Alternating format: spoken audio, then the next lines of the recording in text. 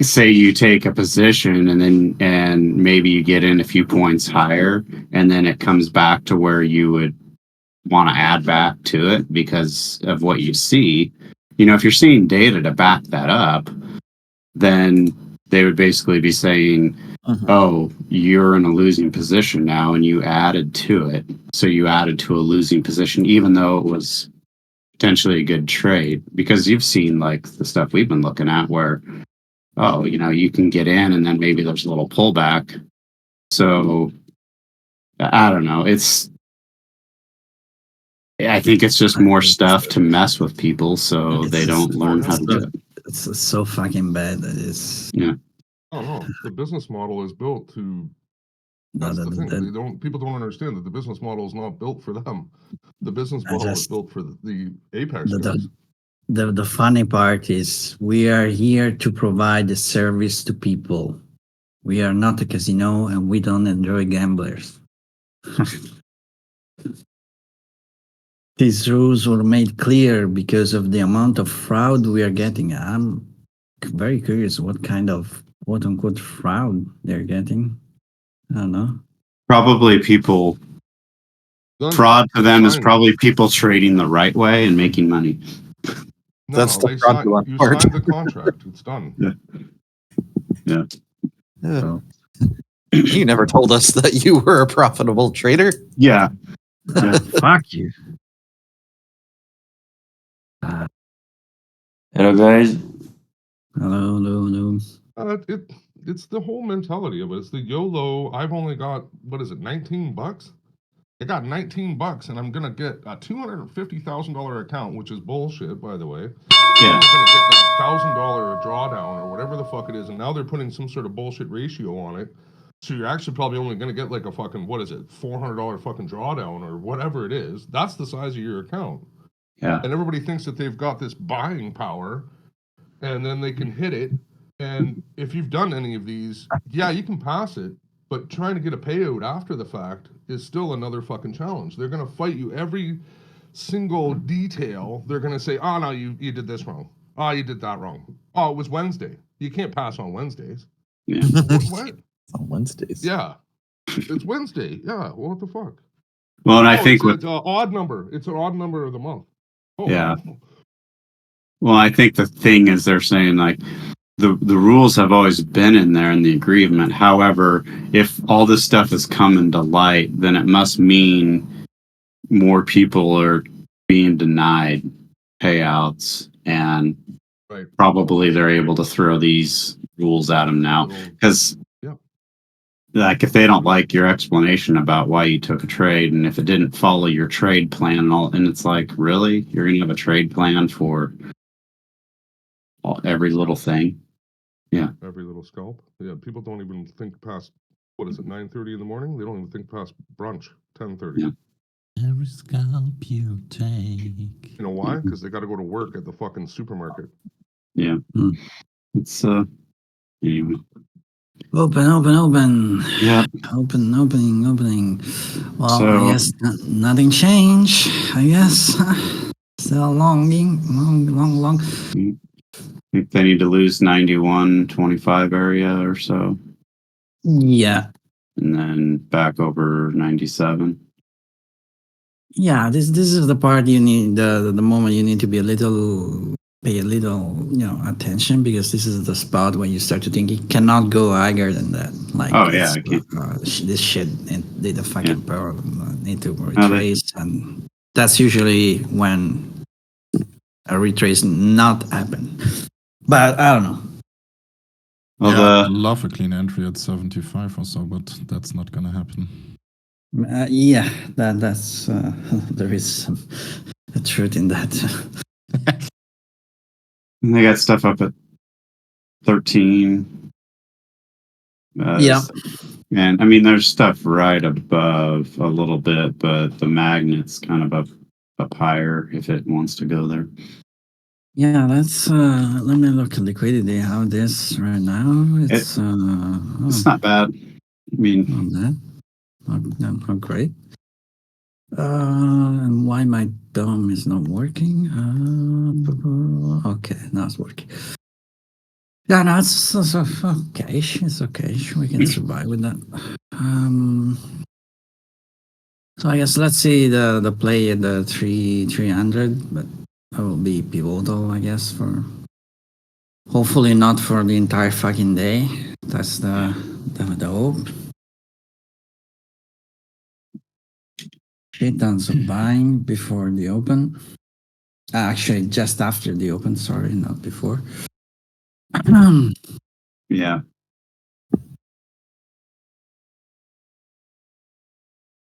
They're buying now for when it's 6,000. Now, ideally, don't get me wrong, I'm looking at the counter trade, which will most likely not fucking happen. Ideally, this little push over the 300 could trigger the usual play, you know, buying by volume, followed by someone who say, hey, I maybe want to be interested to sell for once.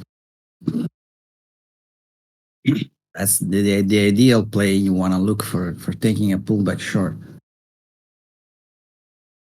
But it must be something really, really fucking significant, and it must be something really, really, really sustained. So not just a little flow and little push, little thunder, and then nothing. You saw that yesterday and probably even the previous day. That's just a normal pullback.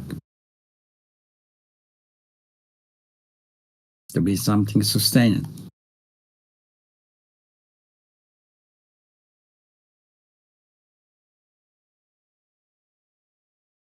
Let's see what we got.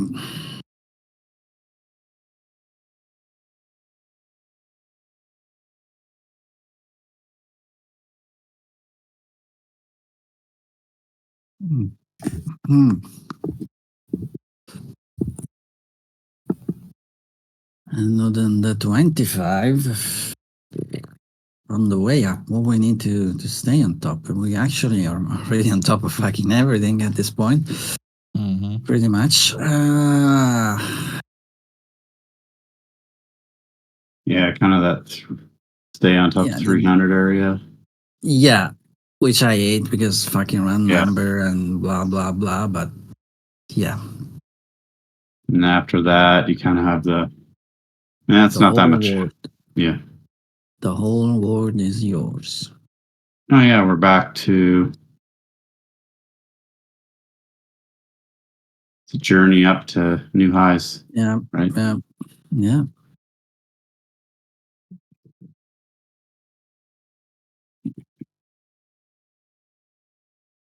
There But is it not keep- much volume into this. If you look at the 25, there's not much volume right now into this fucking after CPI action, which is okay, but you want to see some volume coming in. So what you're saying before or yesterday about the CPI range. Mm-hmm. So The shit that that is was happening now, yeah, pretty much, which is So- very unfortunate because it's the 300, which yeah, makes the point a lot less finicky because there is, 300 round number, all time high, all the jets. So, mhm. but ideally, is this stuff from 92, probably 300, unless a big decision is made here, and this is the range pretty much. So you mark that and you see what's happening the next day. But this CPI is not great. It's not, and again, 300 and all that jets. But that's a point that a lot of people with professional money to invest is watching. So it's not necessarily where it took off from at 270. No, absolutely no. It's the range that you develop after, because that's usually when a decision is made. Got it. Like, oh, it's good, let's go that way. Oh, fuck.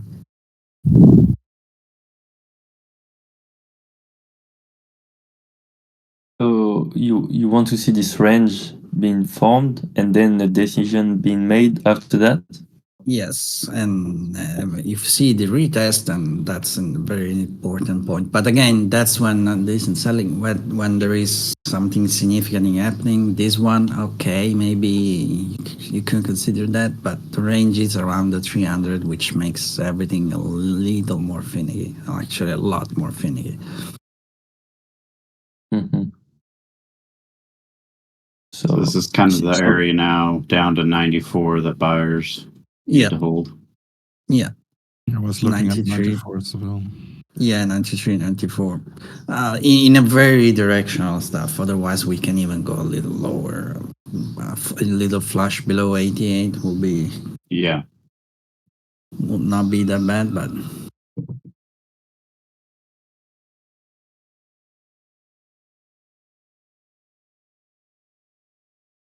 just to be clear on the CPA range, and then that Mhm. maybe we can move on. But just so if right now the entire session is above the 300 and we keep like trending up or whatever, so, so yeah, you 92, will 300 pretty much.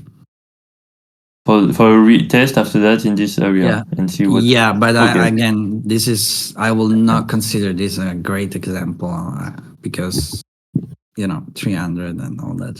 So, Yeah, no, it was just to be yeah. sure to It's the range that it's formed after. Not the actual news, because the actual, keep in mind that no one is fucking trading the news. You're already in a position, or it's just momentum algo. There is no real money into that, despite what people think. The decision is made after, usually, or it's already made before. So you're adding to your position, but you're not. I'm talking about real money trading here. Yeah, it makes Directional. sense because Yeah, you have like you need to enter pretty heavy. You can't in this situation. So yeah. this No was one. right. So if you look at that just as an example, I'm sure everyone knows this, but look at the liquidity right before the Yeah, news. yeah, yeah, yeah. So it doesn't take much to. Yeah, exactly.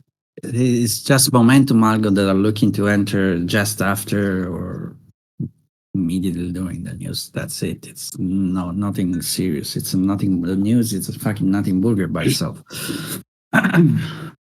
It's just Okay. fuck your chart, and that's it. Yeah.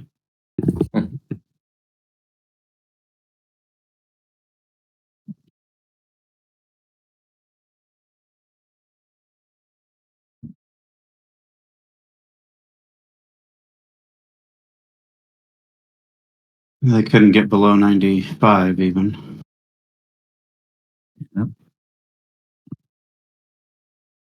And I fucking hate this kind of action, because this is you can literally, we had to say, you can literally close your fucking eyes and just trigger the fucking buy button. Whatever you are, you will probably make money.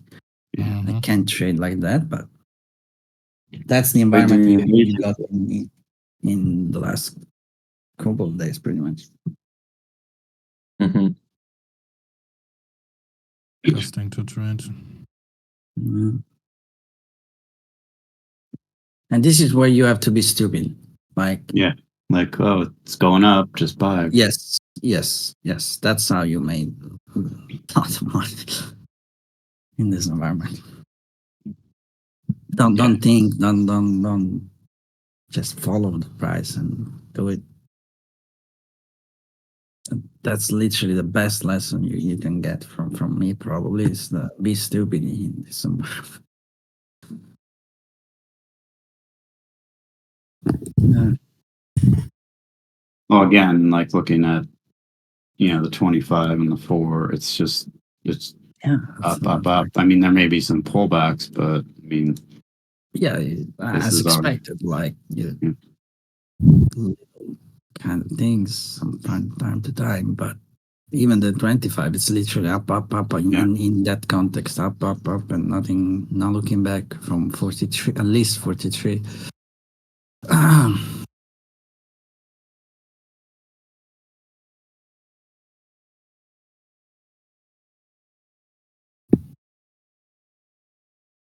Okay, some selling here.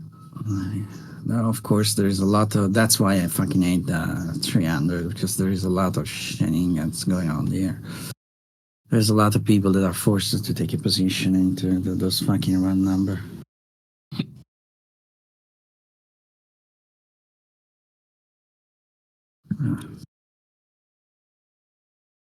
Now they're adding below price. See if it takes Yeah. it. So this is a decent overall selling. We got a little, very little flash exactly at 301.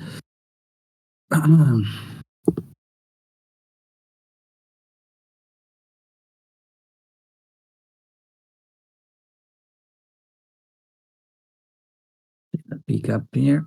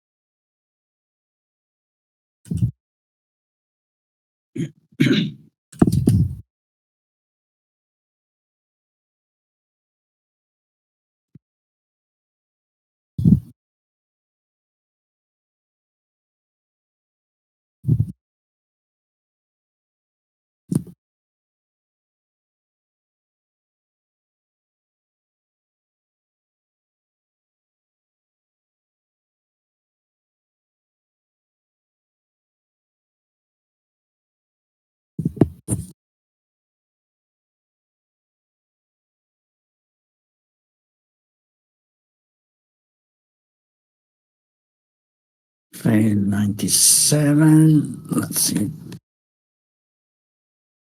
if we got the chance to get to 94.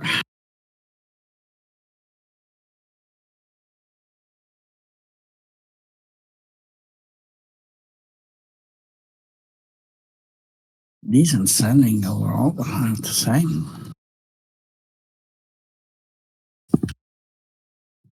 $94. Let's see if it's the fucking end of the world or not.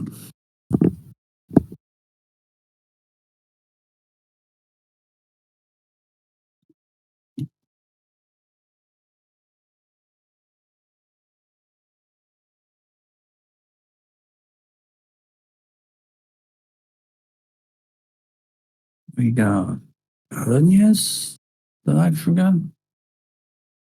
There's really nothing listed as high priority for the rest of the Yeah, day. housing market and Yeah. business Lot of inventory. inventories. Yeah, a little bit careful with the housing stuff, all the housing news, because that's usually not listed. It's usually listed low, which is correct, but a significant miss into that can become something. No, I'm not saying that will happen, just generally speaking.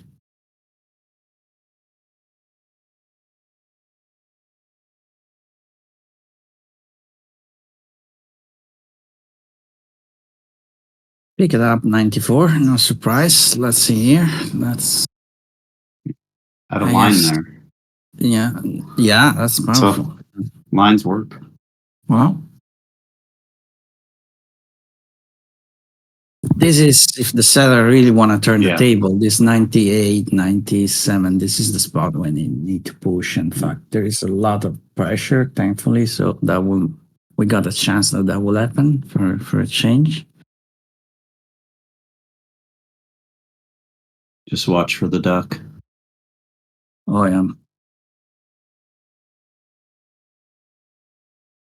Actually, for the past 2 days, I've been looking at the micro ES2, and like in micro, there is a lot of pressure, like way more than on the ES mini on the ask. So don't know if like you can play or a role there, but No, I have to take a look because I don't know. I've heard a lot of people say if you when you're trading micros to not look at the micro data, to look at That's what I will do minis. probably. So I will think, execute on them and watching the full contract. I think for NQ, though, you're supposed to look at micro NQ, right? Because of the volume. There, and plus there's some, if you put a mini and a micro DOM next to each other, I mean, you can do it with the chart, but it's interesting because you'll see like sometimes when there's a flush for a nice low, you'll see potentially maybe up to 3 or 4 points difference in how far the price runs. So that would be the only thing to watch for, like if you're using like a fixed stop loss, your micro position might get taken out even though ES didn't even hit that price. So on the micro side, say if it blipped down here to 94 on ES, on MES, it might have actually gone down to 90 or 92. What's that? 1,000 trades, okay. And what's the It was party just a joke. party of line? You got too much lines there. Of course, someone will work. There's more line than price. Yeah. I just had like a couple lines. Yeah, and don't use the horizontal. Just if I mean, if for the shorter term stuff, just mark from the moment you saw the shit. Use the line from that Yeah. point afterward, and when it's taken, it's don't extend the line. It's a reset. It could be the same line, the same place, same spot, but just draw another one. It was a joke, Lucas. It was a joke. Oh, sorry. I'm fucking slow. I'm sorry. The 88 area or near. Yeah, So kind of that would watching be the very second. nice stuff for 94. Oh, it's gone. That would be a nice play. Nice selling down there. Lot of selling, lot of pressure, lot.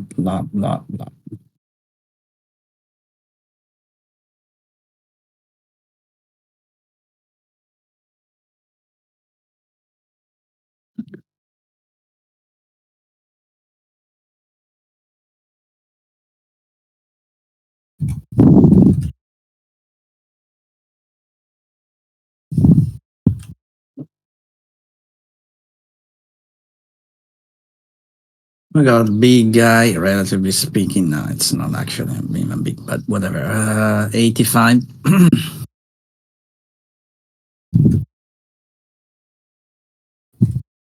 Will be Yeah. interesting too.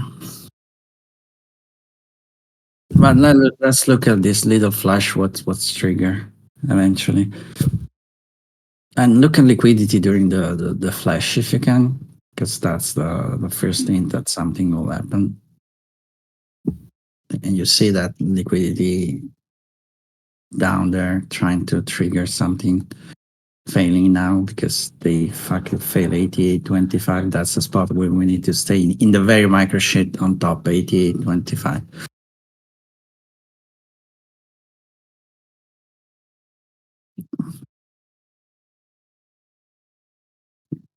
The guy 92 putting liquidity to say, hey, Yep.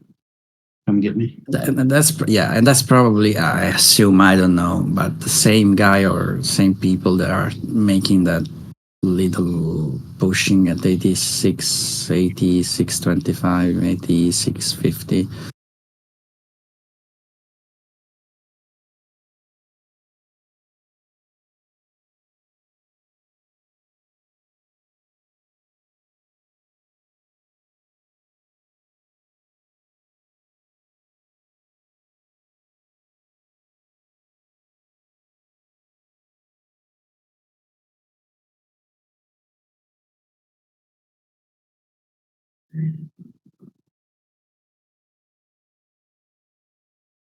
Failing again, 89.25 and 88.75. Those are two little failure there.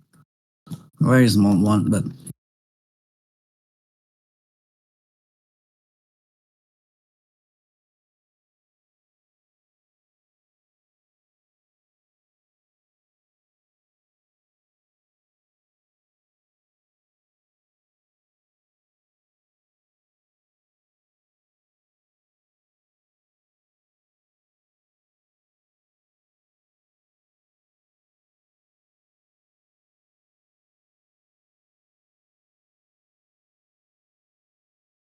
I'm afraid we will develop a sort of huge, humongous range. And we'll stay into that for, Pick up there. yeah. Yeah. That's some buying, and that's 90. That's some little failing that need to be corrected for the long. Because that was it's a relatively serious number of contract and flow from 88.25. I'm talking the last one. I'm always referring to the last one, not the previous. 88.25 to 90. That was something. Still some volume now at 89 something. So the buyers really need to Yeah. do something here, or In this short kind of stuff, Mhm. yes, absolutely. especially with that buy up into 90 that Yeah. got Because absorbed. now and now you got the opposite. They're selling 87.75, so they need to stay below that. Trigger a sort of continuation there.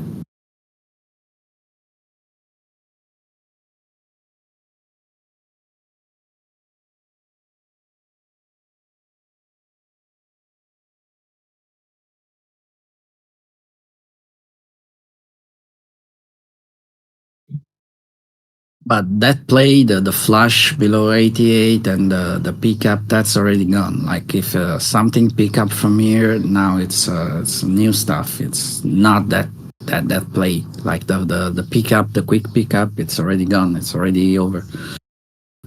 That chance is over, pretty much. They can form a little range here and eventually pick up. Yes, but you should consider that that's as another story.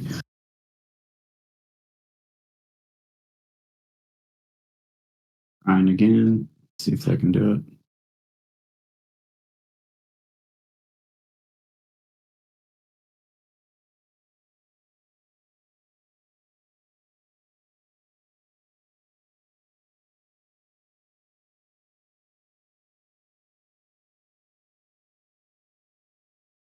If you want a long year with the Napex account, There you it's go. really good. You got 88, 88.25.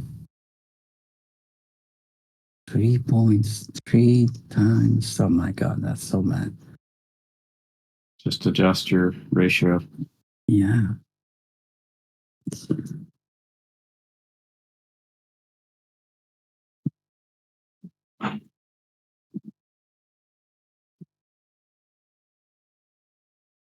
We are here to provide a service.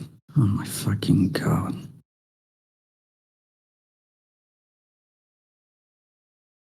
I wonder where they are based legally, Apex and all that shit. I never look into that.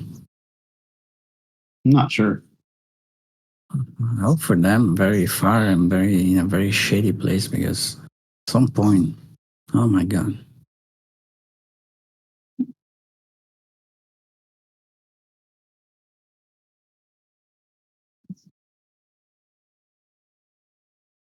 Only the pickup here, not very convincing for my taste.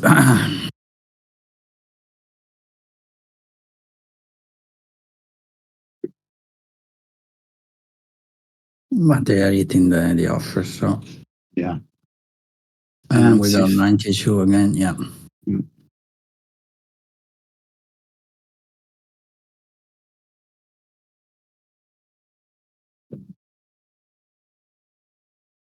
So a fail here back, if they can't get over 90, 91 area, that kind of signals more buying Yes. failure, but Yes, yes, absolutely. Yes.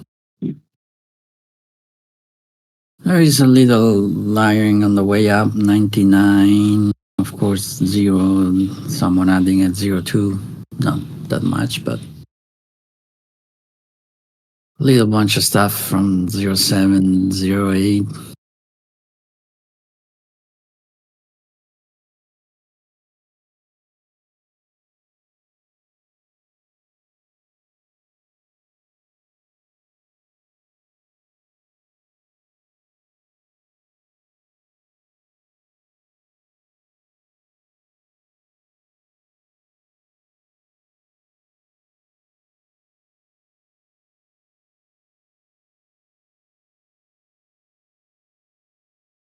Austin, Texas. Good luck with that. I saw, I don't remember where it was, but someone posted a link to,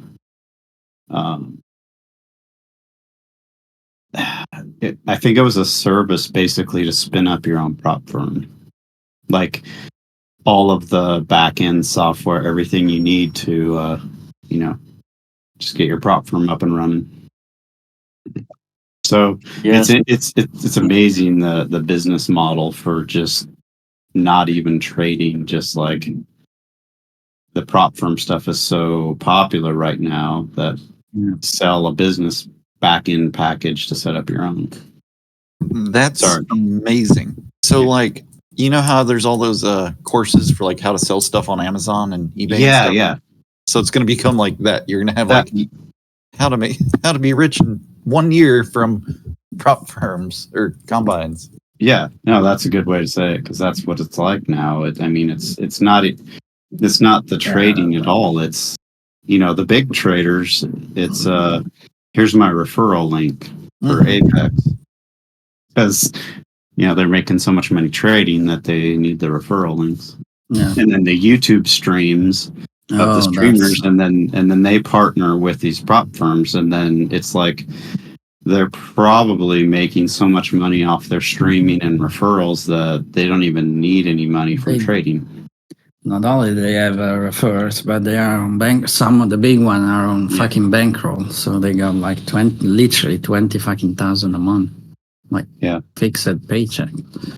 Yeah, so and you know how it goes. Like everything, eventually it's all gonna blow up and die out. Oh, for sure. It will blow up badly, probably, because but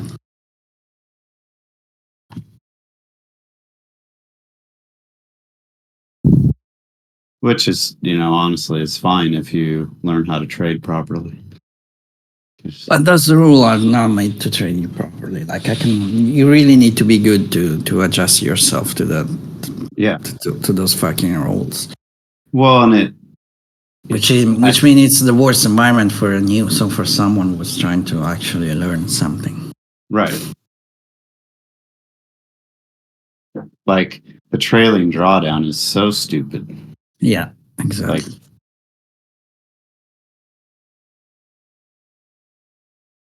Still going. Let's see, 95. There's someone there. Here we are. It was too fucking fast.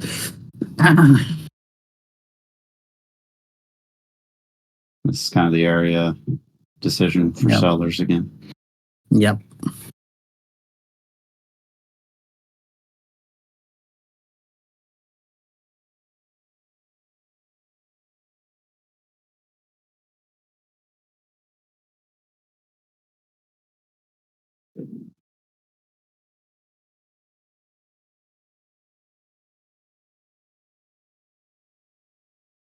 Now, the ideal play on the other side, so the long side, if you're looking for a short, it's like we were looking for a flush on 88 and a pickup. We got that, even if it wasn't exactly what I was hoping for. It was a slow one.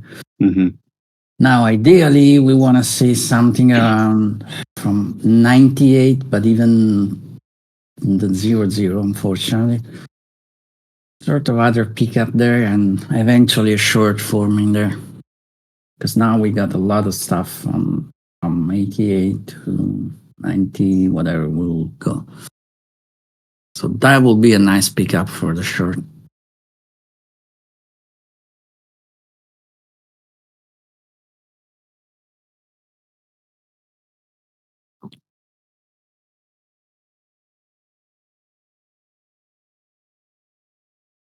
But it didn't take a lot of effort to pick up from 88, so no, we'll be still very careful with short.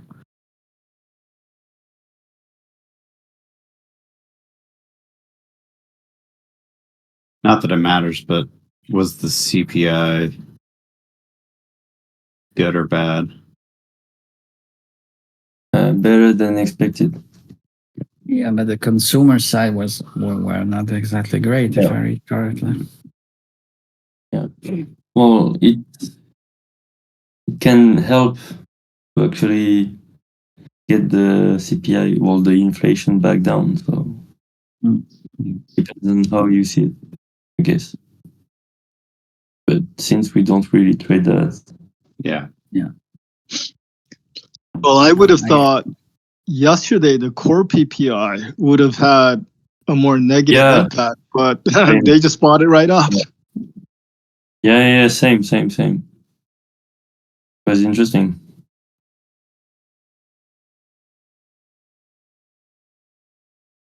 Yeah, keep in mind those news matter to a certain point. If the big money, for some reason, is convinced that doesn't matter, the Fed will still hold up, or they will not take action on the opposite side, will go up anyhow. Exactly. Because, Jay Powell came on and he just, I think his sentiment was, yeah, this is nothing.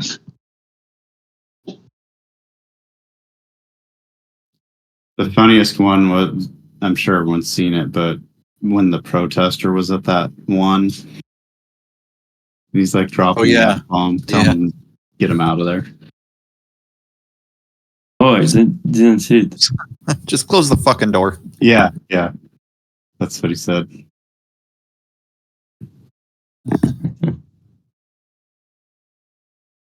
We still Activity need here. to talk about that.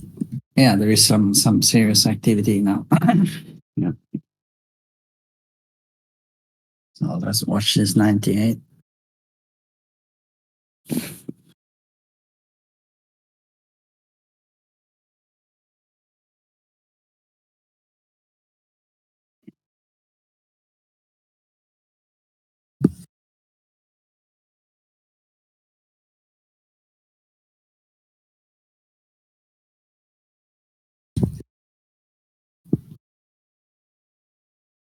Little battle here, which is Mhm. slightly different than before.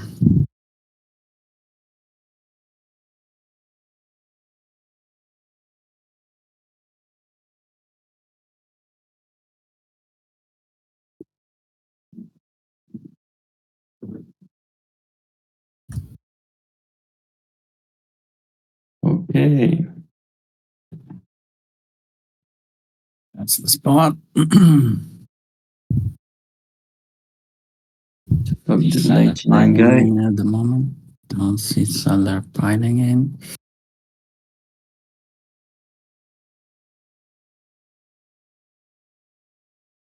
Not trying.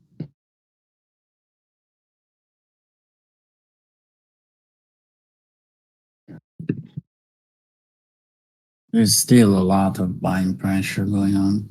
You really need a serious failure here, like a spike on the way down and sort of little collapse, which is not happening at all. But they're trying it. There is more activity in this 97, 98 stuff than previous price point.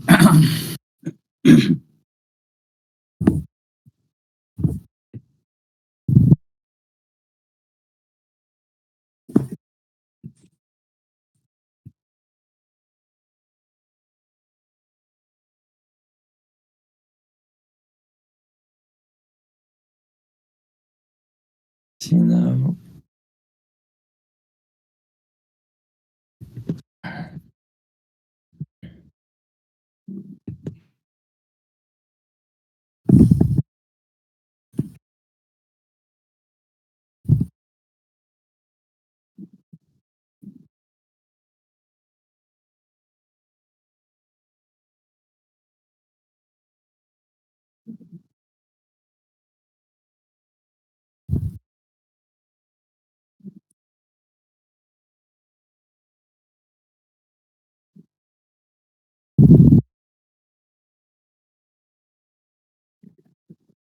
It is 99.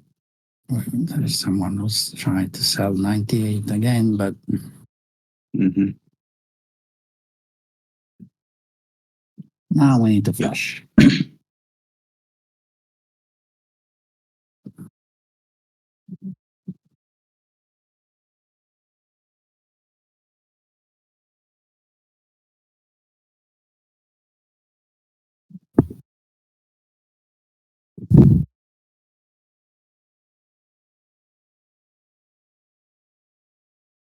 Those guys are fucked.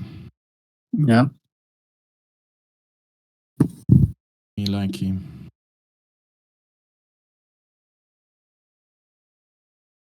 Now this is the little flash on the way up that you're looking at to look for a reversal. This stuff from 97 above, but again, Yeah, 300. it will be the wrong number. I mean, someone did take in quite a bit. I lost the number, but so they can get it pushed back below here. But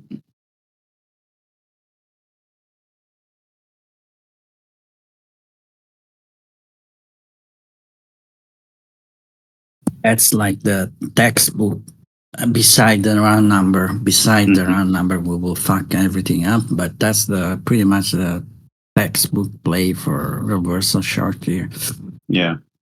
All the volume from 88, all the Hmm. pushing up. If someone wanna flip the boat, this is the spot. But again, they start to sell something in 98, Yeah. which is not bad, but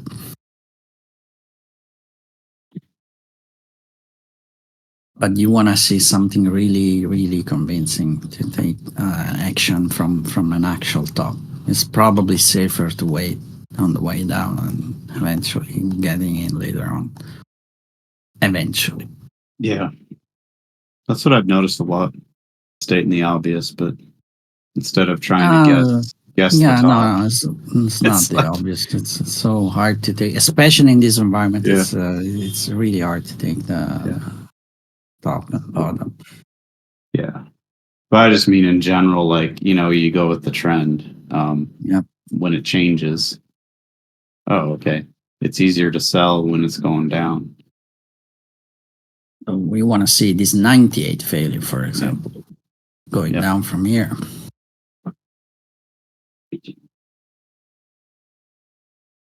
And really don't stay on top of 98.75, 98.50. So where we are right now, because we got some selling on the low on 97.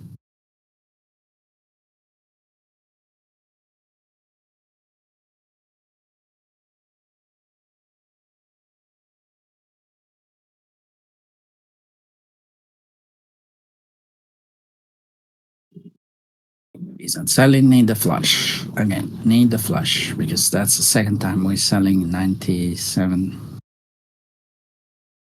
Flush, please.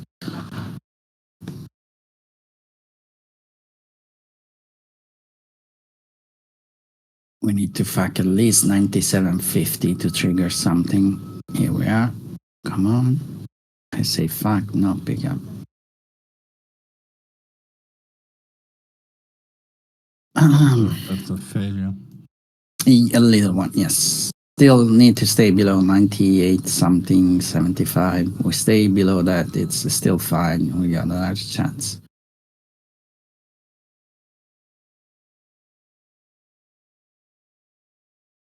Remember, it's a big boat on the way up. So big boat, they turn into way slowly or they fucking sunk.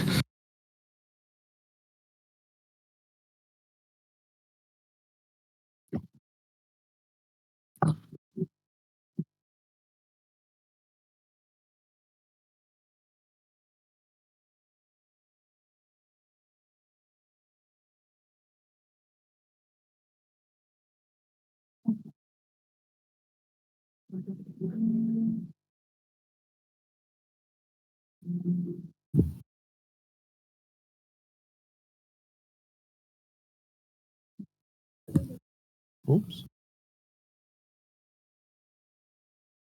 That's what you want to see, but you want to see continuation, like fucking shooting now.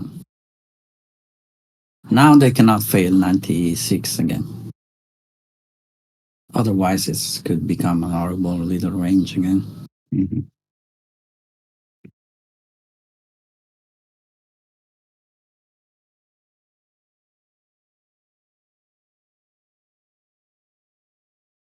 It is the spot to gamble a little on the short side. There's a little pressure right at 97. Yeah. And we got a little failure now, 96, or what looks now like a failure, 96.75, like someone was buying and was counter-reacted. Yes, that's the outcome. Selling, need continuation. Yeah. So now I need back below this 94, 95 area. Yeah. But serious selling from 97 to 95. So need to go. Here we are.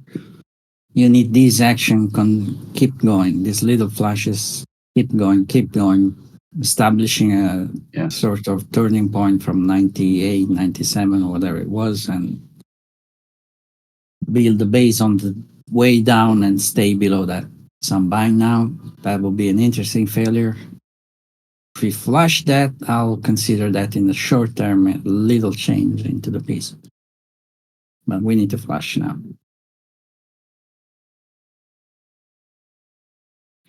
Because that's some buying.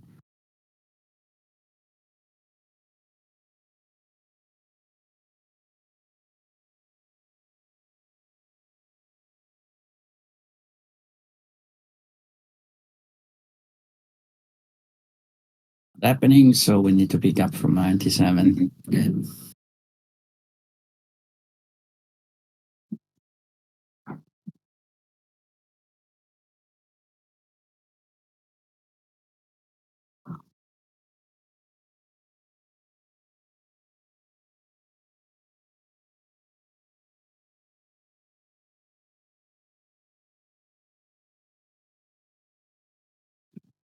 And then let's see.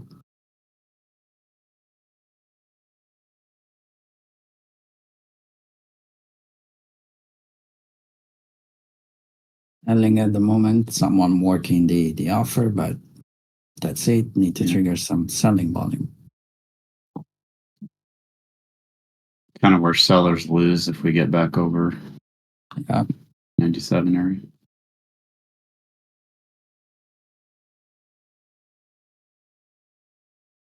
Now it's kind of this little tiny 2-point range. Yeah. Well, very, in the very short term. But we're failing to trigger selling from 97. I mean, there is some selling. There was someone working still the offer there. So on the passive side, which is good, but need to trigger volume. Need to trigger the little flush that we saw before. Crude oil inventory in 15. Okay.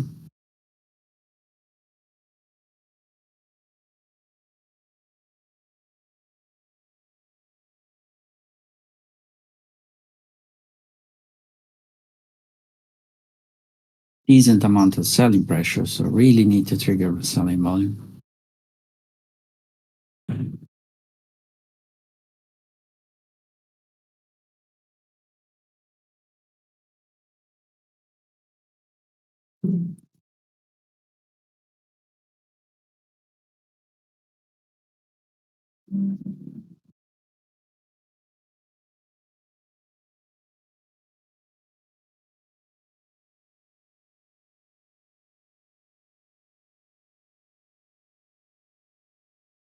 Hit on a buy volume.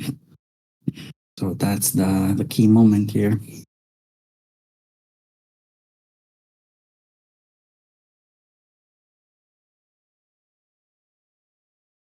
Not selling at all, someone working the offer, but again, we need volume. Yeah, there's some stuff right at 98 area.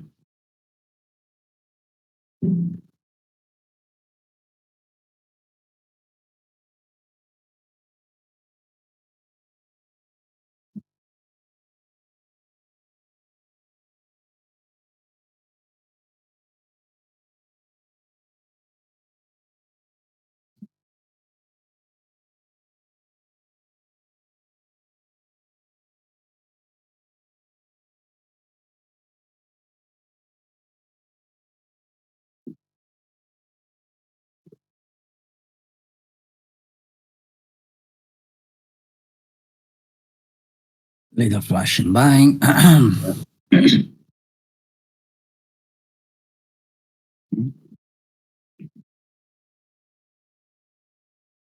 keep adding right above price, and it's taken. Yeah, yeah. So decent selling failure there. They tried at least. Now it's 301, 300, whatever again. But there was some decent pressure from 0, 1, whatever it was, to 95. So that's a decent picking up point, but you practically need to see the same action that we saw before in the previous leg down, trigger it again, and succeed this time. Which is not happening at the moment. They keep buying everything up so far. But If it doesn't move up, yeah. If we fail this 300, that's but it's a long way to fail from here. Like it's not happening at the moment. We got a little chance, and didn't work it out.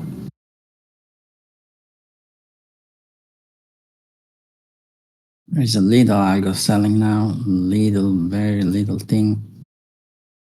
Trying to trigger something more consistent. It's failing.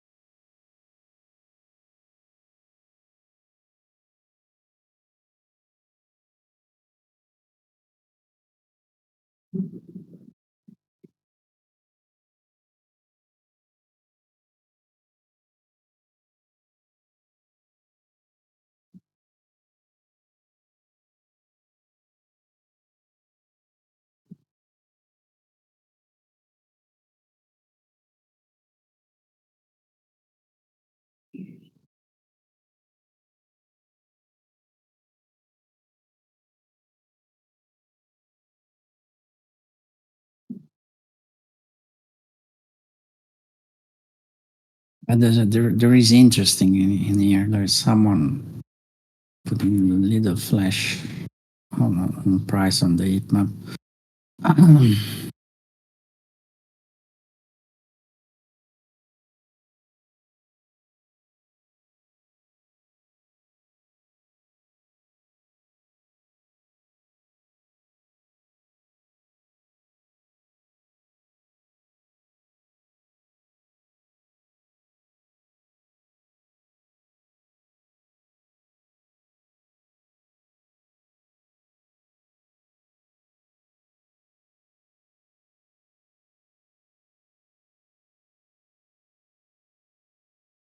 you keep buying it, Yeah, and they keep adding more to buy. yeah. But yeah, it's kind of the battleground here, and then that stuff at 313 still sitting there. Yeah, there was for a split second someone making some noise at 0375 that triggers some selling volume. Talking about very micro shit, Mhm. which is not bad because it triggered immediately some selling volume. So that's a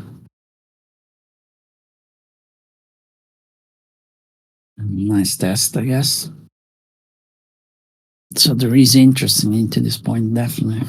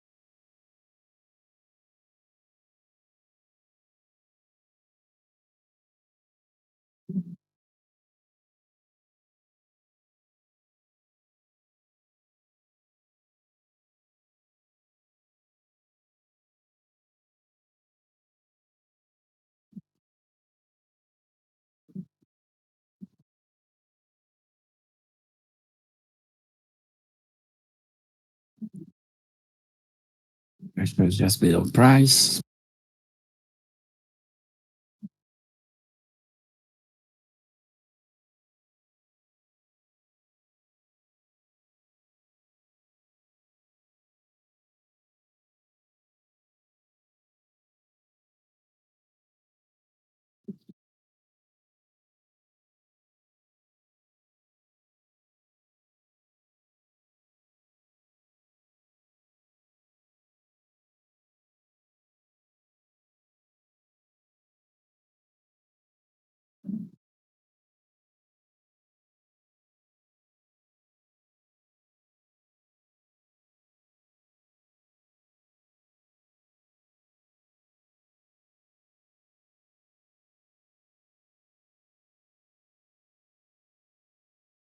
I'm a little buying that it's not getting through, but it means nothing at the moment. You need the opposite that side taking over, or Yeah. if it's enough, it's enough. Even if it's low.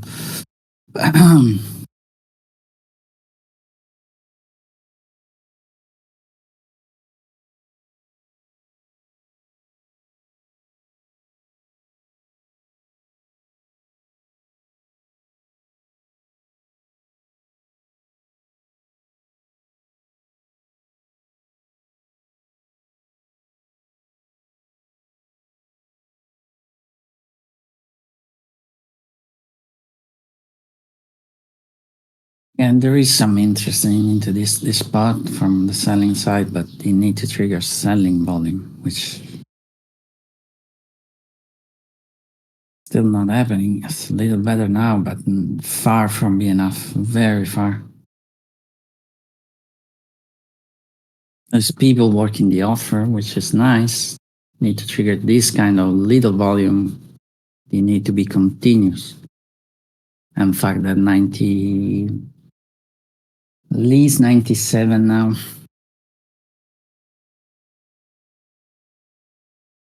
Otherwise, it's just a nice try.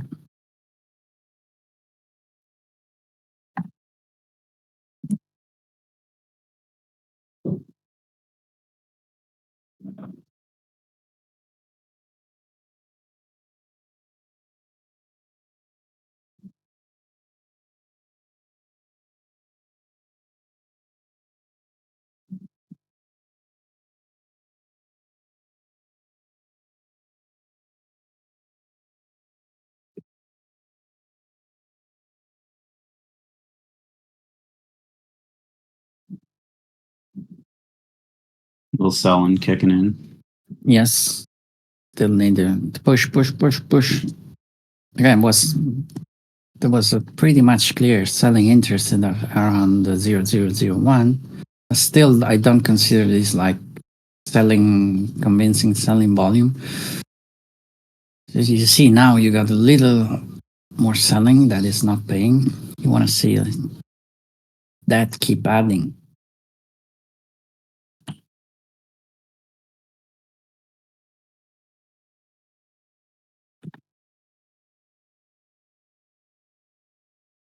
If you're looking over 200, it's not. You don't. You cannot see a real turning point in volume. It's little stuff that it's paying for a point or two, and then you fade out. Mm-hmm.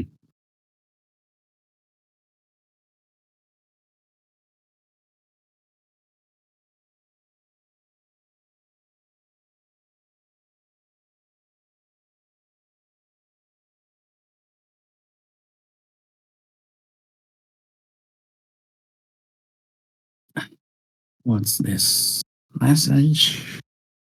Slovakian Prime Minister gets shot. Oh.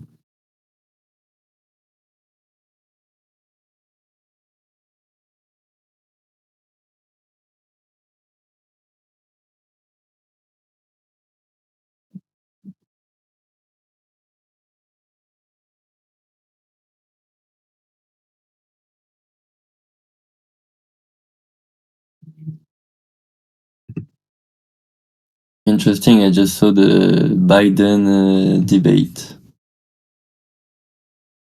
There was a debate today. No. Biden just received and accepted a debate invitation by Oh, CNN. okay. Yeah, I see that. So, yeah, good luck with that. It's gonna be interesting. Who's the opponent of the debate? That's because if it's just a debate with himself. Yeah, that's enough of a challenge. Also, Yeah, I had the same. I had. But he probably wouldn't even know it's with himself. Yeah, that's the thing. They'd probably put a Ask mirror in himself. front of him and say, "You're debating this guy."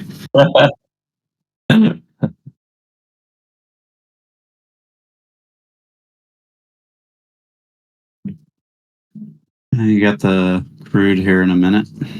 yeah.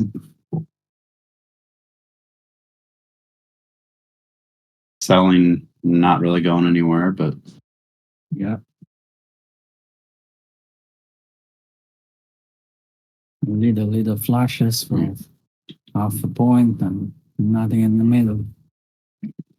and overall, we kind of have from the 302 down to 87 area for the range so Yeah. far. Yeah.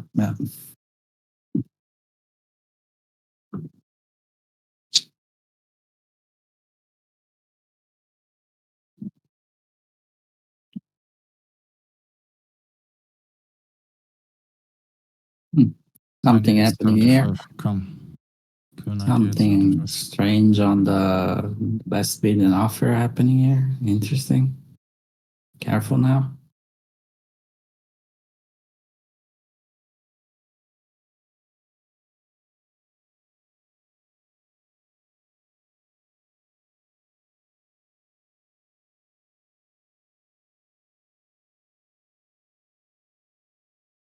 Careful.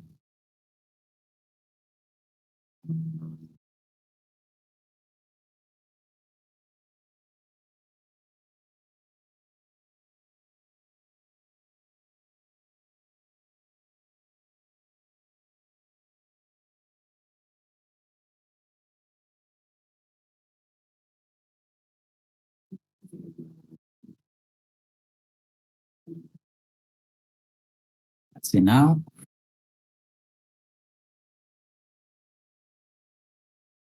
Oh, definitely something going on around this 300 as expected. Fucking one number. I fucking hate those.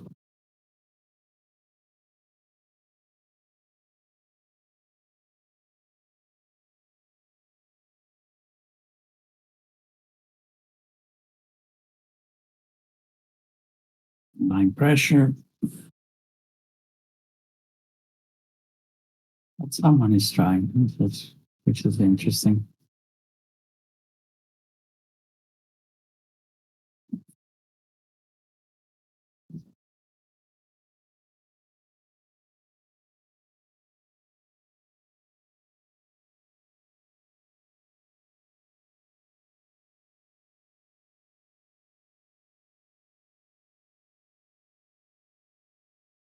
The food is unfortunately again on the way up, so not a lot for the short to target too.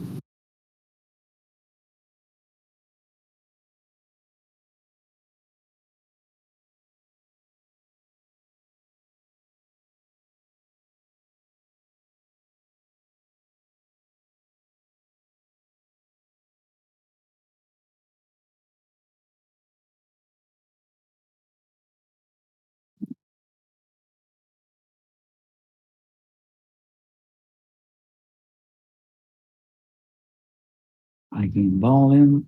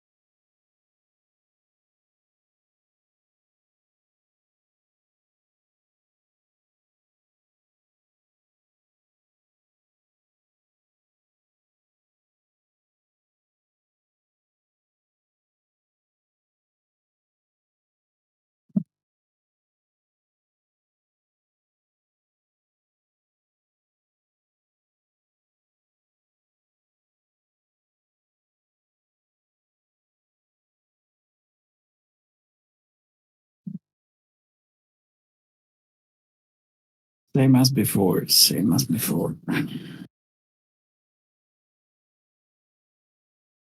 Was a little algo that tried something at the last second, 0-0. Little something algo fail.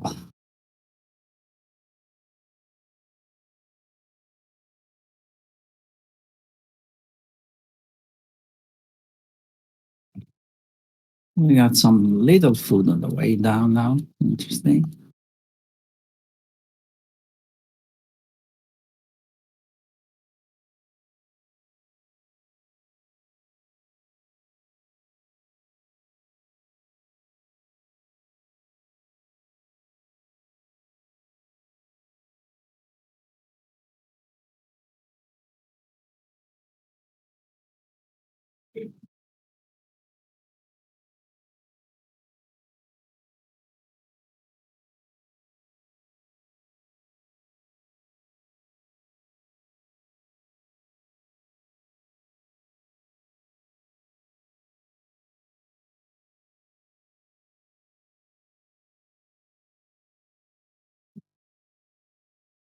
I'll make some tea. 1 minute.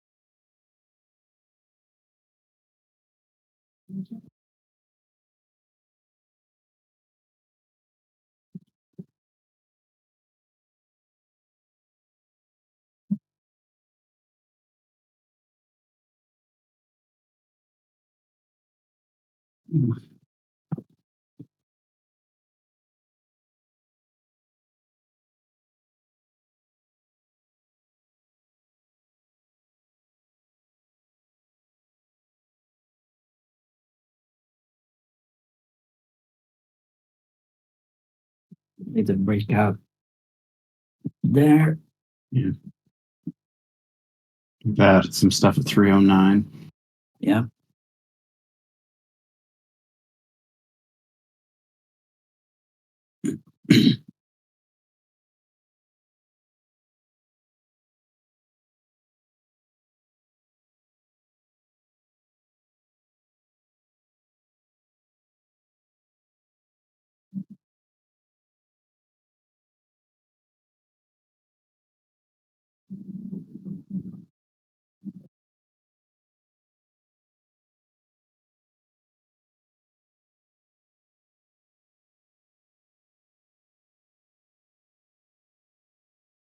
And right above the price.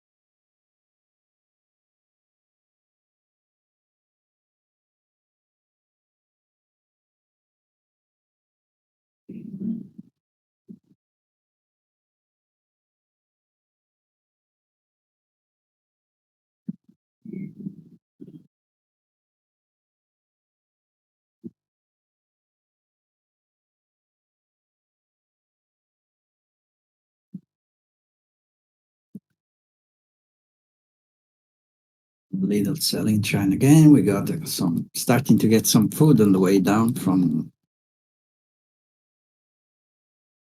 let's say 10 minutes ago.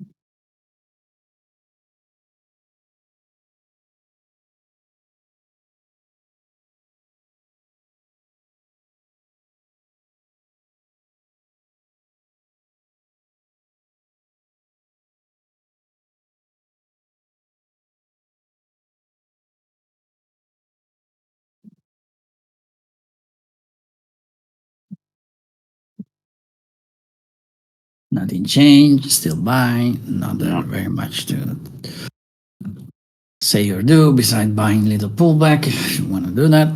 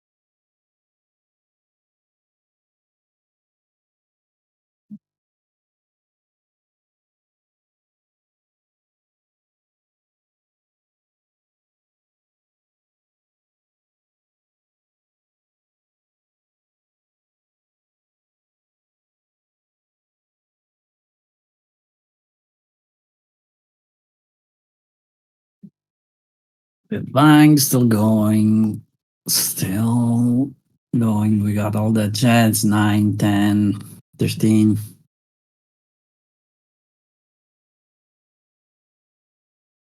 We got some little failure on the way up, some little failure on the way down, but overall, Mhm. it's still the buying that is paying and the seller failure that is not getting, the selling failure that is paying the other side. Little buying failure, not triggering selling volume. So that's your general picture.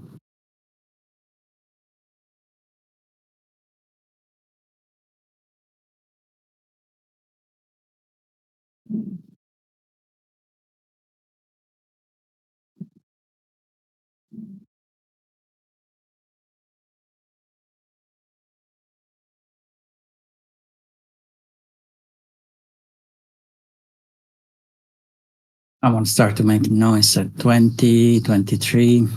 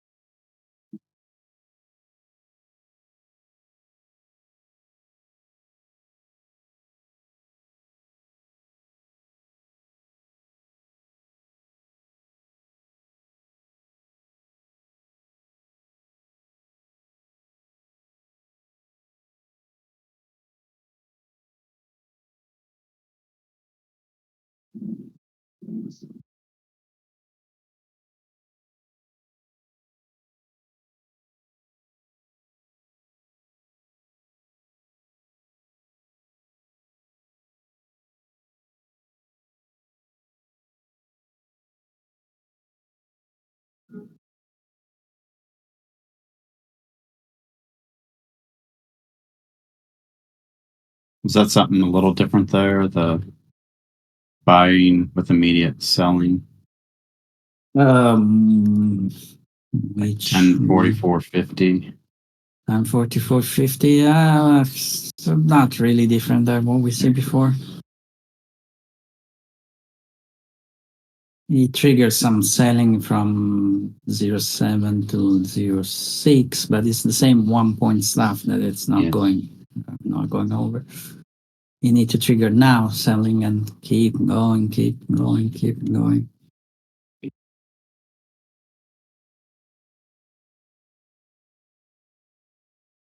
Which is, as you can see at the moment, not happening.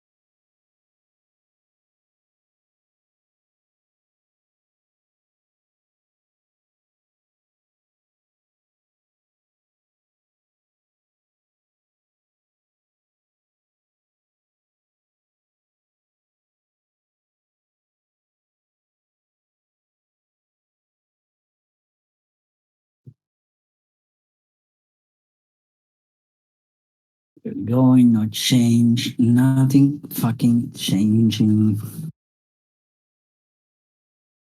Just buy every 1 point pullback. Uh,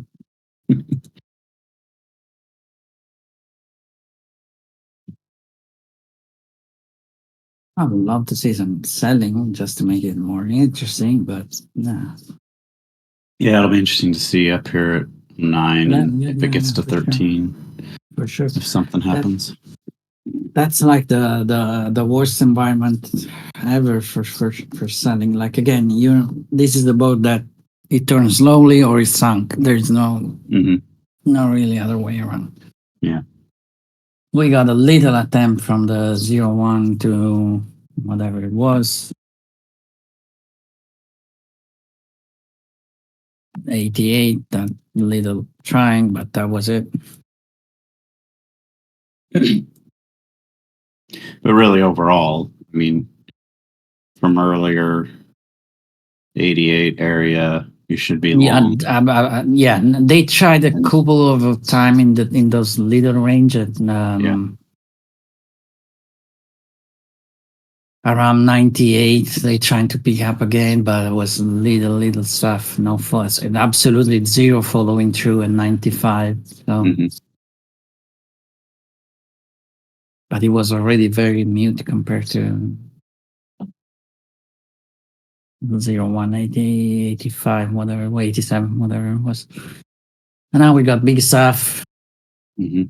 on the way up, 0, 8, 10, 12, and even 5374. yeah. There's a lot. 53. Ah, we can absolutely see that. Like, Yeah. Yeah.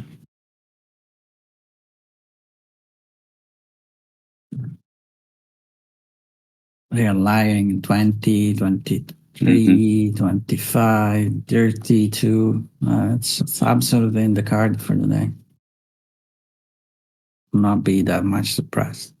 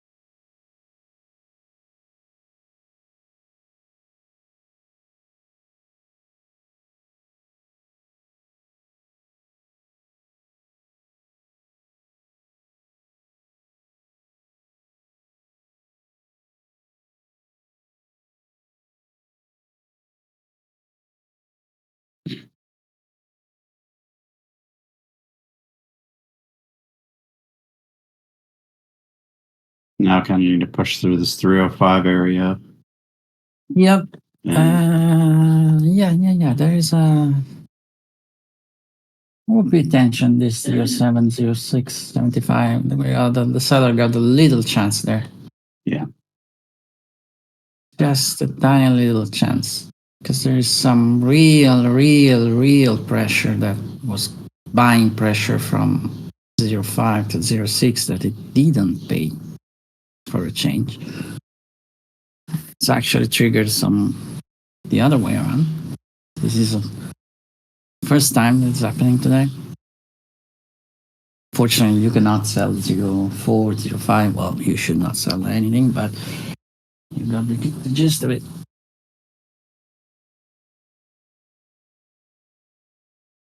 So, paying attention here.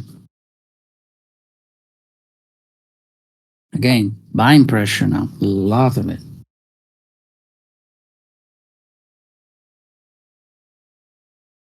See if we get to 06 now, 07 will be nice. Want to see something there. I see something convincing. I could even take a position there. A sort of tundra trade.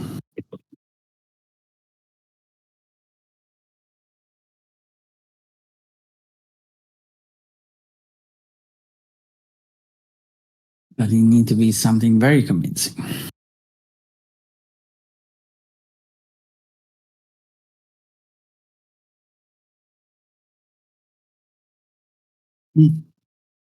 Yeah, that's the short side pretty much.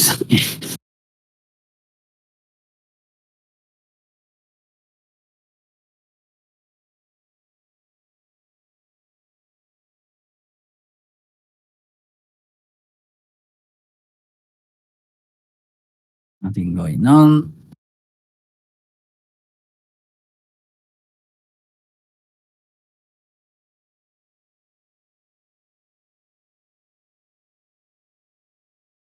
07, there are two under contract there. Added.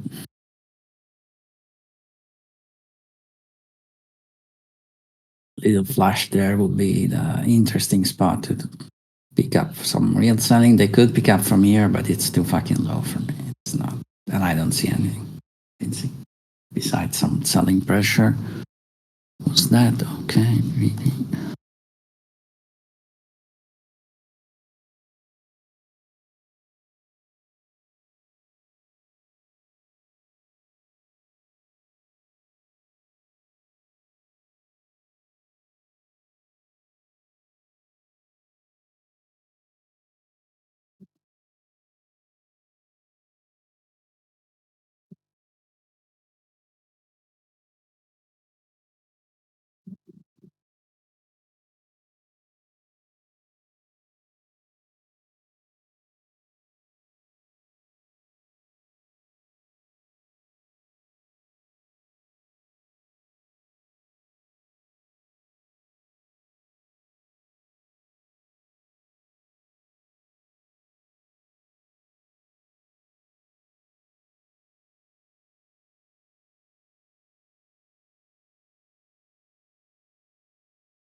Little flash at 07 would be nice.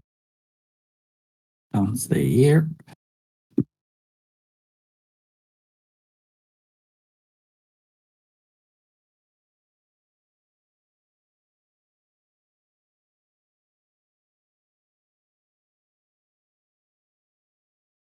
Not by pressure now again.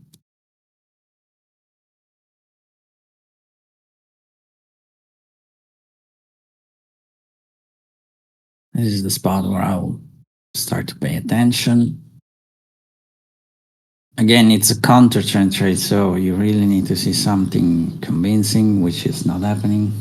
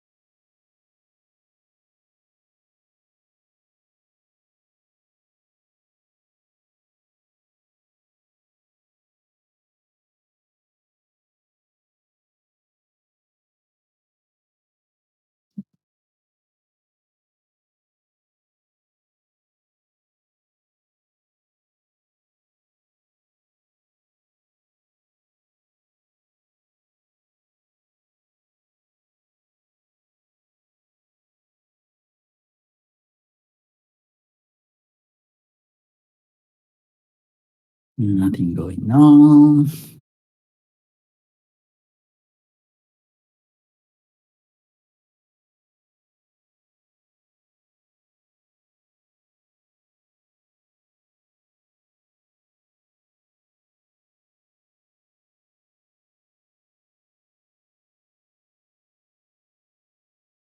Still a shit on the buying pressure that is at the moment not getting through from 06 to, let's say, time wise. Pretty last in last 4 minutes.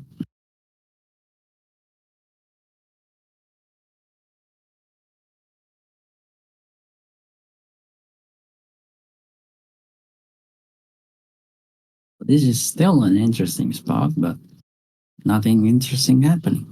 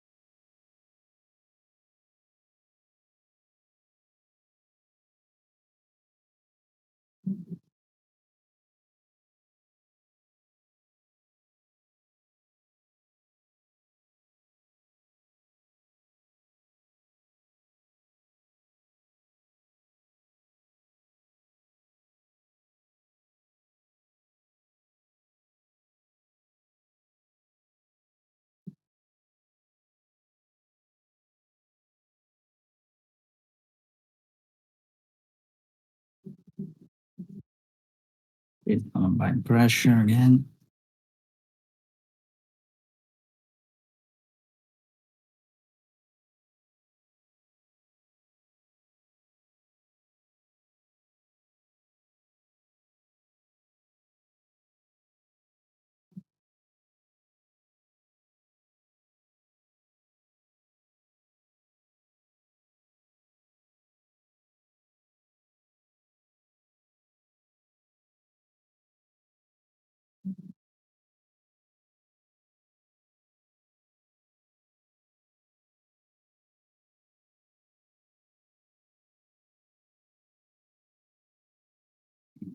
Oh, but nothing interesting happening again.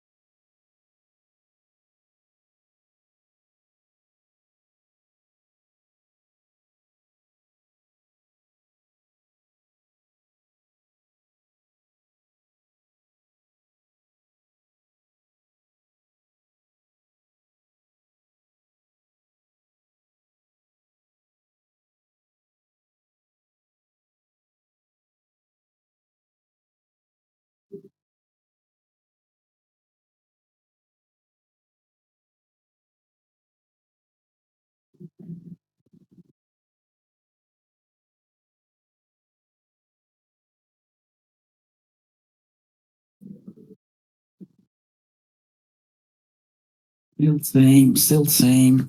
Boring shit. Grind up. Yeah, someone want to take the spot? I mean, there's nothing very much to say, but this is the job. It's going to go up until it goes down. Yeah, I would say that that's correct.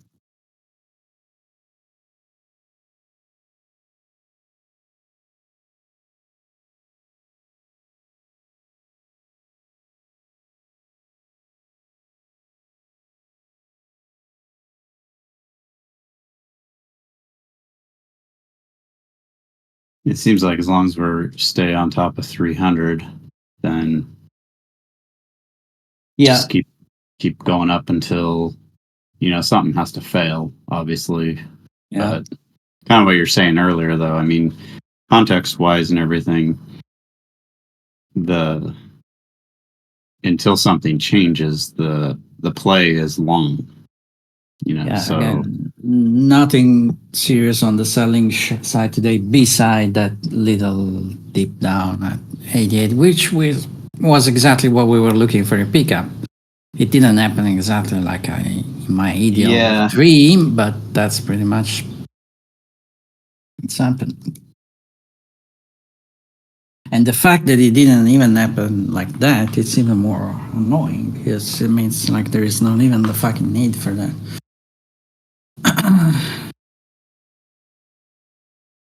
When there is a fast pickup, it means that there is no people don't want to take risks down there. Like they want to see price going up from there or short.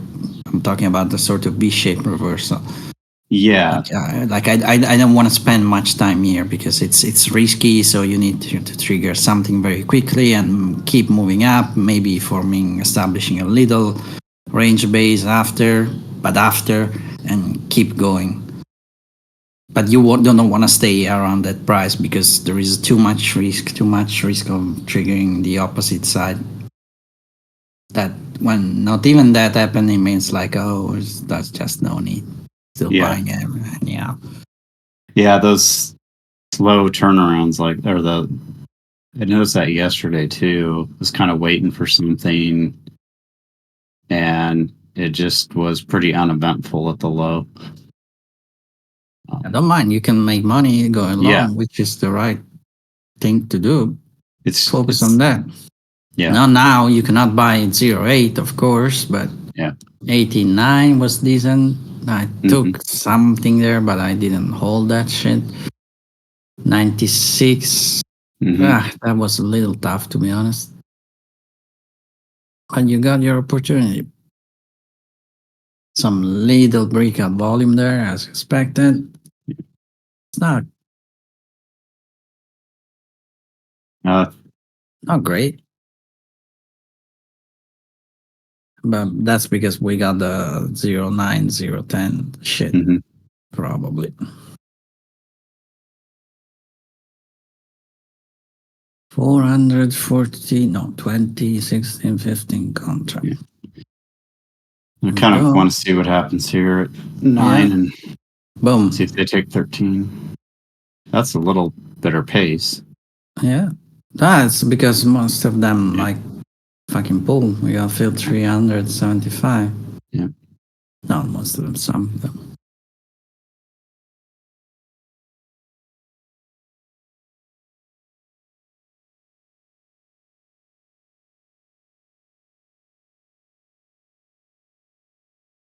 Yeah, not that far. 54, it's something like that. It's the all-time high, which is, again, we said before, that's in the card. Absolutely. Adding right below price. Yeah. Here we go. They're eating up. They took all that 500. Yes. Or 700. Whatever. Yes. We can easily see 20, 25, 30. There's people piling up on that price. So.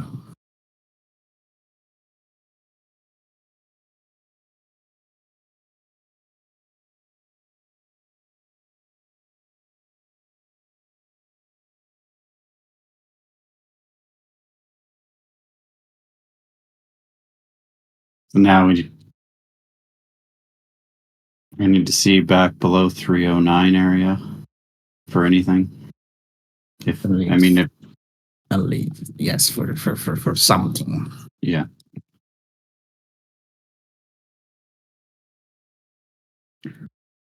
I'm selling interest, which is expected at this point. Just a little pullback at the moment. Nothing fancy, nothing crazy.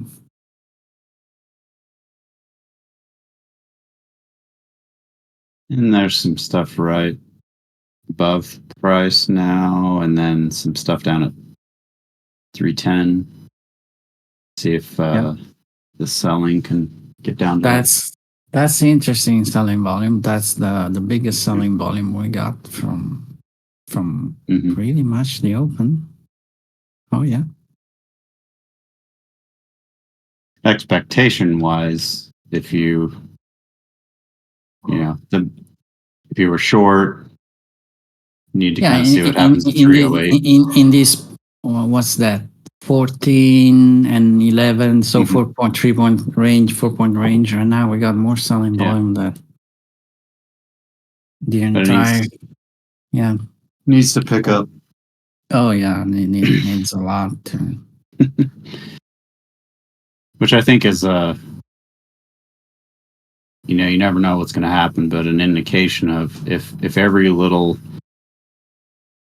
point or two pullback doesn't go anywhere from I mean, when they sell down a couple points and it just sits there and doesn't go anywhere, then Yeah. So from the other side, now we got all that selling volume in this little range. If we flush here on the long side, well, you know what it means. It's literally no chance. But this is an interesting spot again because of that volume, because the pressure that happened in 11:10. You can see on the heat map too. Yeah. On the buying side, that is little filling. So pay Now- attention here. Pay attention. now the food's down at 10 and they've added stuff at 304. And we got some food on the way down. So this is probably the second chance for the day for a short to pile in here and now. Yeah.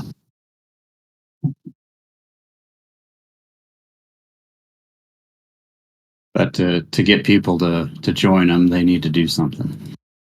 Oh yeah. Yeah, that volume it's a nice indication. It means that there is interesting. There is someone willing to take, someone taking profit probably, but you need to trigger something quickly because otherwise that whole volume will become food for the buyers. Yeah.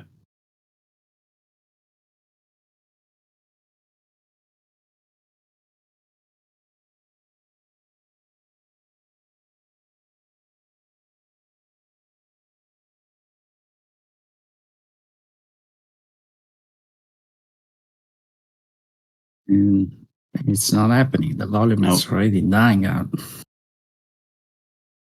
You really need to see some selling volume now, like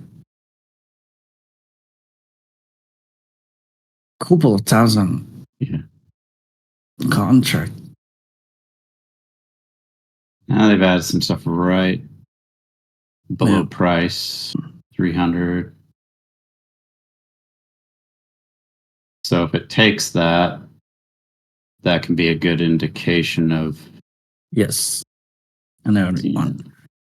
This 1250, which is practically by speed, and 11 and 10. But really, we need a couple of thousand contracts for start, but at least 5,000 probably. Something extreme. Yeah.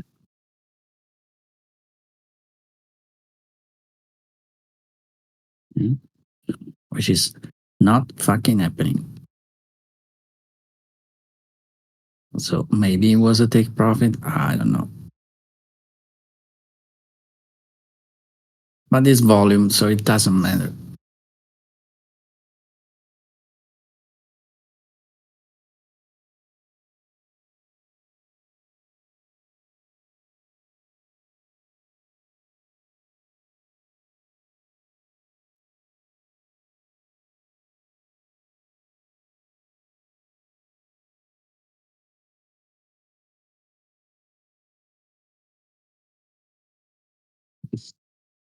So right now, if you're long from 88 and added like at the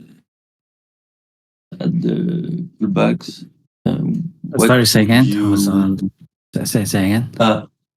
So if you're long from 88 and you probably Yes. and say you had along the way up, I was not 88, a little above. I could add, but ideally you can.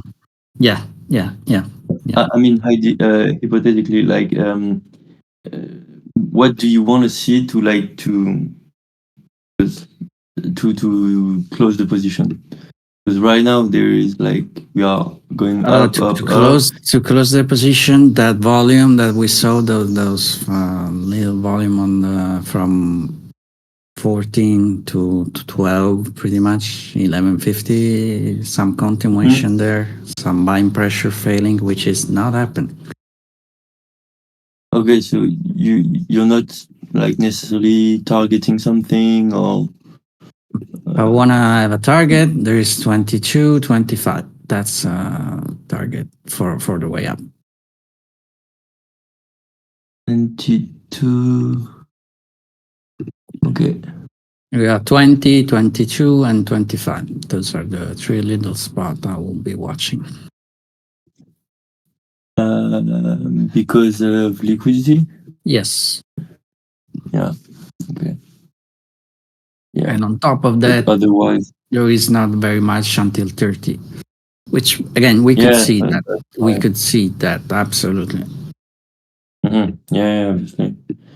Yeah, that's why I was asking, like, if what do you want to see, like, because we could go up a lot more, but Yeah.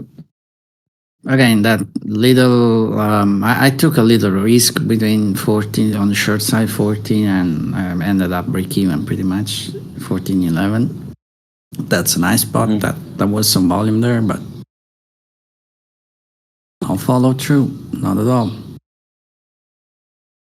Now we can slow grind and maybe wait for another little event, or let's see. There was something 20 seconds ago, interesting. Some buyers got a little fucked there. But again, it's slow shit. It's not triggering anything. It's the little selling event, but no following through. So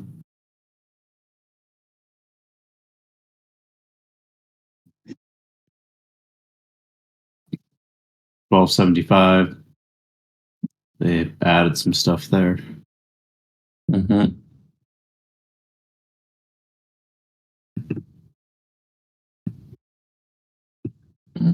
So it needs to come down and take that.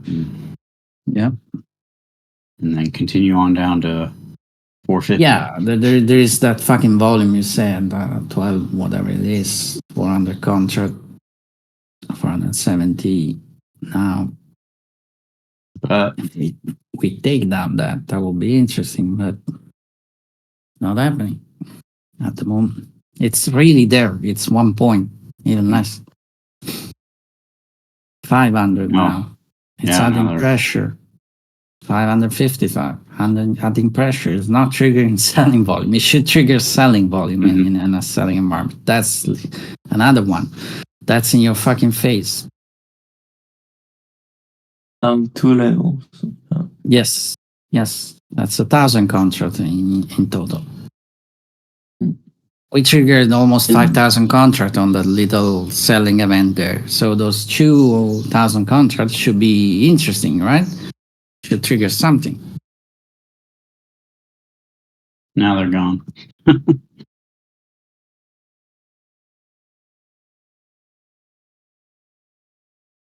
There is not even need for that. Yeah.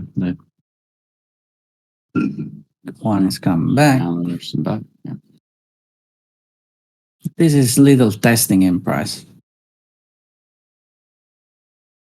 Like to see the reaction that it's causing. That's the proper testing.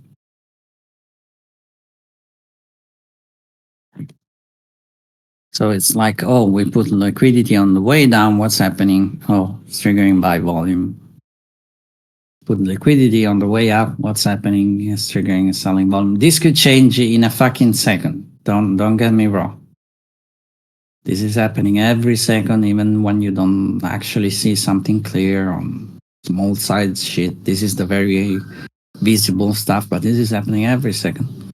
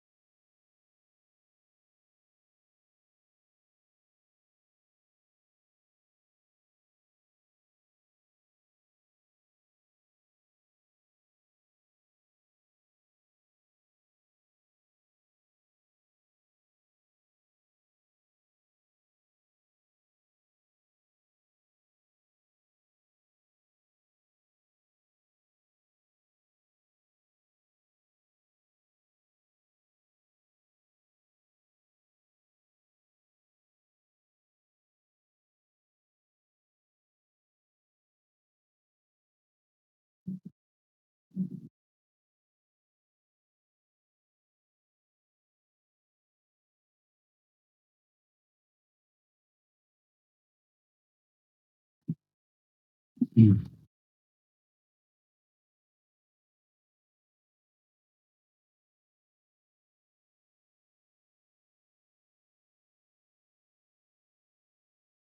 Yeah.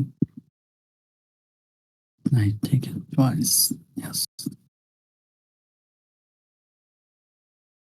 And that was enough to trigger all that stuff. Like zero selling interest into that. And again, in a healthy selling environment, that's juicy. That's exactly what you want to see.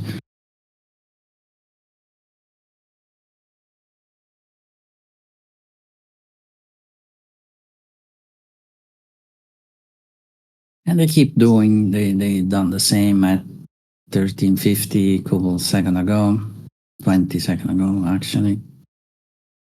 They added 400 contract there for less than 10 seconds, trigger out some buy volume again.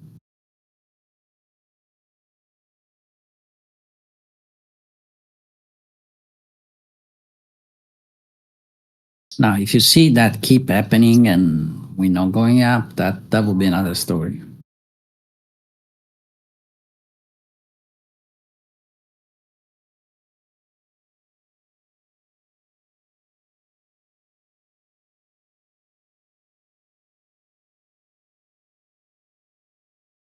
But this stuff here, Arne, it's the real hedge that you have.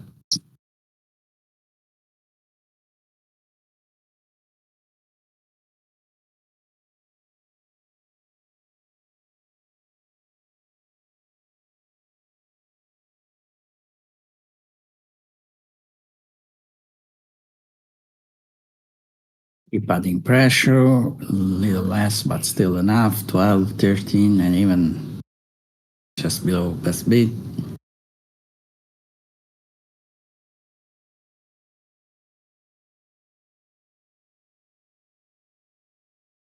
Triggering some little selling volume. Not even enough to what we need, but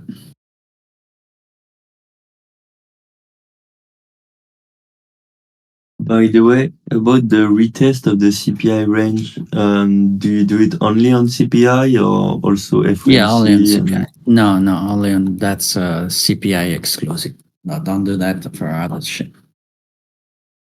Okay. Is there a reason for CPI or like NFP or FOMC? Yeah, because a lot of money it's for when there is something surprising or not going as expected. When I say not going as expected, I'm not talking about the expectation of CPI and that kind of stuff. Like when money is surprised a little bit, like oh, okay, maybe we should rethink something. That's a good spot for taking care of business, flattening, taking out position or taking new position. That's it. CPI will force a lot of big stuff, pension fund, hedge fund, and university fund, all that kind of stuff to rethink about their position a little bit. Again, when it's something different than the expectation, and I'm talking about the expectation of the money, not the Yes. the actual number. And the decision rate from FOMC is not like triggering any. Those stuff is Like- a lot more. Yeah, it's a lot less less surprising that people think about it. Like there is very little surprise. Yeah, almost all the Fed funds are. Yeah.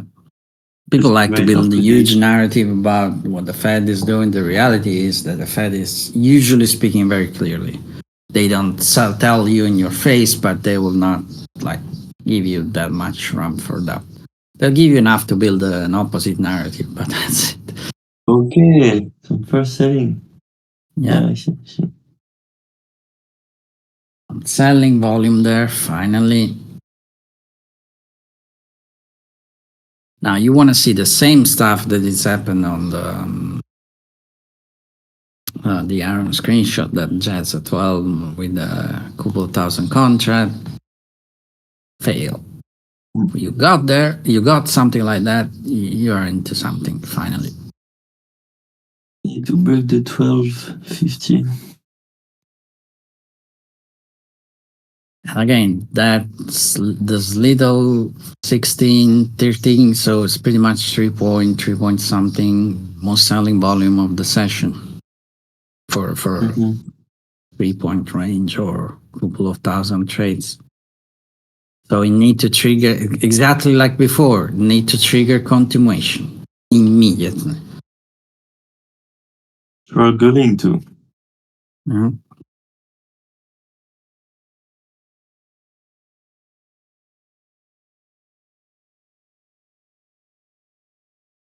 So if for some reason you got a short, you should trade very lightly and you really want to see fast continuation.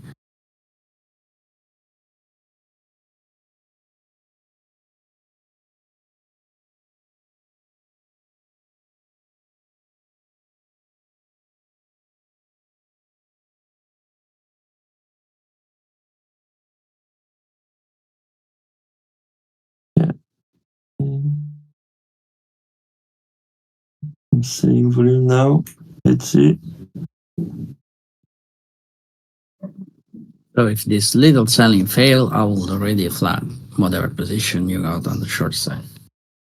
Yeah, and they are adding on the best bid, so not really good.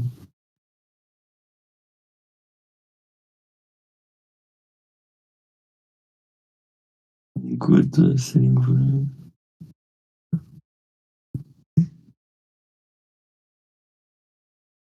Added a little above price.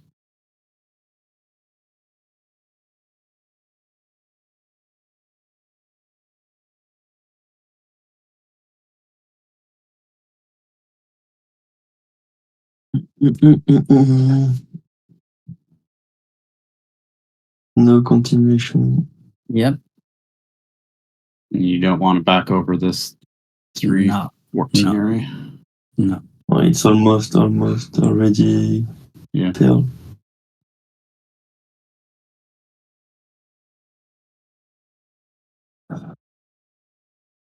Maybe last attempt, but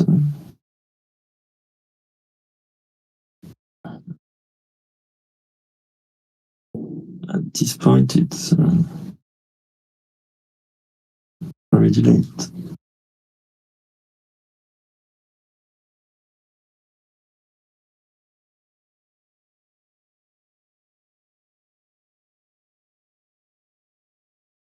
Yeah, it's crazy. Sellers are not able to hold anything.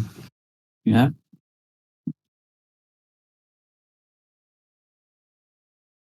So those little bursts in volume probably taking profit, something like that.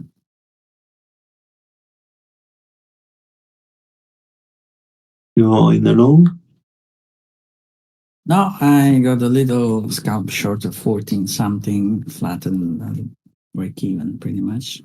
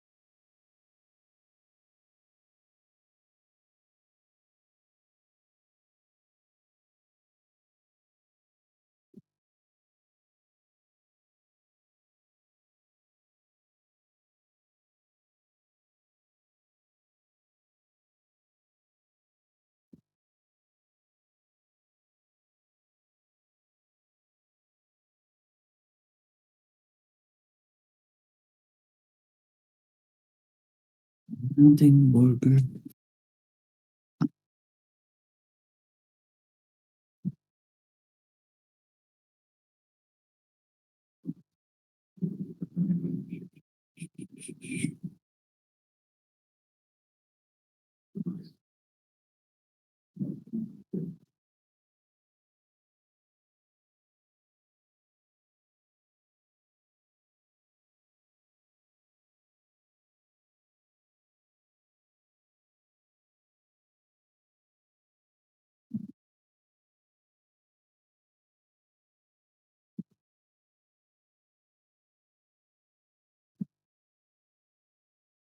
Nothing burger, nothing burger. Boom, boom, boom.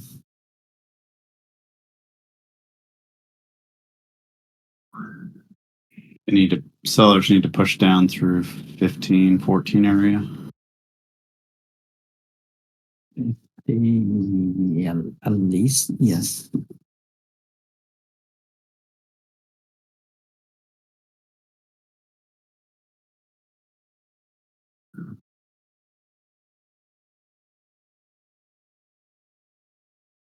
Here comes the crash, right? Yeah, hopefully.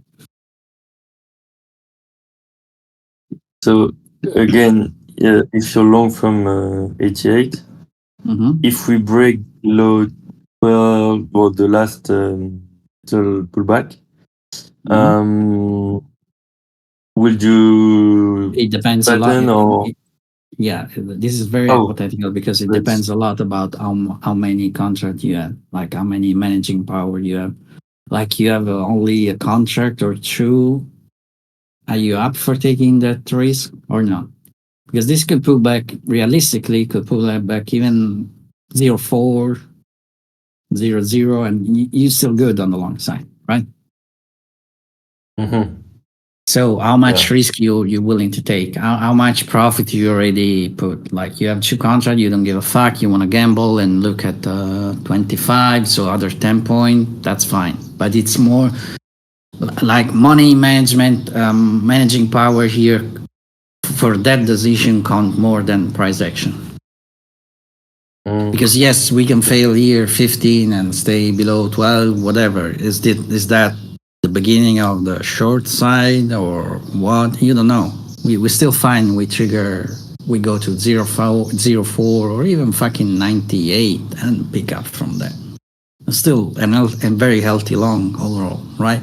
Like if that's happening right now, we go there, let's say 98, and we pick up from that. Will you be so much surprised? Like look at No, the but I 4 mean- point, look at the 4-pointer range. Will that be so crazy? No. So for that No. decision, what matter is money management, managing power. It's about Yeah. that more than actual price action. Yeah, It's about how much risk you want to take. I assume you're smart enough to have taken some profit along the way, this 13, 14. So you probably have already something in the bank. You're willing to take the risk because the day it's over for you, you don't give a shit. You put a stop and a target at 30 or 25, whatever it is, and you want to risk that's totally fine. But it's a money management decision, not a price action. Okay, I see. If But you you're could, like, willing to say, if you're willing to trade, you can easily flat everything here and eventually go to another long, maybe with less Yeah, money. that's what I But was again, gonna that's money management too. But that's about yourself.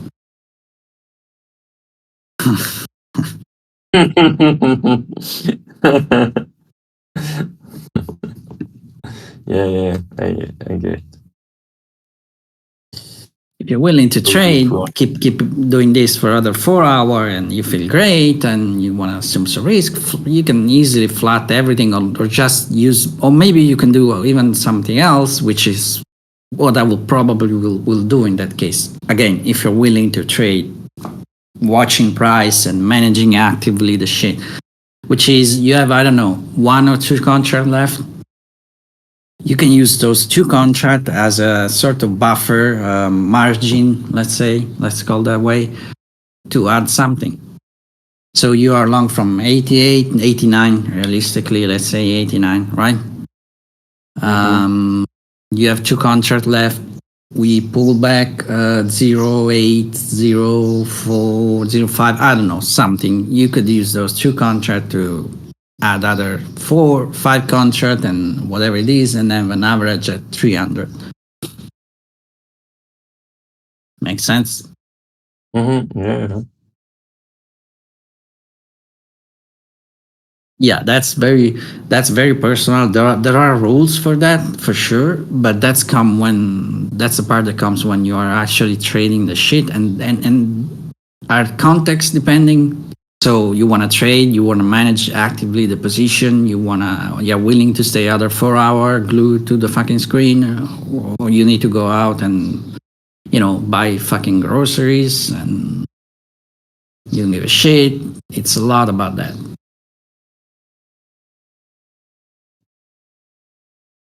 Well, we've not even broken 12, so Yeah, for exactly. now. But if you're long from 88, and I mean, again, this is really, it's really about the way you trade, how much contract you trade, and how much risk are you willing to take, how your day is going, like fucking wife is chopping your balls, and you need to get out to do something, and blah, blah, blah. It's a lot of variable. But even I say you have 2 contracts left. Well, let's say those are not 2 contracts, but those are 6 contracts. That's already a little bit different. It's some more money on the table. Depends what you consider money, of course. So it's very personal. There are rules for managing that you can apply based on what you intend to do. Keep trading, get the fuck out. And so, for example, let's say you want to get the fuck out and you don't want to manage the fucking things being glued to the screen, right? In that case, adding a lot of contract here on the long, like using those 2 contract buffer that you have to increase your position with some adding, in that case, you are really, really, really, really gambling. Yeah. Makes sense? I'm not saying it's a bad play at all in general. I think it's a good play, but you need to be glued to the screen at the point. If you want to do that and you put a stop and fuck off, that's really, really gambling. It could pay, especially in a day like this. But so again, very personal, very context dependent. I see. Interesting conversation for maybe more advanced time. Yeah, keep in mind, this is when you start to trade really, really. decent amount of contract. Like for that to happen, you should have at least 6 contract from very very that's very small amount, but at least that kind of stuff from 88 and 89.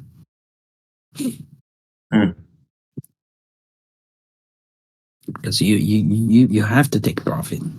Otherwise, you are just taking a huge risk, which is fine, but that huge risk will pay in a day like this. Will pay. Would have paid yesterday, but another day, no. Yeah, So of course. you would have taken some profit, probably 300 something, and now 12 or 14, something like that. So realistically, you have left 1 or 2 contracts with just 6. If you're trading 20 contracts, that's another story. Yeah. If you're trading 2 contracts, that's again another different story. You're probably flat at this point. Just because of money, it doesn't even matter what you want to do with your day after this hour. It's just money. You don't want to take that fucking risk. Yeah, and if you're not in position from below, like taking a trade right now at the pullback at 13, It's It's a doable. bit It's hard. not really my favorite play at all. It's still doable. Not really not my favorite play at all. 96 was sort of it's okay-ish. Don't really like Mm, 96 because there was that I see some interesting some weird stuff on 98, so it was really 2 point below that. You don't want to take the risk there. I see.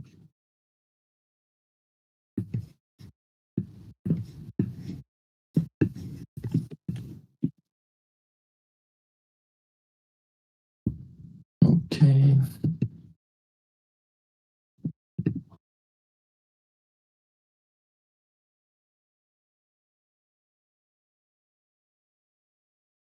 The guy at 20 is little increasing some contract, 10 more here, 10 more there. Mm-hmm.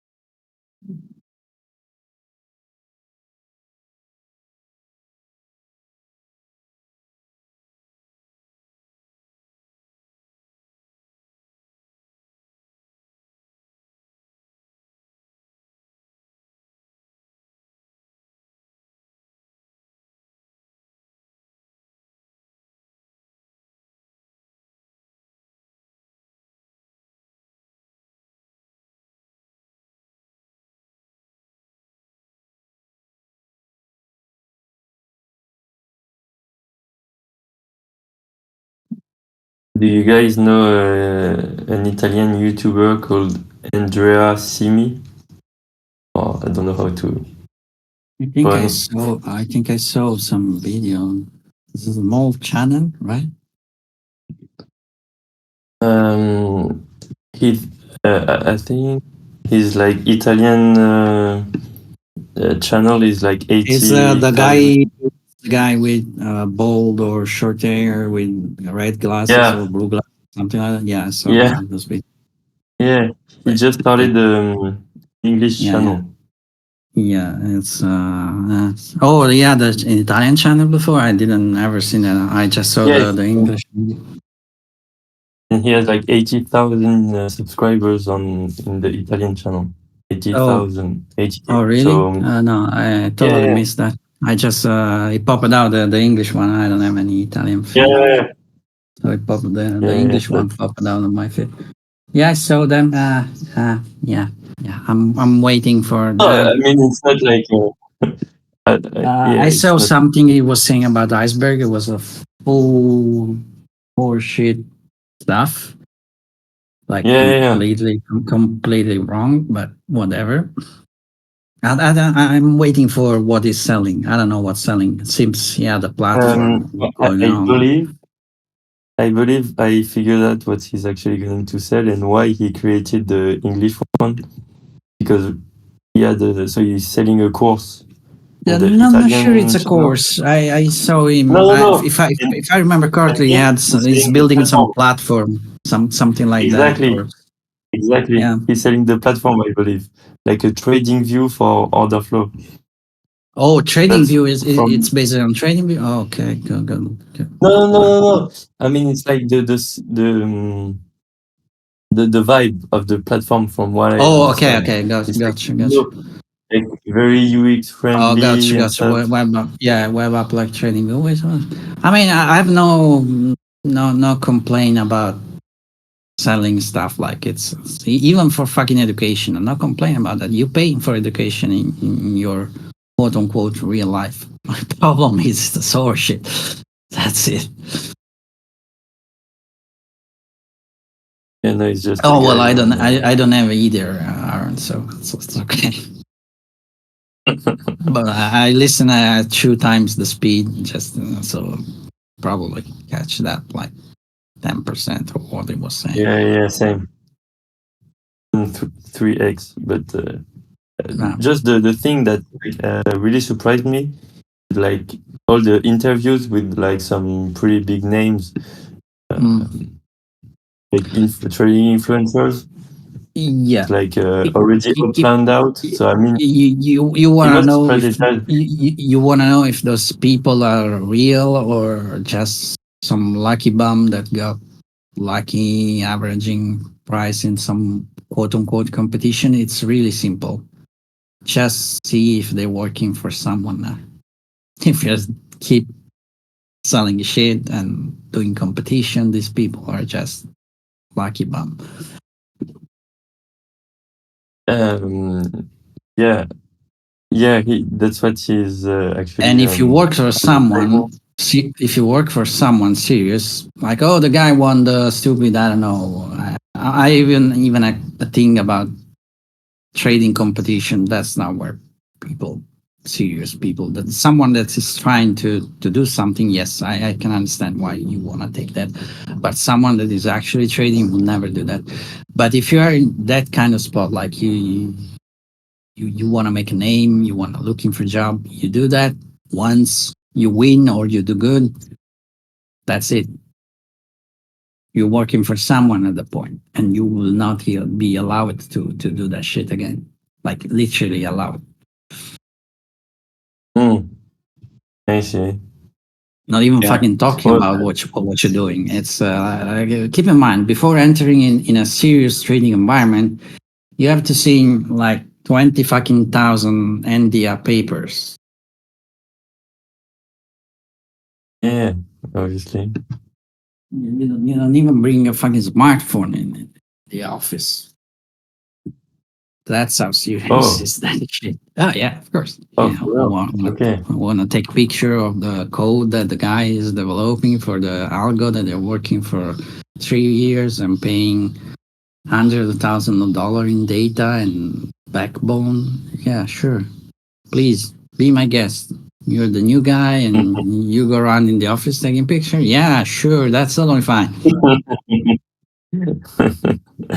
Just want to show my wife where I work. Yeah, yeah. My That's the kids secret and stuff. code. Yeah, that's the secret code. We're working for 5 years. Selfies for Please. Facebook. Yeah, you want to take a selfie with the screen? Yeah, sure, sure. I mean, serious? You will have to sell your wife and your kid as a guarantee just to enter in that office. You have to seeing a document where you say that your life, your kidney, your wife, your house, your everything belong to them if you do some stupid shit or if something they consider stupid. Oh, I don't know if it's real, but the debate on the 27th of June with Biden is with Trump, the opponent. Good luck with that. Good fucking luck with that. They'll probably just talk over each other the whole time.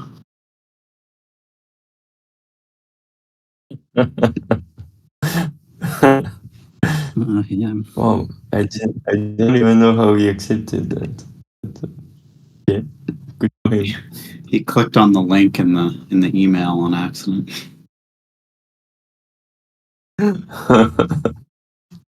He accepted the Google Meet invitation by accident. That's I have to say, I have to be real. Biden, yeah, but Trump again there, that's something that really scared me a little bit. Not because Trump himself, not because of that. Trump said he'd have But- that Ukraine war if he got Mm, reelected. He'll have that mm. Ukraine war done in 24 hours. Yeah, sure. Yeah, sure. I don't think so. That will not. Keep in mind, there is a lot of difference between what he's saying and what he's actually doing. Now, the scary part is that you learn it the first time. Like the first time, you have all the guarantee in place, like the system, the departments and staff taking eventually countermeasure. Let's go to war with North Korea, like he actually saying that. Now he's learning and he's looking for revenge.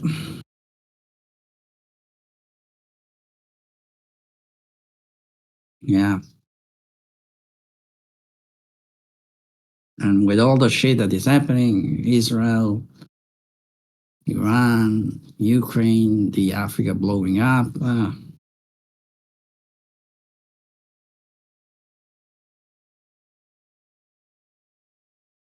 24-hour. Yeah, it could be even fucking 3 hours. Just say the Ukraine will not sending you weapon. Russia won. Let's take 2 hours. But it will not do that.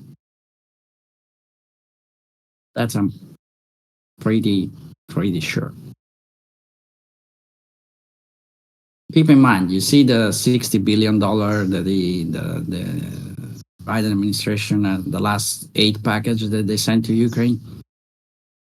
Yeah, 40 of those 60 billion, 40, keep that number in mind, will go directly to the American military industry to replenish all the stuff that was already sent. So to put new stuff into the hangar, new bombs, new stuff, 40. So 20 to Ukraine for the new material, new weapon, new missile, and blah, blah, blah. 40 directly to the industrial military complex.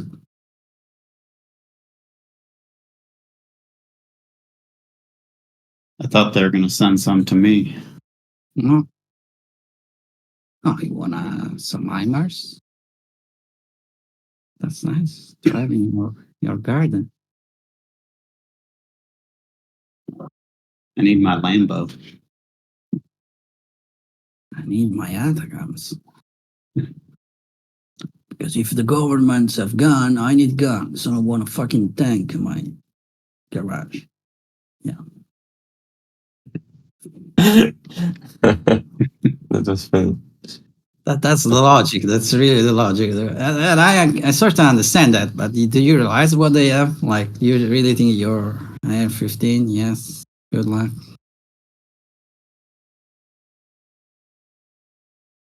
Why they can have an F-35?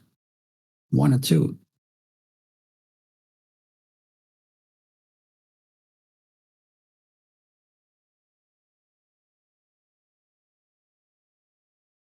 And Europe is already sending a shit tons of money in Ukraine.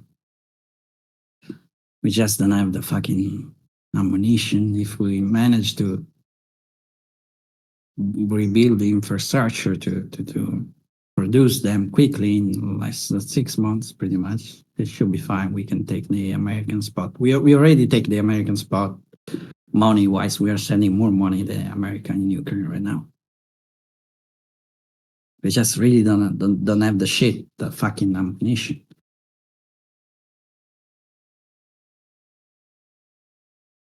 The only one that have still something are pretty much the Poland and fucking German.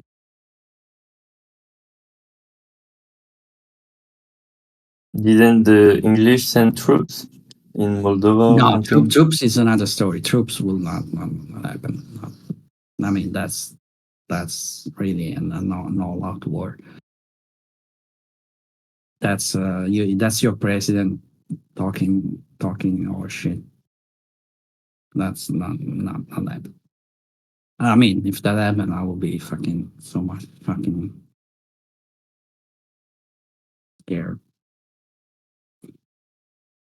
They're talking about Estonian are talking about sending some troop in the back line of Ukraine, but Estonia is a fucking NATO country in the back of the Ukraine front line to keep the logistic roles. So not combat, but logistics, so they can free some Ukrainian military to go on the front line.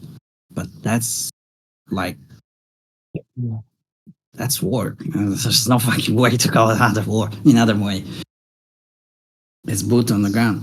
Interesting setting. Yeah. Interesting setting. Putting pressure just behind. Oof. Okay. Yeah. Same as before. Now you got your volume drive. You need some immediate continuation. Yeah. Yep. So you now have 12 as a reference, and on the way down, 4 something, 4, 5.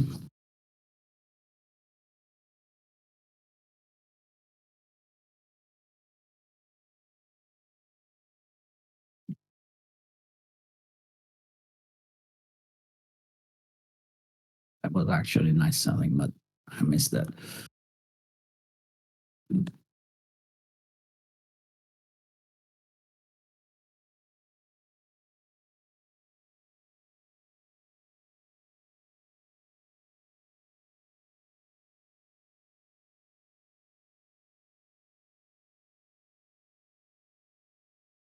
Let's see if there is any continuation there.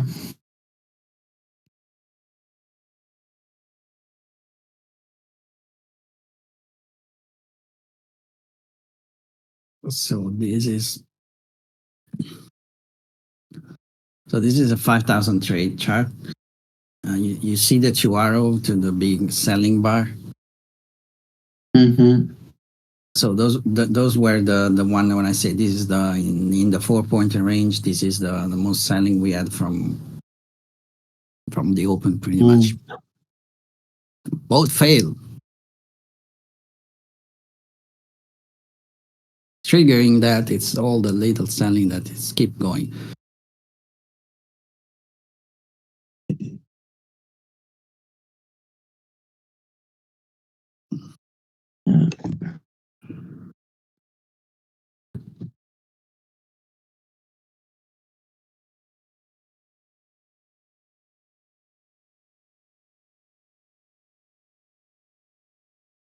So those two were two little volume event. The one we saw and failed pretty much miserably. This one is going with a little more traction. Still need to stay below something. You see, just well, already struggling there.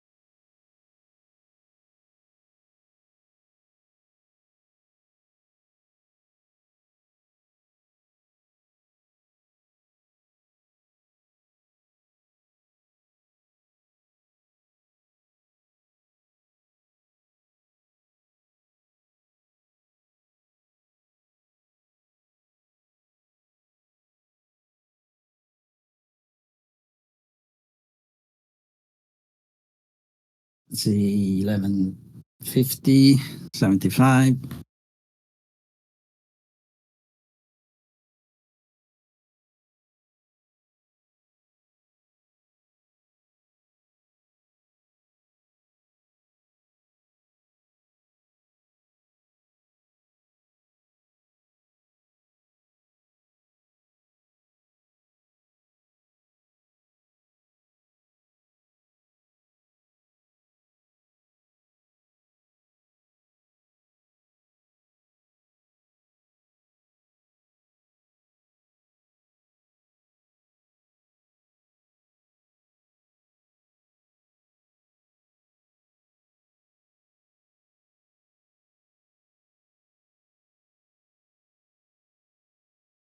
Little pressure above price. Yep. But This is about 1150, 7550.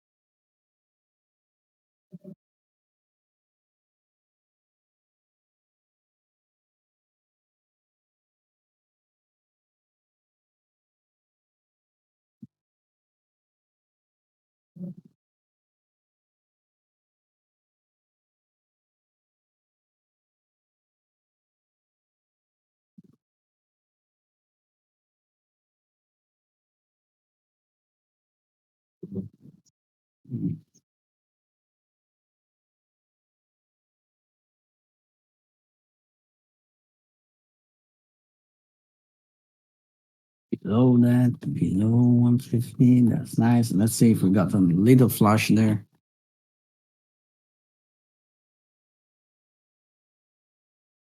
This is value pressure too. And let's reassess around 775. That would be nice. Little flush to that. That's kind of the dream. You don't think it's going to want to go and hit the big 5,300 again? Could happen, absolutely. Yeah, well, it's already a little risky there. I mean, if they really need to pick up a shit ton of selling to go up, yes, we will go there. Because that's where the spot when seller got triggered. people will start to really sell at 300, not at the top. But it's for the day, we're far away from that now. It's 10 point on the selling side, 10 more point, which is very far. Could happen. I want to see first that 0.7 something, how we play that.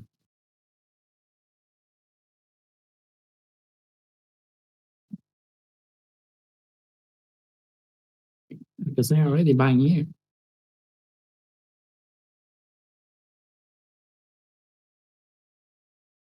True, true.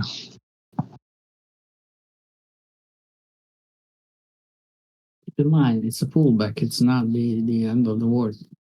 Unfortunately. I would very much prefer to trade the end of the world than the shit, but so if you want long, that's your spot. First one.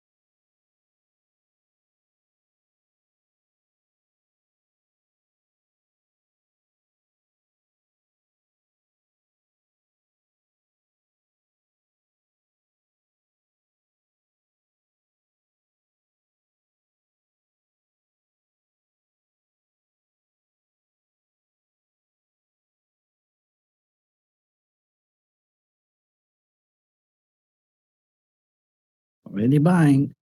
Yeah. That was a And then decent you'd amount. be taking some out here. For if you're long, yeah. Yeah. That's actually what I'm doing. Mm.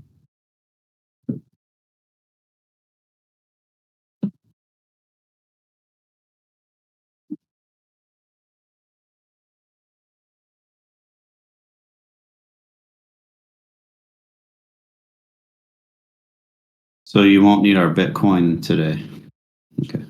Mm. End of the month. That's the monthly bill.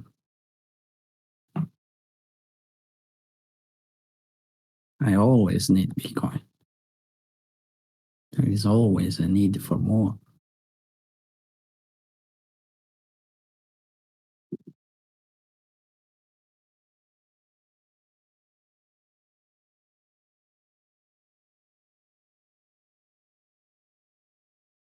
If you are long from the 10, around 10, would you have taken profits at the bump we had at 12.75?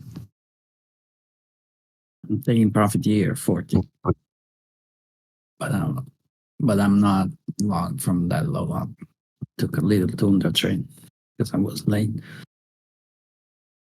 Mm-hmm. So my average is, well, now it's 12 because I took profit, but it was 11 something.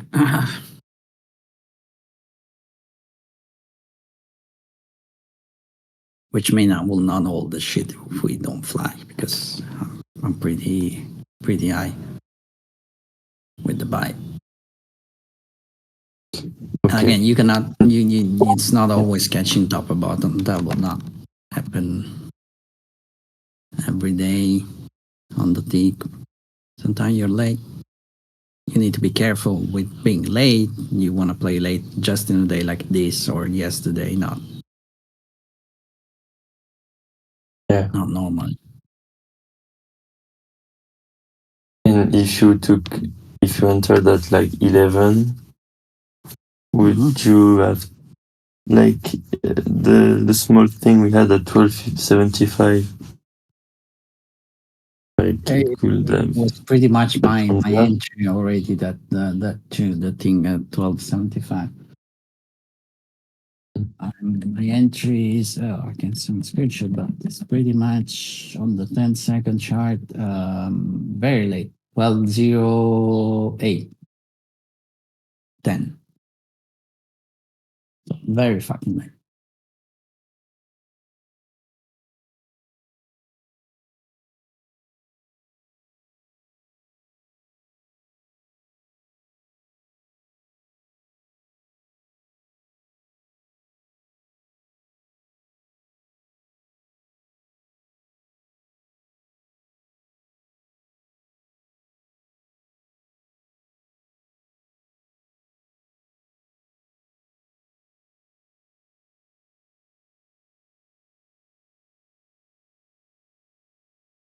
Was it market order? You know what? I don't remember. Yeah, I think it was market order, but it's not. I'm not late because of that. I'm late because I'm more. I should have been long at least 1 point below that. I'm just taking it easy. This day you can. Now we just because of money we go down this little range. I'm flat. Yeah. Still a bit long, but I don't give a shit. I want to take the risk.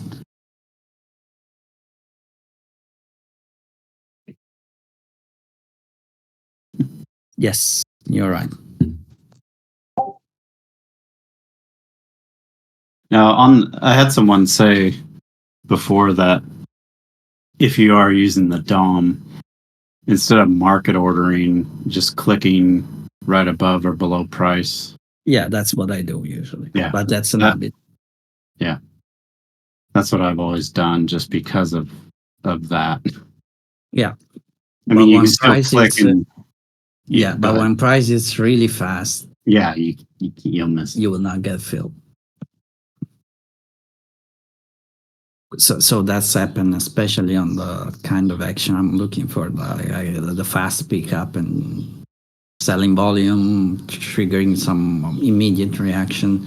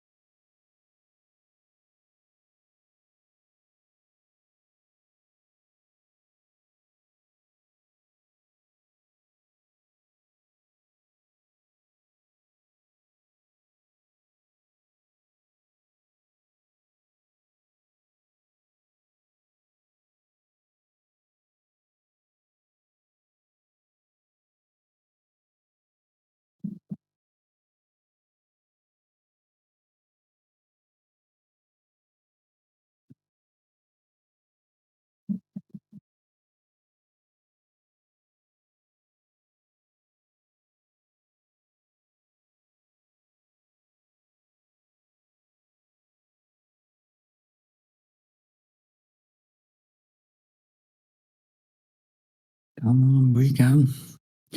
I'll take a break here for an hour or two. I'll be back later on, probably. Okay. It's time Thank for you. a little food, some Appreciate it, Bubba. Take it easy, baby. later. See you. Later. Yeah, enjoy your break.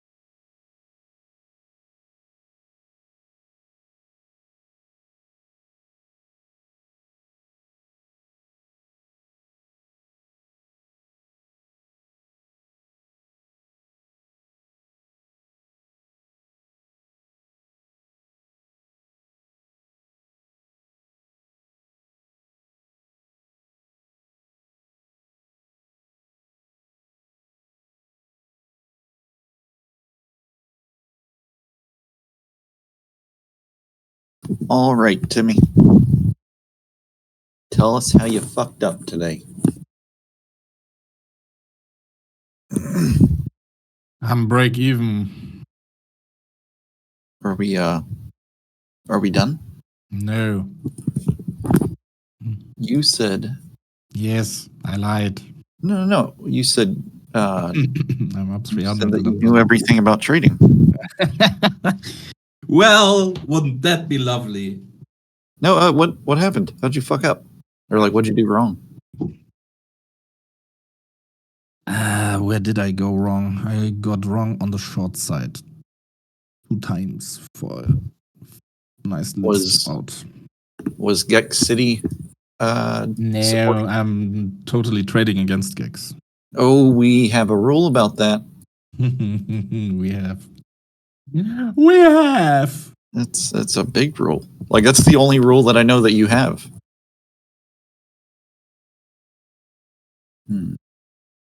Oh, info is already defined. Type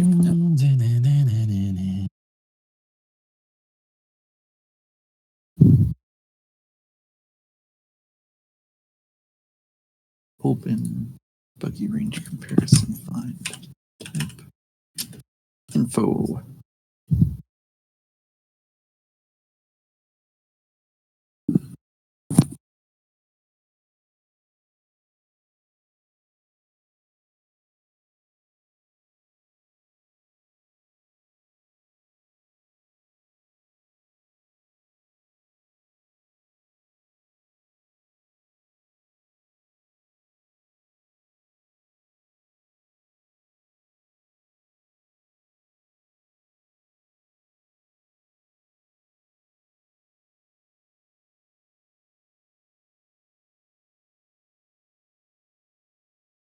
Me so stupid.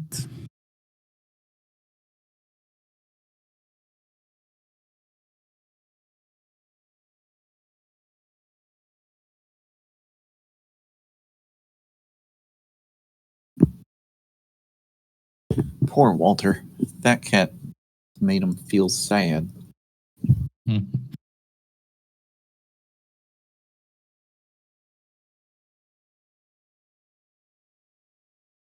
I can't get it to work, man. Um, Line 234. yeah, I saw that. Are you able to Wait, are you able to screen share? yeah. Do you want? Okay, so what do you want me to write in there? Do what? What do you want me to write in there? Oh, I'm just trying to figure out why it's not working. And I was going to ask you to screen share it. But here, actually, I will screen share. It says that. It says it right there in the thing. Well, you did something wrong. That's kind of what I'm getting at. Did you Copy and paste it differently? How do you do that? did you download it and like copy and paste the whole thing? Yeah, the Okay. first time it didn't scroll up fast enough or whatever, so it. So yeah, it was my fault the first time I didn't get all the. I thought I did, but I didn't. But it's right here. Type info float. Right. So that's how do you get it? Like, obviously, it's working for you, right? Isn't it? I'm going to that file that I posted, and I'm about to try to do it all by myself and see what happens, and make sure something didn't get changed in the. That's right above the float label. There we go. New indicator. Oop. It says you. Well, I'll see if I can find it. Extra buggy. Save.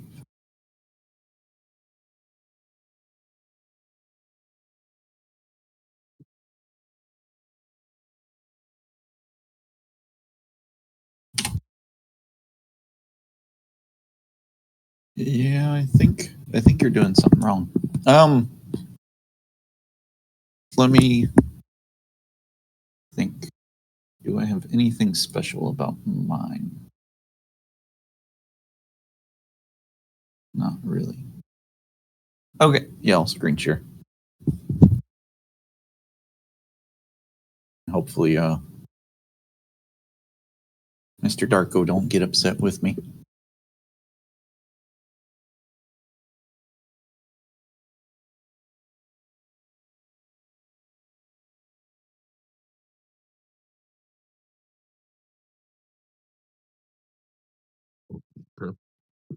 Sorry. Okay, so Just a sec. Sorry.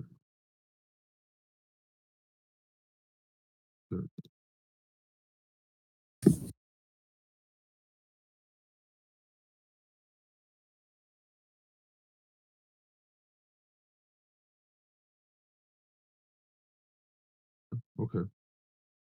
first you come here. You click this little download button. Yeah, I did that. All right. And that ended up pulling up a browser and downloading it to your download file or folder, correct? Yeah. And then you click that. Yeah. Okay. Then just go ahead and right click and click select all and copy. Control C.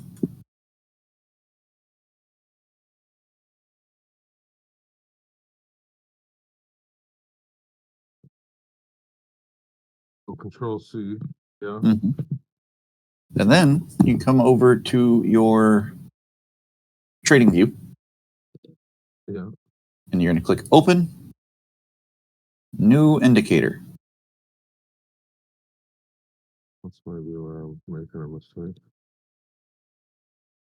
Okay. Then you're going to highlight everything that's currently there and backspace.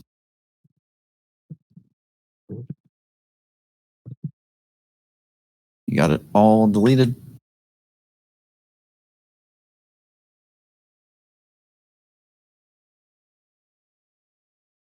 Yeah.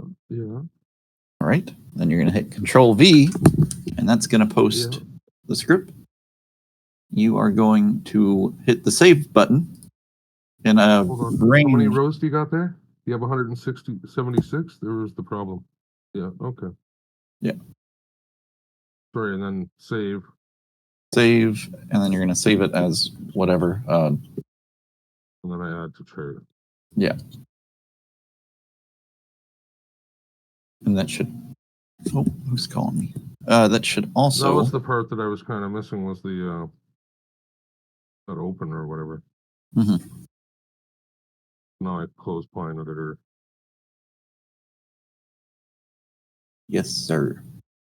So is it super compressed? And you kind of like always have to what do you call it? Rescale it. Yeah. So like when you first started it, like yeah, you've scaled this, right? So double click on the right hand scale bar for me. That's okay. Double clicked. What time frame are you on there? So 1 minute. I'm on a 5 minute. What else do I have running on this? Maybe that's what it is.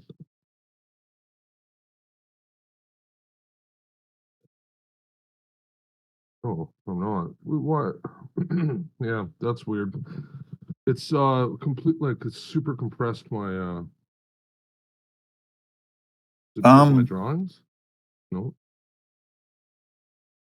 If you go to the settings for that indicator.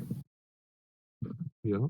And actually the other option, I think you can, if you hit the auto fits data to screen, like right click the scale and hit that, that might, and then double click the scale, that might fix it.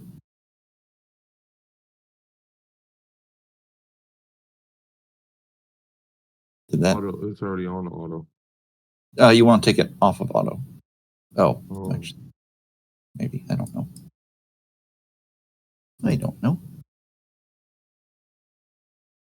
Yeah. Well, that didn't really do anything. But if you go to your, so first off, let's hide this. So here's how it works. So this is just crude oil chart.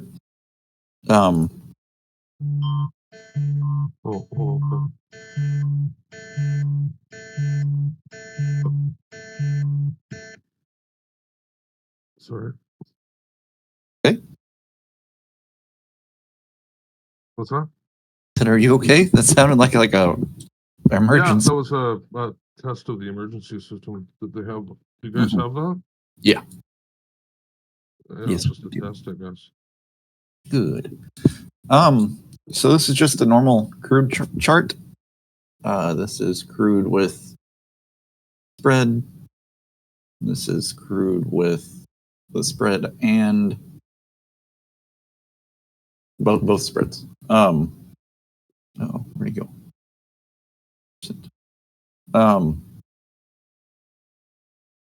Let's get rid of that. Basically, what you're going to do is you're going to find what range you want to use. So, for instance, since this is a 1 minute, I'm using something kind of close, like a recent range. So, for instance, I could use between 7:20, or let's just say 7 o'clock a.m. and 8:45 a.m. That would use just this big leg up right here. Does that make sense? Okay. And then I could go into my settings for that study and go into today's date. And I could type in 7 a.m. Oops. 7 a.m. to, what did we say? To 8:30. So 7 a.m. to 8:30. Then I can click OK. And that is going to move that whole indicator to that time range. Which it did not at all, did it? That did not do what we wanted. 5:15. I got the wrong date. So May 15th. So now that's using that range that we were just talking about and comparing everything that you're comparing, like for instance, right there it has 9 or 10 things that you can put in. Yeah. So whatever you have checked, it will compare the highs and lows during that time, and everything will be like scaled to that range. So it kind of normalizes the volatility a little bit. So there's so many buggy things about it though. First off, after you have it, you can see these two lines, or like, see these two dots? Those are the indicator, and you can use those to scroll the time range over. So like I can move where it starts and finishes using those, and I can just drag and drop them.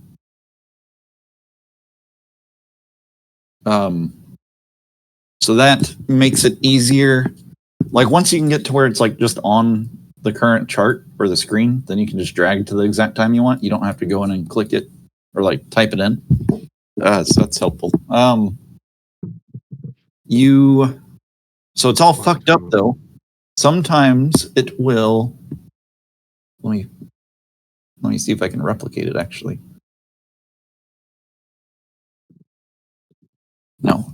Sometimes it won't work quite right. Sometimes it will go to the very beginning of the chart. It's like the first bar graph data that it has. And it'll use like the highs and lows from way back then. And that's what these two white lines are. Like if we go to the very beginning of the chart, that's going to be like where the data starts from TradingView. If the time range that you picked out doesn't break both the high and the low of that, sometimes it'll get all fucked up. So that's one of the reasons it's buggy. The other one is all the symbols that you have typed in here, they have to be like perfect, nor can I just backspace one. If I backspace, the whole thing just decides to shit itself. Oh, wait, no, it didn't. Oh, it'll revert to its custom setting, or like the default settings that I have in it, which are just other products. But they do have to be typed in correctly or it won't work. For instance, I can do that. and it won't work at all. But the big issue is the what I was saying a minute ago, how occasionally it'll pull data from just the very beginning of the chart as opposed to that time range that you have picked out. And I don't know how to fix that, but also it works as well as I want it to right now. And I already spent like 2 weeks trying to figure out how to do this. So I'm going to call this good enough for now. Something happened. I don't know what happened. Mhm. When I changed the time, something got messed up. Sometimes when it does do that thing I was saying, you just have to like change it a few more times. Oh, other thing that gets fucked up with it is we have a starting time and an ending time. If you move your ending time before the starting time, that fucks it up. It doesn't like that. So you need to keep you got to keep your ending time after starting time.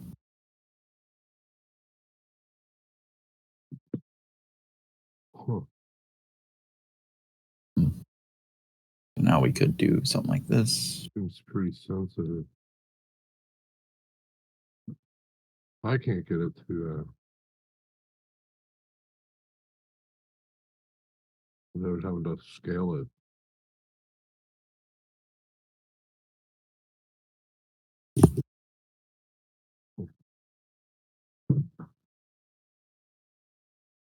Well, that's cool. I'll play with them. Yeah.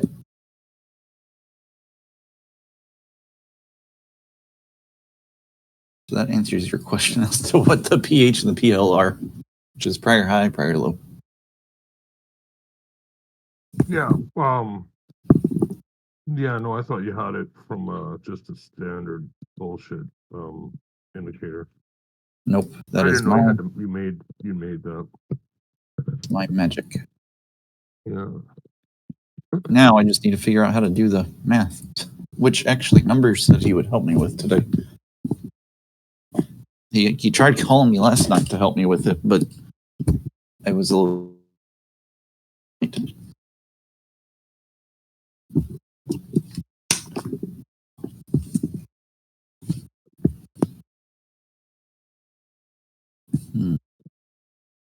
Oh, okay. Now it looks better. Something had to sort out or something.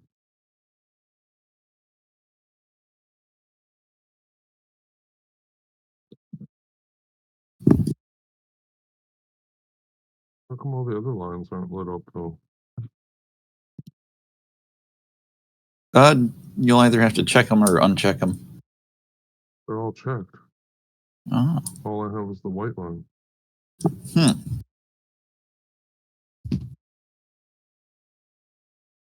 think. I guess I just clicked on every one of them. And, you know, did you try turning it on and turning it back off? Turning what on and off? Like unchecking it and rechecking. Yeah, that's what I just did. That didn't work. Sorry, that's coding joke. That was an electrician joke. I know those. I know those jokes. Holy shit, Johnny. Dude, my buddy sent me a picture, and Job. he was working on some switch gear, like live switch gear, and somebody from overhead, like he was wearing like the hot suit and everything. Then it was at a hospital, so it was probably like guessing. I don't even know how to guess, actually, to be honest. Enough power to fucking blow you up 100,000 times. Anyways. Yeah, like no, that's that. What is it? It's a 203 or something like that. What is that? Well, the voltage is 480, but the amperage 480? is probably in the tens of thousands. Like the Right. But there, what is the one that's a 230 or something? It's a 203. I can't remember. But they had to, yeah, like it's gonna. What do they have? Arc shielding. It'll when you switch it on, it'll throw plasma at you or something. Oh yeah, you got to use a big stick and a big suit and a shield. But anyways, he was like working on that shit. And they can't turn it off because it's a fucking hospital. and this was for emergency power, and the regular power had gone out. This was like 3 days ago. So like they couldn't turn it off, but they hadn't ran emergency power in so long. Like I guess something just got fucked up when it switched on. So anyways, that happened, but then the roof up there, and they like drilled a hole through the ceiling and like nicked a sprinkler line while he was like right underneath it in some fucking switch gear. And nothing bad happened, but I just couldn't imagine how much I might piss myself in that very moment. That was pretty. That was the whole story.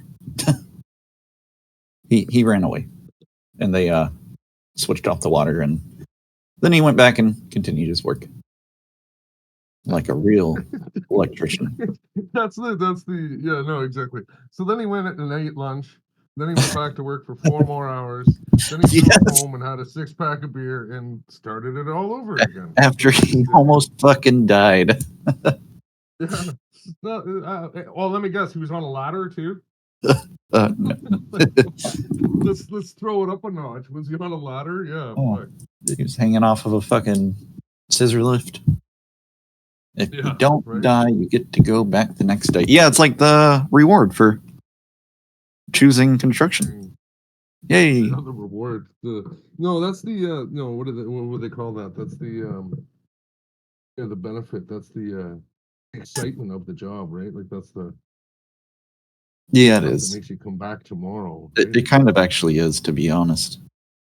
Or like it's like chipping in. Have you ever played golf, like real golf, and you chip one in? That's enough for like the rest of the year. That makes you want to go back for the whole year. Disc golf is real golf. No, I get what you're saying. Yeah, or like for me, it was when there was a problem that nobody could fix and I could figure it out. That's what got me coming back. Like I'd have like dudes that have been in the trade for like 30 fucking years and they couldn't figure something out and be like, "Oh, I'm smarter than you." Was that for electrical? Yeah. Okay. Yes, sir. When you said switch, I wasn't sure if you were talking about network equipment or electrical. It was electrical. I've done a little bit of data work, but typically that is reserved for the ladies that are in the union. Yeah, the mincy little wire. That's yeah. I mean, guys do it too. I'm just saying, like, panels. Usually they give it to like the little either women or smaller dudes that aren't going to be able to pull wire off of a 3,000-pound spool. And God, yeah, I've gotten to do it and I love it. They always have like air conditioning. Like it's always a finished space when you got to do data. Yeah. Yeah, and it's all private too. You just sit in the closet all afternoon. They can't see if you're napping. Yeah, exactly. It's beauties. Yeah. I was working actually at the same hospital of the dude that I was just talking about. I was working there once and I was in like this very cluttered data closet and I like accidentally switched off like the whole tower, or I don't know what you call it. All the switches for, you have like your Cat 6 and then your sorry, it's been a few years and now my brain is slipping. Basically, I turned off the internet and telephones to like an entire wing of the hospital. Whoops. And It's just they a have little that. bit of the hospital. It was, dude. Actually, I'm gonna find a picture for y'all. It's not all of the hospital. It's just a little bit. It wasn't all the hospital. That's the first thing people notice. Like, oh, the internet's down. Where's Not my for Wi-Fi? yeah, not for work, but for whatever else they were doing. They have it like on alarms. So like they were in that data closet, which is in like the basement, in like almost 60 seconds. Like they were like running down there. Oh, hey, I built this. Oh, dudes, here, I'm going to show y'all some stuff that I actually did. Like you can actually see it in this picture. I hope it's not woodworking. No. Open image in a new tab. Show me the canoe you built. Wait, I'll get a picture of it. All right. Let's see. I did this. I wired up I guess these it's ones. floating. Oh, It is floating. It's fine. This. The sign lighting over here. Oh, I did this. And I did this bridge. There we go. This is not what I turned the power off to, but it is just a picture of the, oh no, it's bad woodworking. Oh no, they're good. They're floating. It's like all the little red circles, like I did like all the sign lighting there, and I did all the, I think almost everything on that bridge. That bridge like connects the emergency department to the whole hospital. So on the bottom, is it all underneath? The is what Or is it in underneath? the ceiling of the bridge? It is both actually. Yeah, I was gonna say 'cause you're gonna need so- if that's the only way over, that's gonna be busy. It's cluttered as fuck. It was, and that is 2 stories, which was kind of cool. Like you had like a 2-story glass Yeah. bridge. 2-story That's pretty bridge. slick. It is. I appreciate that. It was cool, and like And to be honest, it's such a fucking nightmare that I would just punch the architect in the mouth. What a fucking asshole. Well, you know what would have made that, even better? Let's put a little curve in it. Just a little bit. Just like, They like so it. you can barely, that's all. It Just makes a it look little bit. modern. They like making it look to make it look modern. Yeah, artistic. exactly. Yeah. Fucking asshole. They don't even understand that little curve costs an extra 4.8 million. That's fucking so stupid. But it looks cool. They do The stuff like architect that. gets to show it off though. Yeah, exactly. That was a fun job. There was this dude. I hate the guy, first off. But if I didn't hate him, I would consider this really funny. So the picture is being taken from on top of a parking garage. And this dude, and that's where we'd all park, was in the parking garage. He saw a banana that was like sitting in the parking garage. And it was like there the next day. And he proceeded, I can't remember what he called it. He called it like the Memoirs of a Nana or something. He proceeded to like take a quick video of it every day for like 2 months while like decomposed and shit, which is just the nice. weirdest shit ever, right? Like Nice. that's a weird thing to do. But what did he end up doing? Oh yeah, finally after it had done its decomposition thing, he actually took it to the basement of that emergency department before they had poured the concrete for it, because the basement of that emergency department is also a parking garage. He like buried it in a shoebox Give it underneath a proper burial. the hospital. I don't like that. And guy. he documented that as well, obviously. Yes. Right? Natural, With yeah. the- And then he did So something. how long was the entire? Did you watch the video at the end of it all? Like how long was the entire video at the end? No, I never watched it because like I never wanted to talk to the guy, but he showed other people. I'm sure it was like probably like 5 minutes. Man, maybe. Like he wasn't one of those guys you didn't want to go over to his place after work for beers. No, I You don't hate want the to guy. know what's going on in his backyard, right? I think he is. No, I don't want to know what's buried in his backyard. Yeah, I don't want to know what's going on in his backyard. I think he's the only dude I ever worked with that I genuinely like would. I was very open about how much I despised him. Like usually I might be annoyed by people, but I don't like tell everybody or them that I'm annoyed by him. But like I Oh, have clearly. made it known to him I You don't like wouldn't- him. Yeah, that wouldn't told be. everybody. That wouldn't be the way it's done. What? A quick question here. What's the all-time high? You mean back adjusted? or non-back Yeah, adjusted. the back adjusted. No. No, Is it? I think It we would broke be it. back adjusted now too, wouldn't it? No, it's not back adjusted yet. Not yet. Oh, 53.33 is what we're aiming for. that's what we're going for. 53.33. That's the target. 33.50. That's the target for now, eh? That's the target. Nice. We're almost there. Look at. You know how crazy it is? There's 39 ticks to go, and you're not going to grab a single one of them. I'm talking about myself, right? No, And yeah. I was going to ask that question as more like not a question, but as almost like a survey of everybody here. On days like today, do you feel there's more or less opportunity? Do you feel like you should trade more or should trade? Like at first, now we're at 1 o'clock or whatever, right? But at the beginning of the day, I almost had this weird pressure. Like I was like, oh, this is, you're missing do you see more or less opportunity in a day like today?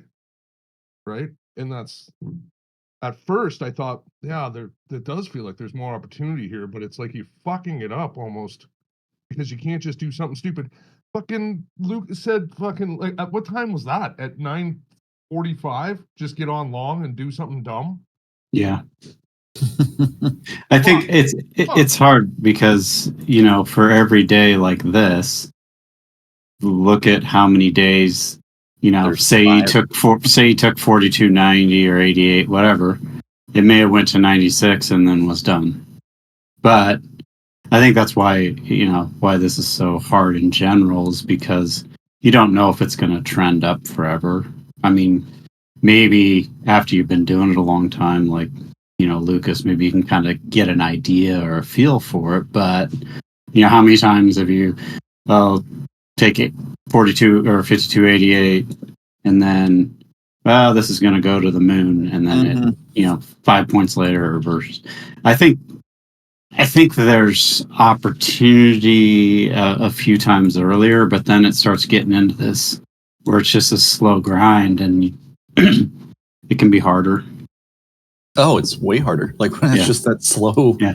But I think from what we've gone through so far in this training, I don't feel any more FOMO really, because I'm starting to see personally, like, hey, if you got in at, at this level, then you would be taking profit at a specific area. And many times, if you did that, it came back against you, so you'd be fine. But then other times it keeps going. So if you see another opportunity, you could get back in or add. Mm-hmm. I think treating it that way for me has helped because, every time it runs up 30 more points, most of the time it doesn't. So, I don't know. That's my opinion. I used to think like, oh crap, I missed a 50-point run. But the reality is, if you start nailing what we're learning here, it's more of a sizing thing. If you like 4 points or 8 well, points. because you never know if anyone's really legit or not in this industry. But I've only kind of been able to talk with like 2 other people that I felt were legitimately trading, and they were both the same way. They were like, focus on these smaller rotations and slam it with size. And so then you don't care if I put my 1 lot on and I hope it goes 30 points. It's like, well, no, they do 10 or 20 lots and get 5 or 10 points and then they're done, or they keep adding or whatever. So it's like, the probability of catching these smaller rotations is probably a lot higher than, thinking you're going to catch a 50-point move. Catching this whole leg up today. Yeah. Think about it. If you got in at 88, 89, depending, if that was something you saw, and then, if you hit that with 5, 10 lots and got out 10 points higher, there's 50 points or 100 points. So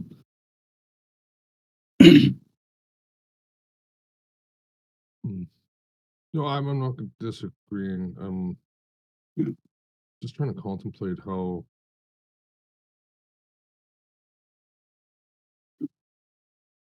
This could have and should have been played differently. Yeah. Well, I do think, because I've seen again a few people where, if they're looking at, or they've been doing this long enough, kind of looking at the 25 reversal here and some other data points, like it might be more clear for other people to say, well, we've cleared some major hurdles, so this thing's going to run up for a while, and maybe they know to hold longer. But I think it's back to the money management, risk management part, where if you're trading one lot and it's up to an area where you need to get out, then you got to get out. But if you're able to scale in and out and keep adding, to your position, then you can kind of work the price action on the way up, if it's long continuations or not, or down if it's short. And that's honestly, I've, again, like the one or other two people that I've talked to, that I got the sense that they knew they were actually doing this legitimately and making, doing it for a living. They were basically doing the same thing, where they weren't hoping for massive runs. They were hitting it with size, and then they were adding continuation and things like that. So Yeah, well, I'm not going to disagree with that part, but I'm Sorry. kind of leaning on the, like what is it? They make 90% of the money in 1% of the time, or whatever. And this few last days that just evolved with that PPI drop back and nothing. And it was like almost false data. Like the data came in and it was bearish data and we went up. yeah, And then we come in this morning and it was actually, not bearish data. It was bullish data, but not really strong bullish data. But Yeah. strong enough to let this thing go. And once we got above that 5,300, when we tried to crack it that third time, it was on from there on out, right? Like that was basically the yeah, 5,300 was something for somebody.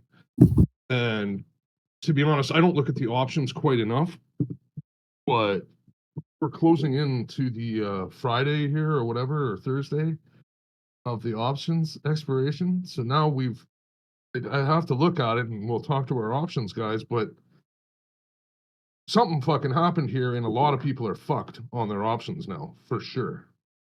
Right? So a lot of people are good, but I'm sure a lot of people are rightfully fucked above 5,300, because once it's done that, it's off to the races here. yeah, And we're basically looking, like Bayman was saying, like the highest of highs here. Like, why wouldn't, like, we're so close to it now, why wouldn't we? We got so much time left on the clock here. I don't know about not making it all the way up there today, to be perfectly honest. I know it's pretty far out, but really, is it that far out now that we've come this far? I don't know. It's only another 30 ticks. It's not that far off, to be honest. So how could this have been played differently? Would have been, how did we contemplate that long? And then this would have been one of the times where it was the 1% of your time that you held. yeah. And kind of just, because of the data and everything, this was a perfect storm almost, right? Like, I'm not going to say that I saw this or anything. And a lot of the other people that I see or talk to, and let's just even point fingers here, how come Lucas didn't get this long forever if he's been in the market for so long? I'm not trying to say that he's not credible. I'm not saying that at all. But I'm saying, who is long on this, right? If it's not somebody that's like been in the game a long time, or if it's not somebody that's, right, you know what I mean? Who is going long on these is what I guess we're trying to strive for, but it seems to be a difficult. Yeah, I don't know if anyone actually. Again, I've only personally talked to two people that pretty much a lot of the stuff they say and taught is similar, but didn't go into all the data and stuff that Lucas has gone into so far. But they're like, they did not hold. I mean, they did not. You know, they said your goal shouldn't be nailing these massive runs with futures. It should be sizing up. And then once you get to a certain point, yeah, if you kind of see like, you know, oh, maybe this is that one day. Okay, you're Yeah, so I adding, mean, so you're like the adding. majority of the days, that's what I'm trying to say. The majority of the days, yeah, you go with your smaller rotations because that's more, you know, practical, if you were. Yeah. Probable, if you were, right? Yeah, but I think, and again, I there's no way to confirm this or not, but the one guy that, he was like, dude, I don't care if it goes 30 or 40 points because he was trading 100 lots and catching. He was going for like an 8-point rotation. So he's That's like, huge. why? 8 points on that's huge. Right. Like, you don't even need 8 points. You need 8 ticks. Right. So that's what he's like. I don't care. He's like, I do not care. He said, this is what so many people like, you know, and he kind of did the same thing where it's like, okay, here's the stuff I'm looking at. And when he saw what he needed to see, he's like, okay, I just got in here and okay, I'm out already. Kind of like you heard Lucas saying, you know, if you got in here, you should be out here. And that's what this guy did. And he's like, but, you know, when he's depending on the type of day, it'd be, you know, 50 to 100 lots, maybe more. And then like, I'm done. Why do you care what it does after that? And that's kind of the pattern I've seen with, again, I've only seen like 2 people present stuff in a similar way that makes sense because they're like these, you know, a lot of I think the misconception probably is what we see online from people claiming they caught the bottom and they're holding or swinging it for weeks on end. And maybe there's some traders like that, but you know, it's probably, I think there's a personality thing that has to fit the trading style also. Definitely. You know, so some people might be fine with like, you know what, I'm going to wait.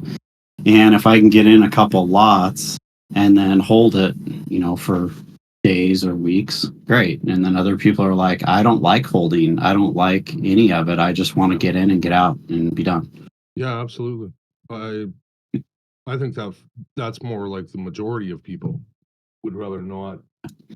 But if you saw a while back when we had, you know, one of the things Lucas did post a while back, I can't remember what day it was when we had the massive sell-off.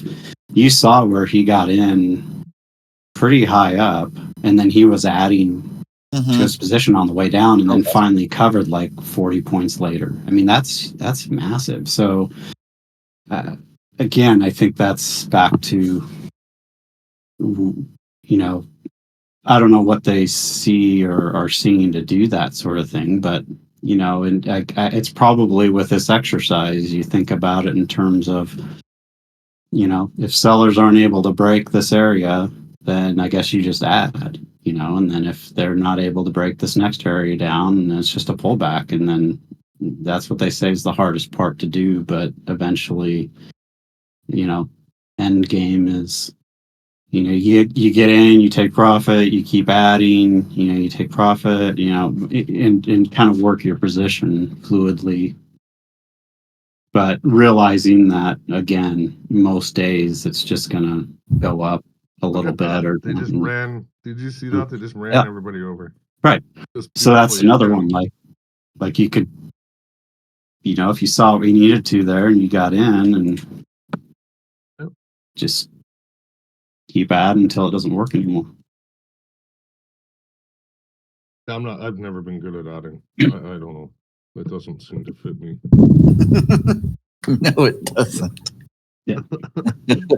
Sorry. No, it doesn't. I'm not, Chad, I'm not the one that's going to be arguing with you on what you're saying about these quick rotations. Yeah. And yeah, I'm not the one. Yeah, that's not Well, me. it's hard because you think about it like, okay, I know for me, like every time I've held thinking this is going to be it, it's like, oh, it came all the way back. Dang it. And then every time you feel like you take profit where you should, then it keeps running. And you're like, damn it. So it's like I think the only way to win is you take profit where you need to, and depending on the size you can sling, you'll get more out of it. But then if you're able to hold runners, then those can be what give you the continuation. But I think you have to be able to accept, it running up and then, coming back against you, and you don't get any of the profit from the runner. A lot of these guys have already heard like I spiel, but it's like I don't believe in targets really. Right? Yeah. Like, especially not targets that are like, fairly far out. I'm like, well, fuck, man, a lot of things can change between now and then. And it's just basically it's almost imagination, right? Like, well, I think it'll go to here, I think it'll go to there. But price rotates on its own merit. Like oh, look at that, it changed, it moved, now it's different, now it's not like, so your target is lower than there, then what? You just let it come all the way back to you? Yeah. But price told you that it rotated there, and you're like, well, should I? Like this is a very interesting time. It's just a bad time of day right now. Mhm. So I don't think that they're going to hold this. This is not going to turn around here and flush out, right? Like if anything, what could happen is a bunch of people could take profit. Mhm. Let's just say, and we could come down a bit. But where are we going to finish on the day? Like, Yeah. back to 300, maybe. That's pretty deep, right? That would be pretty low. So maybe 315, and then we're still within striking distance, if you were, of that high, or we're just going to push higher, and this was just another spot, like you said, to add. Yeah. Well, and context wise, it's like for a while, we went from where we're at now all the way down to 49.60 something. And then, so it's kind of like that on the larger time frame, that was a pullback. So now this is either the point where it stops, or this is the beginning of the next massive leg up. And I mean, no one knows, obviously, but I think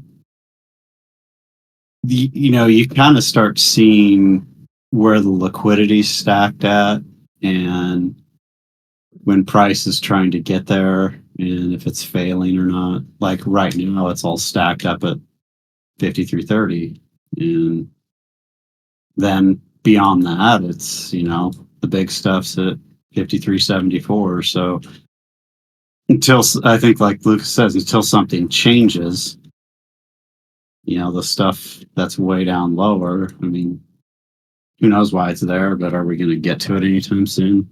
Who knows? But I don't know. I think that's, I don't,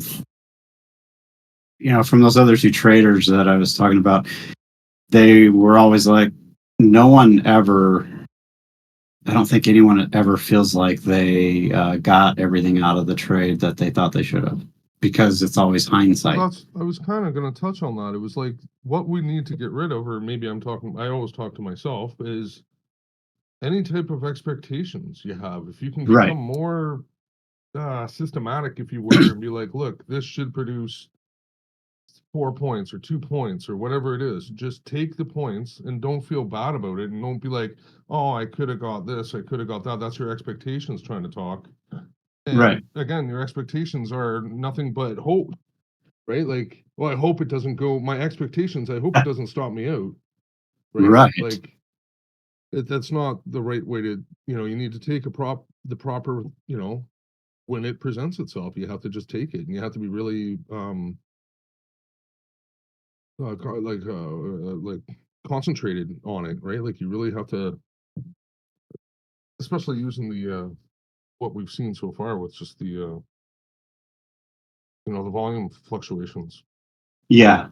Well, and I know, I think Lucas has said this, and again, you hear it from everyone else, but everything that we see and do, or we're learning, translates across all time frames. But then the difference is, of course, your risk and things like that. Because, for example, if you're looking at like the 200 tick or the 10 second, and you see like, oh, I took a trade, say you took 88. Well, you should probably be taking some off at 94. Okay, great. That's decent. And then if it's still going, then you have your next area up, maybe like at 99 or 300. So if you did that, then you're doing what you should. Now, on a higher time frame, it may say, well, we should see 5330, but maybe that's not today. Maybe it's not tomorrow. Maybe it's next week. So is anyone able to hold through the close with that risk? And, you think about like smaller traders, smaller retail traders, maybe you're okay with 3 or 4 points of drawdown, but a bigger trader might be okay with 10 or 20 points of drawdown, to hold through a pullback that gets them to the next larger target up. But I think you're right in the sense of process and execution process and take profit process. Of what I've seen from this, where price needs to be exercised, is basically, well, if we're getting to where sellers should step in, then that's where you should be taking profit. And what it does after that, you can't be concerned about, because that was the right thing to do. Yeah. Well, that's a lot of people jump the gun on that one too, right? And it's like you're going to leave a lot on the table. Yeah. Right. But that's just the Always. way it is. You have to let it you have to let it evolve out to become what it is, right? Yeah. Right. Because you're just cutting it on P&L, right? That's pretty much when most people do that. They're just cutting it on P&L, or they have this false hope or expectation that it's failed here. It can fail a lot further than you think before it's still like even if this thing fails, let's just zoom out for a quick, how do you do? Even if this fails down into like 5,300, it's still bullish. Right. And it's still bullish above 5,200, right? Like it's still bullish above many landmarks here, where this has got to get actually below 49.50s before we actually start turning into questionable, even if we are getting back into a bear situation. Yeah. So, and I think that's a good point too, because one thing that I've started to see with this exercise is that, in the past, if I were trading and we saw a little 2 or 3 or 4, maybe even 5 point pullback, I would freak out and be like, oh, I better bail. But now doing this, it's like, wait, until we get back under something significant, if those are your runners or whatever, then why would you even worry about it yet? Because it hasn't broken anything significant. So like you said, people taking profit, sure, it's going to sell off a little, but then they start buying it right back up and it keeps going. So, but it's, again, I think that's the thing everyone has to accept as a trader is you're always going to leave something on the table. And yeah. And you got to be okay with it. That's the whole. And I think how about this? It's the same as in life. Don't hold grudges. Yeah. And the grudge would be, oh, I wish I could have, or should have, could have, or did have, let it fucking go, man. You just let that asshole cut you off and go to wherever he's going, and don't get mad about it. He doesn't even know that he cut you off. You're the one that's upset that you got cut off. Exactly. Like, you really think he's like, if he did feel bad, he would wave at you, and you would feel fine about it at that point. If the guy cut you, oh, sorry, I cut you off. Oh, that's okay. That's okay, right? Mm-hmm. But when they like, it's so blind that people are so ignorant to anybody else, and it just rotates back into your psychology of everything, right? Mhm. Just let it go. Yeah.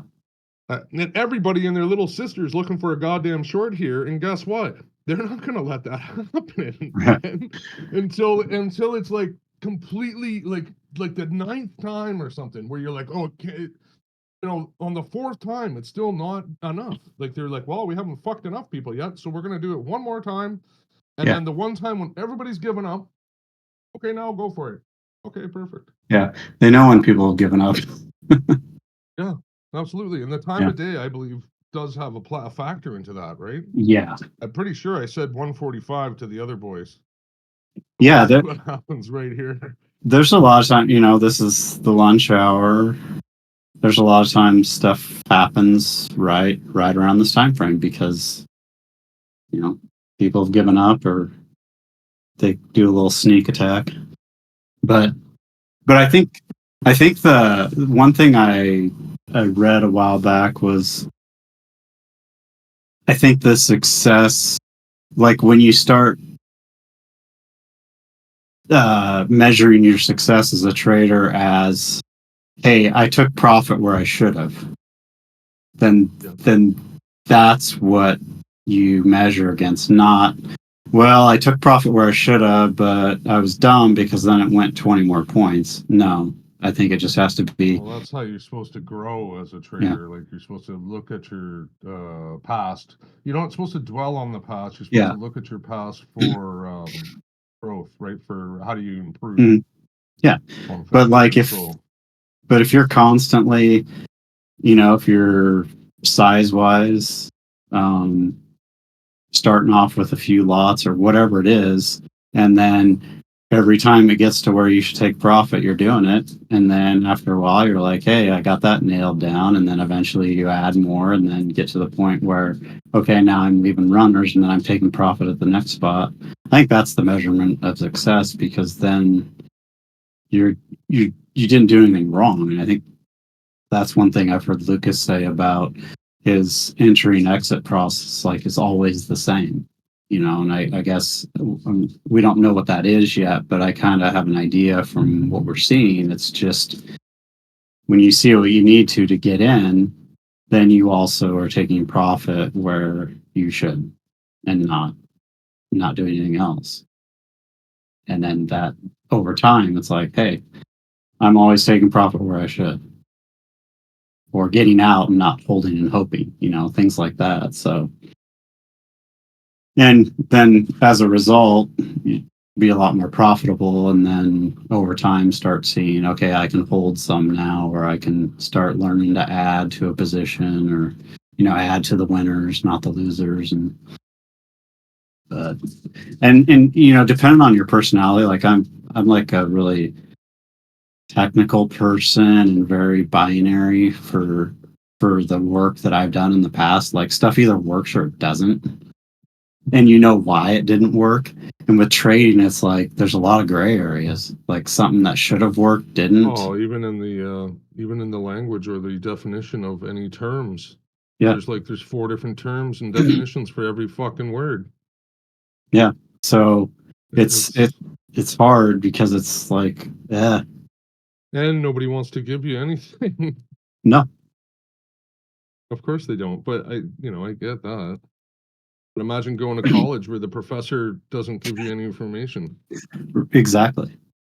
Like, it's like, holy fuck. What did you do before you tried to start trading? Are you trading? Network engineering, architecture, things like that. I'm more on the security side. You're the one I'm punching in the face? For the curved bridge? I mean, we did some of our own just intra-device wiring, but we had a company that would, they'd wire the whole data center and everything and do all the underflooring runs and things like that. But I've cleaned up a few horribly just rat's nests of wiring closets before they, way back in the day, before the companies usually would hire a telecommunications outfit that did all the cabling and everything, which was awesome because they did a much better job and you didn't have to deal with it. But yeah, I mean, all that stuff, it's like, hey, you know, configurations, planning, all that stuff for that realm, it's pretty black and white. And Yeah, you need So- 148 wires to go over there, Yeah. and not Yeah. 149 and not 147. So you better fucking count Yeah. it twice and make sure that that's it. We're Yeah. not pulling this a second time. And if stuff's not on the right VLAN or IP'd right or all sorts of crap, it's like it's usually just not going to work. And so that's trading's like, I think, hard for, and this is what the other guy said too that I talked to for a while, was like, you have to really dumb it down.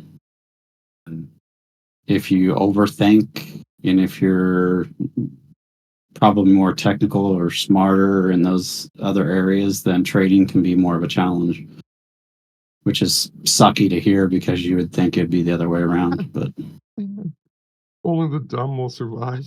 well, yeah, I mean, like, That's awesome. That's great. That's terrific. but I think it's because of things like, okay, what did price do all morning? It keeps going up. So the dumb people, they just keep buying and buying and buying. Yeah. And then they make money. And the smarter people are like, well, this can't keep going Can't up. buy or at that. the top here. That's Yeah. buying at the top. You Yeah, can't. and- It'll just turn around on you. Yeah. Here and And then by the time we're like, okay, maybe it is finally going up, then it goes the other way. You're like, no, it can't keep going down. yeah, exactly. And that's right when Me- you're supposed to be buying the dip. Yeah. Right. Meanwhile, the dumb ones are like, oh, Buy that dip. Buy every single pullback. and then when it goes the other way, they're like, oh, I'm going to sell this sell every rip because it's going Well, down. no, that's the problem with them too. That's what makes them losers too. They don't sell it at the right time. They let it come all the Yeah. way back to themselves and say, "Oh fuck, I should have, could have, and I didn't." Yeah. And there you go. And that's what shakes out those people, right? Yeah. You can't they don't make profit, or they would be in the business, right? Yeah. But what I do like about what we're learning here is it is some stuff that there's not a lot of guesswork in a sense of, okay, in general, where does price need to be or hold for sellers or buyers? And then on top of that, when you start looking at liquidity, and then when certain things are happening, you can go, oh, this makes sense now. You know, I can probably make more of a logical decision here versus, because some of the really dumb ones, I mean, they're probably making money most of the time, but when stuff doesn't work anymore, a lot of people don't know why. That's where I kind of was for a while, is like, hey, this pattern always works. And then you keep doing it. And then when the context changes and you don't realize it, you're like, why isn't this work anymore? Nothing's working. And then it's frustrating. You don't really see why and can't make any sense of it. Right. And sometimes it's actually more. It's not really it's just your process hasn't been refined enough, and there's a Right. simple detail that you're doing that's the wild card that you keep doing differently, that you're just not really. You're like, oh, well, I didn't think that was an important. Yeah, every single aspect of the process matters. Yeah. That you do it identical each and every time, because if you don't, you're throwing away any type of data collection process you have. It's basically getting chucked out because you're not doing it, you're not collecting it correctly. Yeah. And I think without someone that's able to really teach anyone how to do this, then you're kind of left with, well, where should I take profit? Well, where should I, what should I do? Besides, well, price came down here, I guess I'll buy, and then maybe it'll go back up, maybe it won't, I don't know. And then I guess I'll use a 1 point stop or a 2 point or 5, not sure. Yeah, that's all about money, right? That's Right. the relationship with money. If you Yeah. can afford $500, you will afford 500. But Yeah. Most people are like 1 tick, 2 ticks. But it's starting to be like, like earlier at swing point 29. Well, if you bought in that area, if that gets away from you and sellers take over, a little bit lower there, you're wrong. So why hold it all the way down to much lower? And then if it turns around and holds, get back in. But without having this kind of idea of where price needs to be, then there's really no way to know when you're wrong or how far wrong you should be. Because a lot of people, they'll use huge stops, and of course, price might turn around and come back in your favor, and then you win. Well, but I call it, most people want to be like, they're lazy about it. I know it's an Mhm. offensive kind of term, but most people are very lazy about it. They just want to enter it, and then they want it to work out, Mhm. and they don't want to think about it. They've like, oh, I thought about it. This is what it is. And then as it evolves, they're just like, hey, you got to stick to my plan. That's what they say. Yeah. And it's like, they want to be lazy about it and like let it be automated, yet you're kind of kissing away a bunch of money because you've seeing it evolve in front of you. You're like, well, it's going down. Why would I still be kind of in it, right? Like, Mhm. that doesn't make a whole bunch of sense either. Yeah. Now, death by 1,000 cuts, paper cuts, or whatever you want to call it, as well. There's that kind of thing that falls into play as well. Yeah. But Yeah. I think knowing the structure of the price action is one of the most critical things. Like, like if it gets below a certain point, it's gonna open up, right, and go, or above a certain point, it's probably gonna go higher, right? Like Yeah. right here, if we get above 24s, 23.75s, it's going up higher. Yeah. And it's probably And gonna break the high of day. Right. So right there, we just did it. Now we have to wait and see if this buying power Mhm. maintains, right? And if it maintains here, which, it can pull back a bit, and that's not like it's not maintaining, but it's probably going to go higher here, right? yeah. And Foolish on anybody's behalf is that you could go long from here. I know it sounds risky, but is it? Because well, it's probably right. that's the thing. Like, at one point in time, 50 points lower, people thought this is too high. Yeah. And then now it's like, which gets back to, if you have the right data and you're looking at it, you're like, oh, well, we couldn't hold below certain area. Now there's pressure. They just pulled it now. But, it's like you have to just say, well, here's what it's doing. So I might as well join in on the long if that's what it's doing, and not Kind of. Yeah. think. Kind of. But you said something earlier that I think that regarding trading frustrations, death by 1,000 cuts, that's something too. Is like, how many times would you take a trade with a tight stop, get stopped out, and then it goes in your favor, and you're like, but then. So you're okay, I need a wider stop, and then your stop gets hit because you're so wrong. Then you feel like I'm screwed either way. But The way I was thinking about the tighter stop, let's just say you have a 4-tick or 5-tick stop to keep the math right. 2 of those is 10 ticks. 3 of those is 15, right? You see what I'm saying? We're getting into, when you do 5 stop outs, you're into quite a bit of a wide stop, right? That you could have potentially taken. Yeah. So there's also that thought process, right? Like, it's like, fuck. Yeah. Which then all that kind of gets back to trade management and the stuff Lucas has kind of hinted at earlier. Watch this explode when we hit this. Oh yeah. Up, like, watch it break it. Watch this breakout volume right here. Yep. This is going to be tremendous, probably. Did it do it? No, not yet. It's got to get that stuff at 30.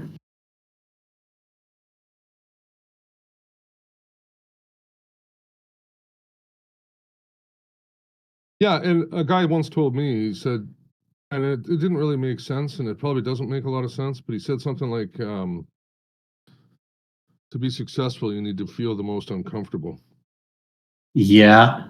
about doing it. Like going long at 24s, you didn't feel good about that at all. Yeah. And yet you're into a point of profit already. Yeah. With no Well, drawdown. Even What's her. wrong with that plan, right? Like Right. realistically.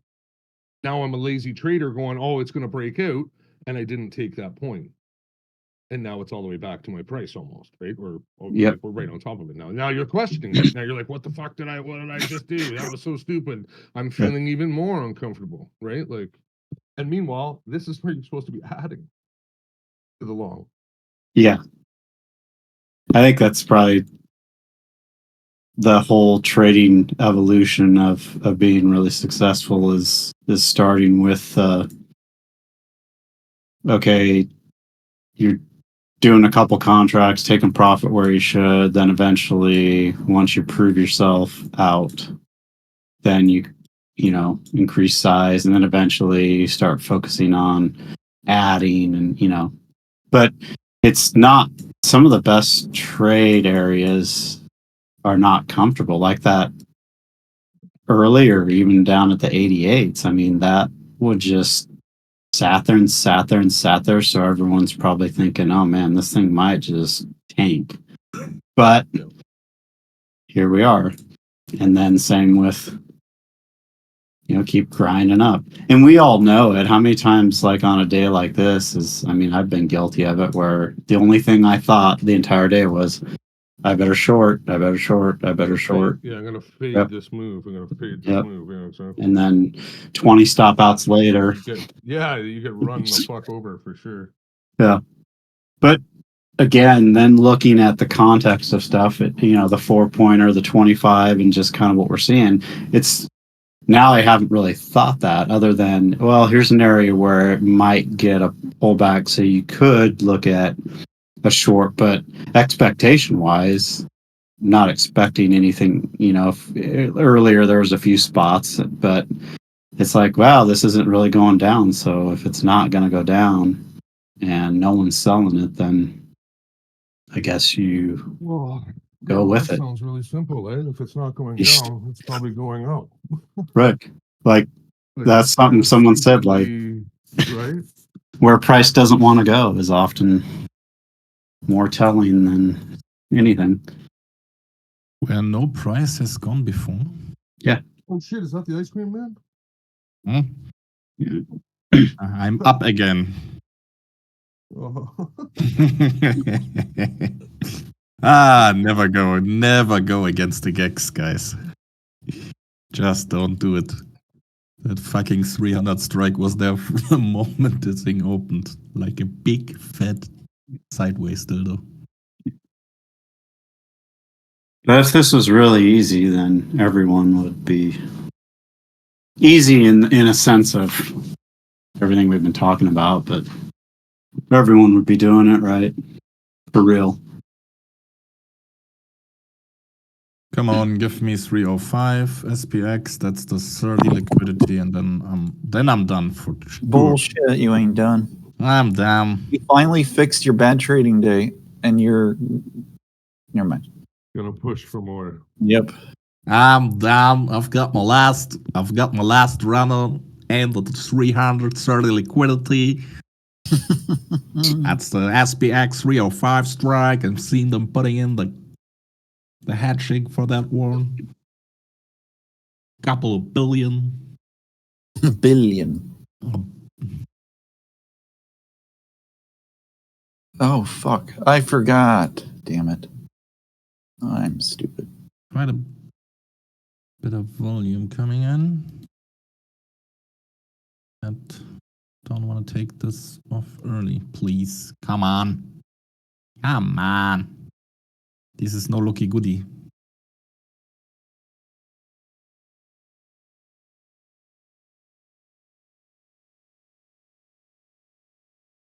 So I say that while it's only dropped to 5 ticks. Yeah. But see, a little bit ago, what we were talking about is around when price was around 320, sellers couldn't do anything. They tried, and then you saw the pressure being added and all that. So if that was part of your, hey, that's where I should go long, you Yeah, I took 20 here. Yeah. and then Bet, yeah, then you 20 if you long. took some off at 24, and if you had, I don't know, you imagine being able to do that consistently with 5, 10, 20 lots. I mean, I don't think you would care anymore about what happens afterwards if you were able to consistently nail these smaller rotations with huge size. I'm sure it gets to a point though where it becomes a different challenge when you get to a certain size, because you can't just Yeah, but the math still holds, right? If you have that many contracts and you only hold like 5% runners, these 5% in the event of them running rampant can account for double the profit. Exactly. And those are the days that really max you out. And honestly, for me, I've spent, being in IT and all that crap, my whole career in front of computer screens. Trading's fun in a sense, but honestly, anymore, for me, I would rather, like earlier, if you're able to get in at 88 or even 96 and nail 5 points or more with decent size, leave a runner and go do something else. It's like I'm kind of that age now where I don't need a Lamborghini. I just need some new siding on the house. I just need some kind of income. Yeah. Which is shitty, because it's not really a thing. Like, once you get to the point where you can have any kind of income, you've made it. Like there is not a middle ground.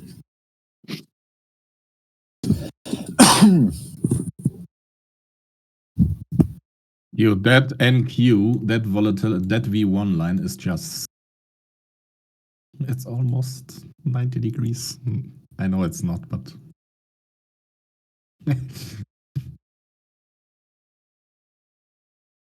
pretty insane. The craziest thing is that there's many days like this where in the morning, in the past, I would open up a chart, I'd see kind of like something, and I'd be like, oh, it's going to be one of those days.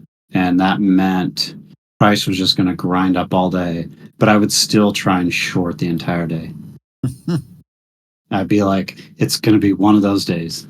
And then instead of just going, well, every time that happens, I need to go long and ride it out, I would do the opposite, which is crazy because I think that's a challenge with trading too, is like trusting yourself and what you see and not trying to fade yourself because you've been wrong for so long. Honestly, after a few years, you should feel it. Yeah. If you're on the right side. I would have to go back and look, but I've probably, like a lot of people, I first got into it during COVID with probably the worst stuff ever, which was just kind of some random crap on Robinhood, and then got into the OTC stuff, which was fine for a little while, but then you learn how crooked all that stuff is, and then eventually stumbled upon someone doing futures trading, and I'm like, this seems a little different. So probably on the future side, just a couple of years. And I think my biggest hang-up's always been overthinking. The futures is just like I don't know. I don't know. It's all the same. I don't think it's just still it's trading, right? It's about the price action. Everything's price action. But the thing with it that, and again, I didn't spend enough time in stocks to probably know how to find the volume, but you think about it, if you need volume to make money in a sense of price movement, it's always there on the future side. Granted, there can be some slow, grindy days, but Yeah. That's why I stopped doing what I was doing with the penny stocks. yeah, But I did have a system to find the volume. yeah, Right. I did find the 100% mover almost on a daily basis. yeah, Right now, trading it again, I wasn't really good at trading. Right. Yeah. I was really only doing. It was pretty fucking straightforward. It was a flag, like a bull flag breakout hmm with the risk on the bottom of the flag. Yeah. And some maybe. That was it. Like, it was nothing really radical about it. The problem was that there would be dry spells, yes, right? And you would blow all your money trying to shoot at all these things that weren't really moving. Yeah. They only move like 2% on a day, and you're like, whatever, you're gonna get whacked out on it, or it's no liquid. It's all of a sudden the liquidity, everything dries up, and you're like, oh Mhm. fuck, what just happened? Like, there's nothing With- there now, and you're like, whoa. Or the pump and dumpers got sent to jail.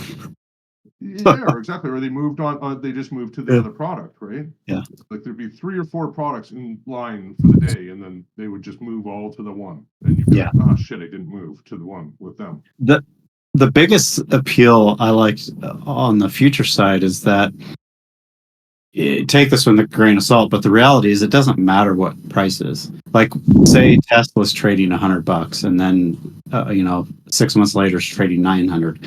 How do you trade that with the same capital? You can't, unless there's probably options and stuff. But think about it with futures. If you buy and sell a futures contract at 3,500 and it goes up 10 points and you made $500, and now it's trading 5,300 and you bought it at 5,300 and it goes up 10 points and you made $500. It doesn't matter what the price is at all. It costs the same to play the game. Yeah. The The way I did it with the smaller stocks or whatever is I just used whatever $5,000 would buy me, Mhm. and then I would only risk like 5 to 10%. Yeah. But that, On that, if you could, right? And that was the math combination that that was Yeah. the best that I could come up with for that. I don't really appreciate that Chad just lied to us, though. Everybody knows he loves futures because of the leverage. well, Levy, that's right. Always That's what the it's all about. leverage. yeah, there's that too. Always comes But back to the leverage, right? well, and then It's easy the- money that they say you can make, right? the taxes are different. There's tax advantages. They say get a job on the Death Star, it'd be fine. They say you'd be seeing the galaxy. They say. He could visit the galaxy. But if you want to go on the short side for futures, so there's no difference. There's Yeah. you're not borrowing. And the other thing about it, the centralization of CME in a sense of, like Lucas was saying, we're all seeing the same data. There's not, because think of the OTC stuff when they would those market makers, how they would totally manipulate that stuff. Mhm. And even with the stocks, you watch that China Hustle movie and it's like, oh geez, what a racket. But I don't know. I think if you figure this out and you can really nail it down, are you gonna, you can probably make as much as you would with stocks, I would imagine. But Evening. hello. Evening.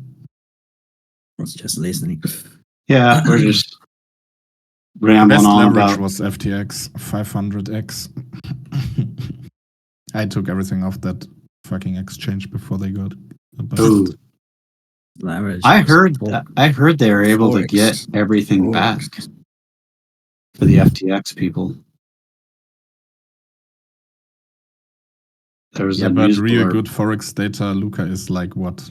At least Correct. a few Ks to get to Yeah. that. Really? Yeah, no, you know what Yeah. they're complaining about now is that Super they want expensive. not the value of their deposits, but the value was of Bitcoin at this point, the opportunity loss. Oh, It was $500,000 10 years ago. Now it's okay, even less. So in Forex. No, it's cheap. There are some really good forex brokers that give you interbank market access. I researched that when Numbers talked about it, but it's like you pay need Currenex. 3.5. Yeah, You need Currenex pretty much. I don't know how much they ask today, but the good thing is that you actually don't even need that. We done some research. The volume on the future side is not the volume. The data on the future side is pretty much. You can use that as a proxy and execute on the spot. So watching depth and volume on the future side and execute on the spot, it will be never 100% equal, but it's more than enough.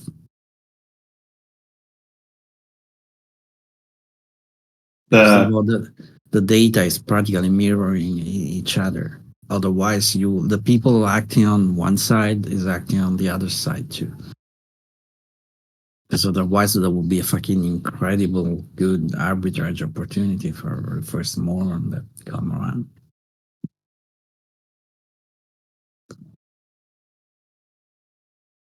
What we were talking about earlier that maybe you can shed some light on is, on days like this, if you're able to eventually kind of get an idea for what may happen and take more an advantage of it, or if it's just like, well,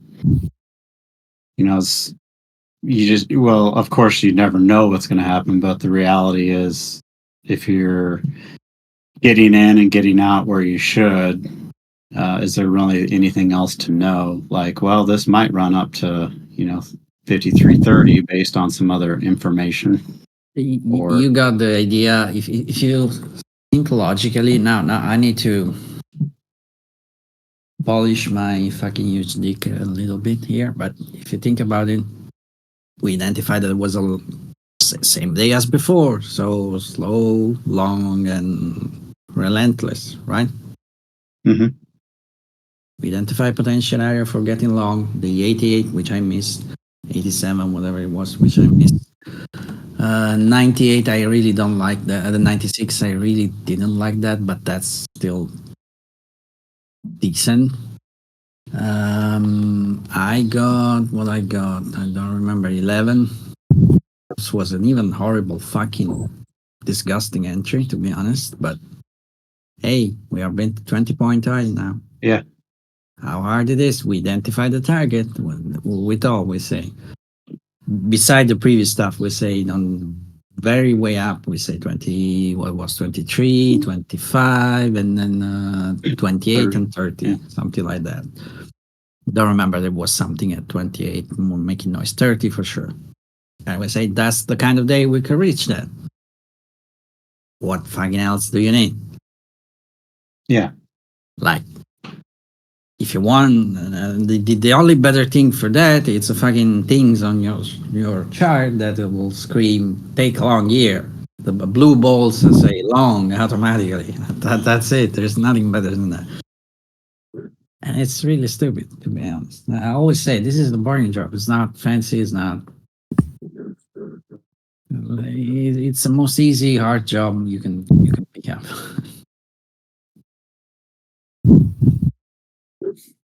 Just take a fucking time. Lot of time. But there was something that prevented you today, ideally, from you should not be taking longs. Like there was something to say, no, you should not take longs today. You see something that was preventing you from that? No, I think we were talking about for anyone that was, if anyone was trading, like say you took a long at 88 or 96 mm-hmm. and then you took your profit where you should, then you may feel like, well, crap, I should have held this to 53.30. You got the opportunity to re-enter at 10 something 11. Yeah. And I think that's probably what it is you just don't know. I mean, probably over time you have more of an intuition that it might continue this high, but the reality is if you're taking profit and then re-entering based on opportunity, then I guess you'd probably be in the trades. And Yeah, scaling you can out. use some little synchronic money management there. So let's say you took for some reason 89, whatever it was, and you got full profit. Like you're out of position. Let's say it was 4 point, and you got from 89 to, let's say, 3 under 8, right? Something like that. Yeah. Perfect. Okay. So let's say you got that with the horrible entry that Timmy got. All right. Flatted 8 for contract, 1 in, 1 off. What's preventing you for enter one other contract or 2 at 11 if you see something good? Just 2 contracts, so risking tiny fraction of your profit, and then actually I should flat, and then run to 23, 24, 28, whatever. You can do that all day long. Well, and that's probably more, well, obviously way down the road, but the way people probably should be thinking, instead of, oh, I got in here and I should hold this all the way up because it may have only went up 5 or 10 points and then reversed and went against you. But if you can start seeing 5 minutes later. Sorry, so go ahead. No, I was going to say, but if you can start noticing continuation and, sellers didn't get below an area and buyers are holding, then, get back in long. And and again, if you've got already a good day, there is no reason to take another, full fucking trade. Just you got 4 contract profit for 10 points. Just risk 1 contract, 2 contract, and gamble a little bit more. Yeah, but don't be. Like you already at this point, you should start to see how many fucking opportunity you have. Oh yeah, you miss something. There is something the next door, and the next door is 5 minutes away. Maybe not 5 minutes. Could be an annoying couple of hours, but it's a couple of hours. I mean, we make a fuss when it's low for 2 hours, but in reality, it's not that much. Yeah, I'm starting to notice there's so much opportunity. Yep. And yeah, not feeling like I'm missing anything anymore. Yeah. And there was a nice sell there. That entry is the reason why you should not trade that. Because the entry tip showed great trade, great spot, but terrible execution. Because what was you waiting for getting off that trade? Yeah, no, it wasn't actually a good trend. I totally agree with you. Yeah, that's why you should not take entry now. Great. This is the right spot. That was better after 5 minutes, but you don't know that when you enter, of course. So that doesn't count over fit. But it's not even that much of a terrible entry, to be honest. You will get that entry in the future when you start to trade, because it will be late. It's just the holding doesn't. I mean, you need something fixed stop at that point.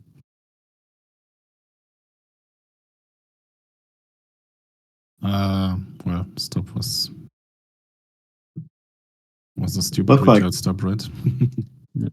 under that swing low.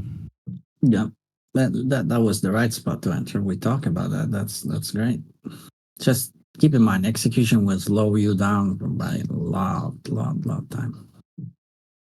And then you should take off all the shit that you have on your chart, because I can see already at least 1, 2, 3, 4 different coloring shit.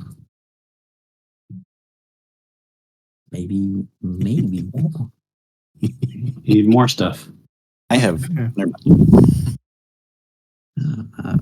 was a nice little bit of selling there after it took the liquidity at 30. Yes.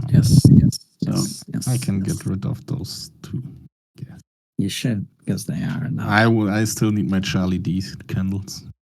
Don't provide any information. That stuff. Most likely, I don't know what's that, but It's a I'll delta bet. imbalance reversal. Yeah. Imagine it was that. It's great stuff. Maybe even if it's well done, it's not that much helpful. That's it just give you an idea of false security or something different than what you're seeing in actual bid and ask volume and that stuff. If it's a fast, I don't know how you're averaging that, but if it's fast averaging, it's pretty much the same as having volume or delta by bar. Well, on So it's that, blue, red, blue, red, which is not great. Oh no, that's not the no. That's like no, that's something different. Okay, if it's a slow average, This- generally speaking, it will be turned blue after 3.2 point, so way later after. Which is great for some stuff, not the stuff we were doing on intraday, but no, it happens when you have a delta to the downside, but the candle ticks up, for example. oh shit. I'll take back everything. It's horrible then. No.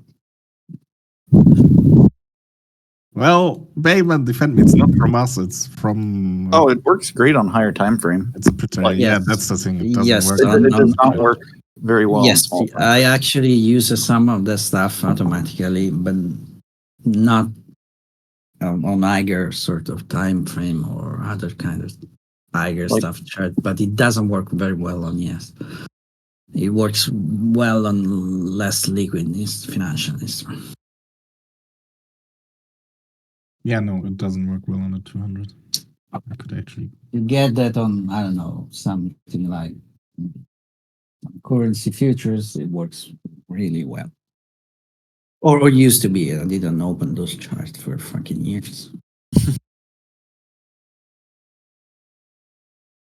I'm pretty sure they still work well.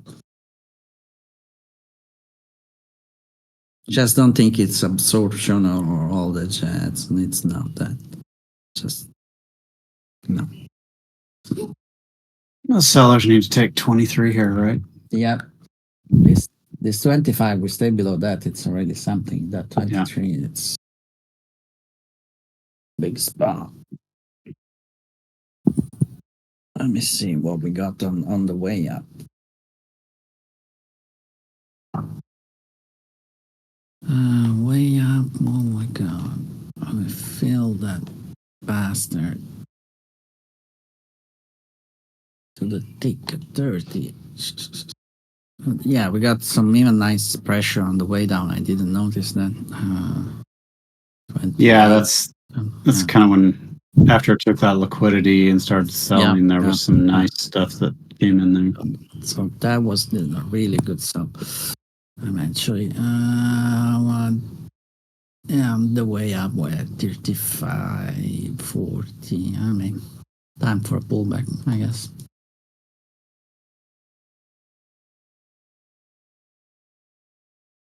Time for a pullback. Would be interesting to see all the little jets at 21, 22, 23 that is popping out.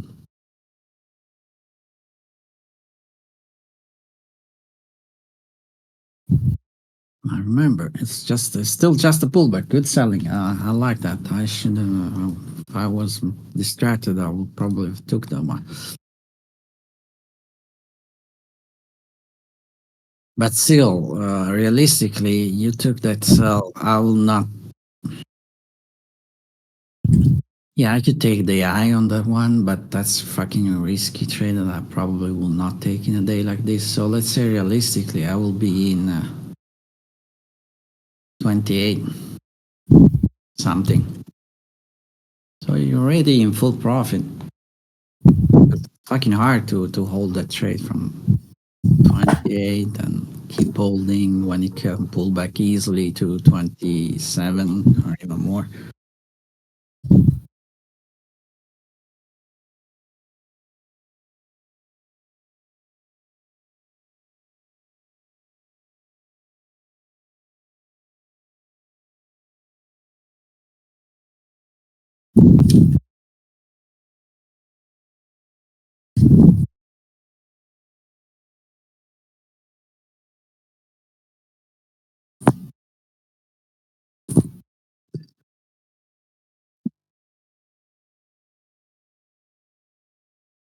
Because overall, remember, still going up. And they added some stuff at 63 now. Yes. 63? 63 is that? Yeah. No, it's right. They added there 500 contract more than before. That matter.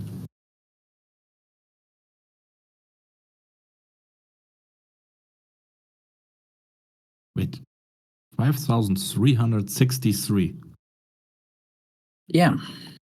I can't get above 55. I guess I have to recheck my macro charts. It's more get a larger range because I'm not looking that high up. You should not look at that right now. It's there is way to look at that without need to scrolling or all that jazz. But that's matter. That's the vertical monitor. Yeah, that's very handy actually.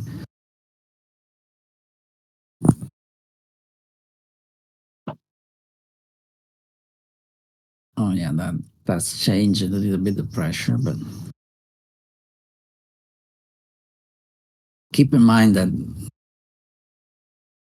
those little you see the so at 63 it went from what was 67 contract to 568 whatever it is now, right? Mm-hmm. So you will notice that. Yeah, because it's a big stuff. But there's little change happening on every single fucking level. Any single fucking second. Sometime more, sometime less. And the little stuff count like the bigger one. The little adding to contract here, to contract there, to contract, it will make the 500. It's the same result. Oh, it's just a lot more subtle. Yeah.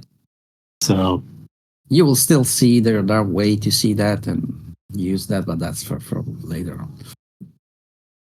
But that's matter. I mean, just and it's just a logical thing. Why that guy is adding fucking 500 contract, like 30 points away from price. Like fucking nothing to do, and let's have some fun. Now he's trying his new 250K Apex account.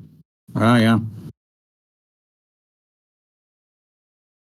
I don't even know. I read somewhere that the Apex is starting to not paying anymore even.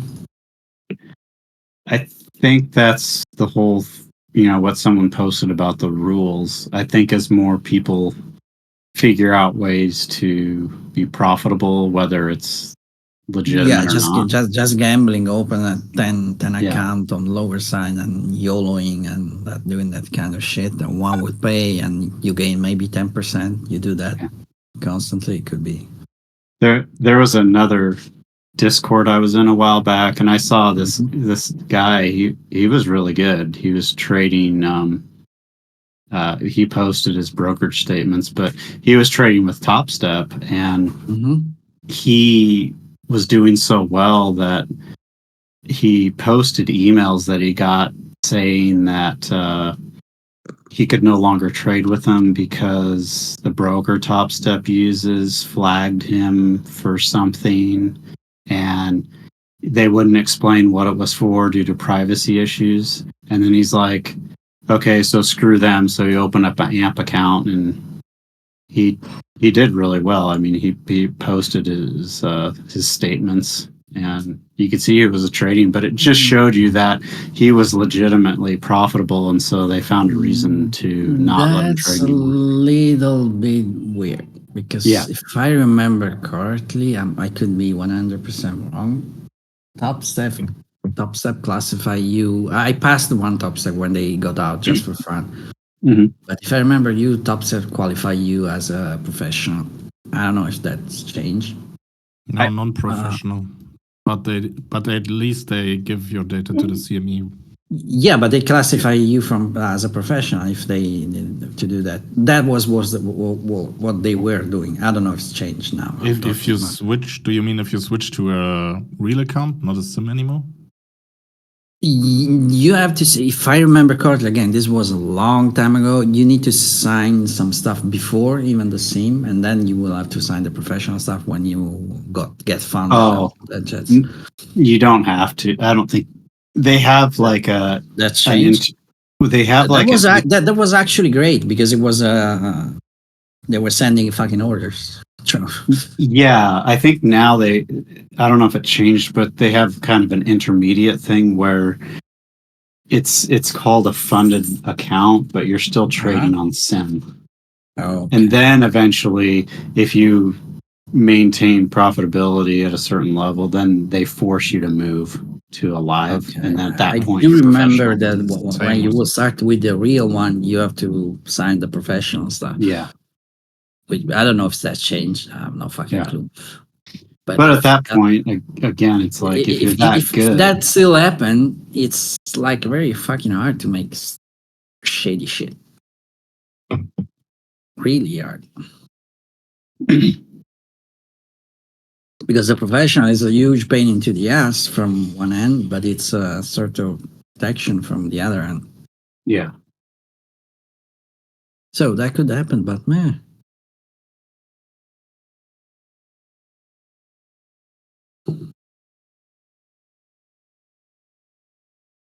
Actually, it's the other way around that is dangerous. I do remember a friend of mine that was making serious money with Forex account. He wasn't using Great Broker on purpose. He was using not bucket shop, but sort of mid broker because he was exploiting the high leverage.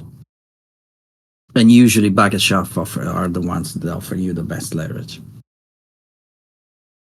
They start to dig out his history because he was stupid. He used his own name without, should have used the proxy, but whatever. They start to dig out his history. They found that in the past, like 5 years before he opened that account, he worked for, I don't remember, it was an hedge fund or bank, something like that. But he was doing paperwork, like accounting work, like taxes, that kind of shit. They classified him as professional, and that was enough to ban him because he said, "You lied. You're not a professional. We classify you as a professional. You ban." And I see that happening a lot of time. Yeah. The breakout. I'm breaking out. No, there was I was wondering when they were gonna. There was a nice little sell there. 24. Yeah. 23, that's a little volume there. So that's the picking up if they want to pick up. Yeah. And again, you took profit, 30, 28, whatever. You want to go long, something happened here, that's your spot. If you are not comfortable with holding. There is some comfort in holding and hoping that it will continue to go and you don't have to do anything else. But that means you're a little scared to trade, which means you are not 100% confident in your execution process. That's the reason why people hold. You just don't want to go through the risk again.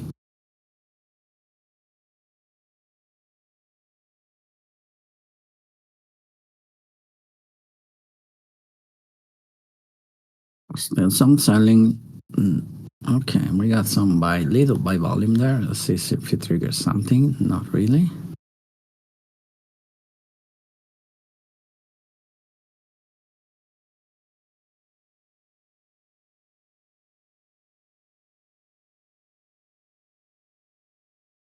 But this is a nice spot for a pickup after that fucking flush.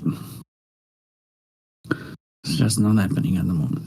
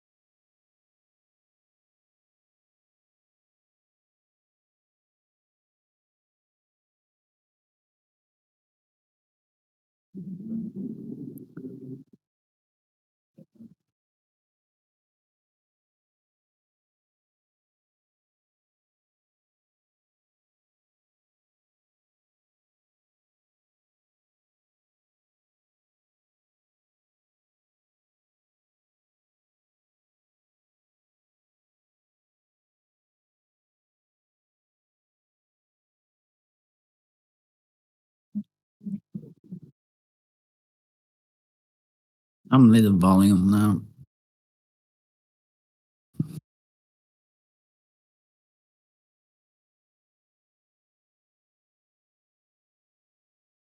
Not a little flash of high volume at 455, 37. That was nice. That's your long entry if you wanna take some. Was your long entry. Now let's see 25-ish again. Since we are already on top of 23, 15. 25 is the next spot. Selling.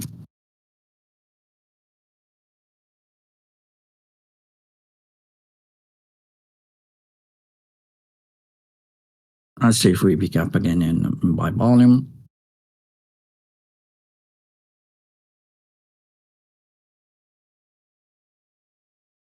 Let me take a look at the 25 reversal because I missed a little.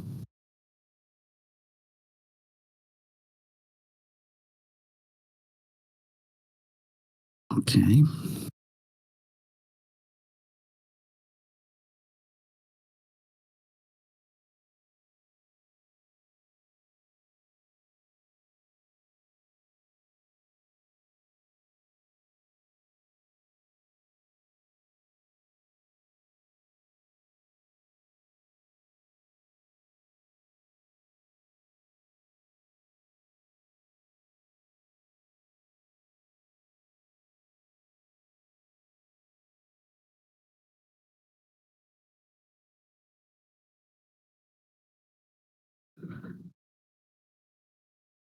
That's some decent volume. If you let's start to look at volume even on the 25 in the proper way. If you switch to the chart, you see that there is volume right on the chart book I sent down. Yeah. Don't look for stupid shit like the bar is going up and the volume is down and that kind of stuff unless you have not watched that live because that's tricky. That's what putting correlation, volume and price, like in direct correlation. So if you see the last bar the bar we are currently in, you see that that's sensible volume right now compared to the previous one, especially on the selling side. We got just one bar that was equal with that kind of volume at 9:44 today time, New York time, of course. So, that's sensible volume. I'm talking about the difference. I'm using the wrong term. I'm talking the split bid and ask. Not total. Okay. Yeah, bid ask. I was looking at that and saying volume. I realized after. I'm not used to be detailed like this. That's sensible selling there, not volume. Fucking idiot time. Wait, are we looking at the bid-ask difference or total volume? Yeah, the bid ask. I kept saying volume, but I was talking about the bid ask. You got both the volume and the bid and ask on the chart, but I was talking about bid and ask. We just sell volume in a great sense, but you got sensible selling there, sensible bid volume.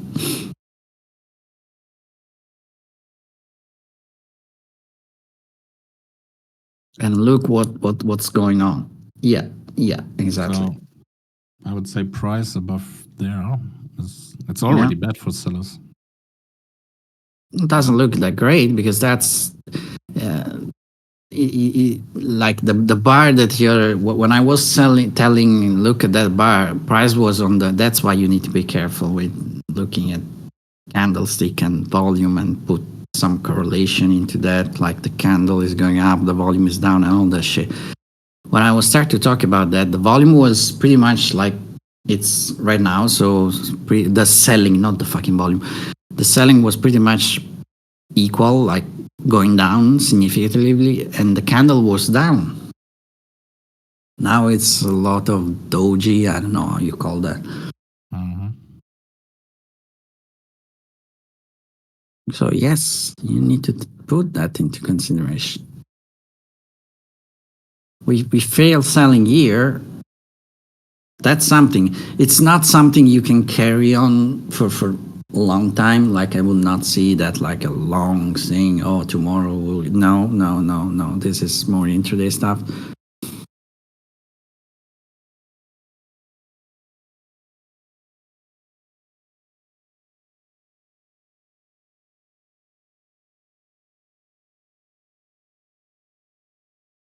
What's the all-time high?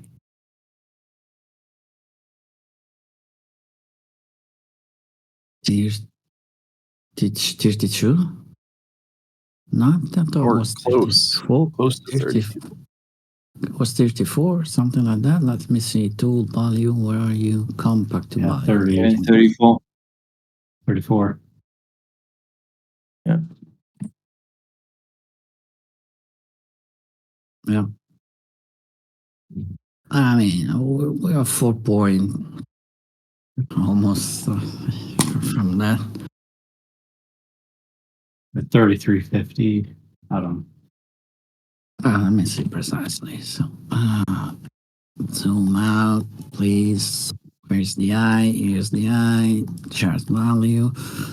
Open eye 33.50 should be, if I'm reading the correct one. 33.50. So we printed 30, which is 3.3025, which is 3 point pretty much from the actual eye.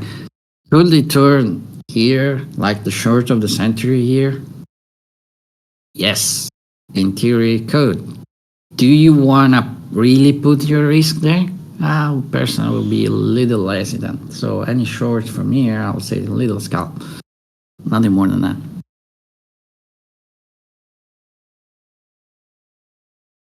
Could happen. Yes, as a actual head, not as a thing for double top, double bottom.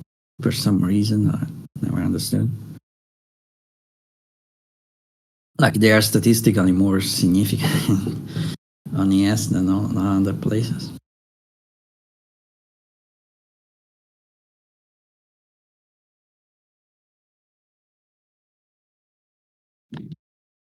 But that would be a nice joke if we got serious selling from here.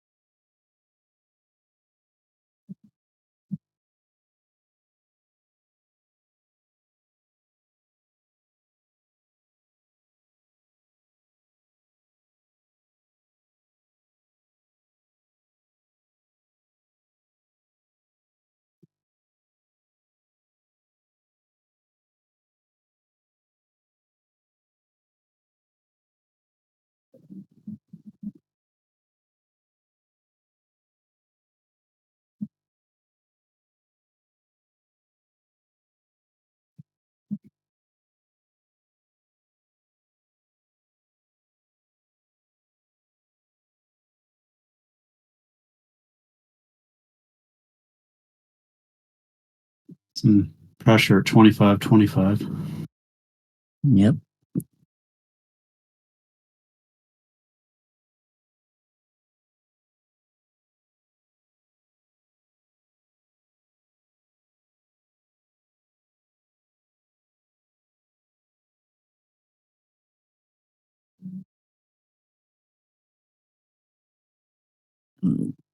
Demon speaking on the 25, if you look the volume from pretty much 43, the last pullback at 43. See all that selling, that just not giving a fuck, like it's not going anywhere. Exactly like the bar that we were printing. Be careful because you got the close volume too on that, so it's a little skewed, but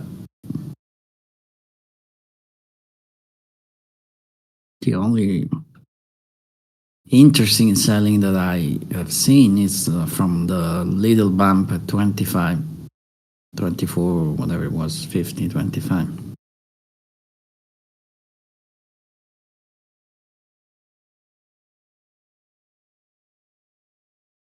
And 64 on the way down a little bit, but that already got not that much. Yeah.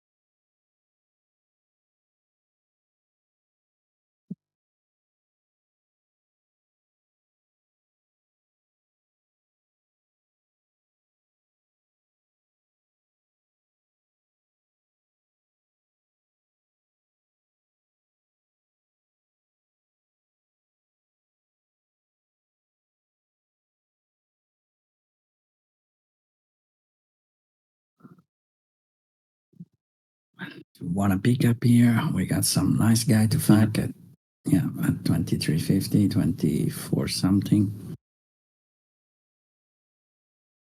This is the crash. Wow.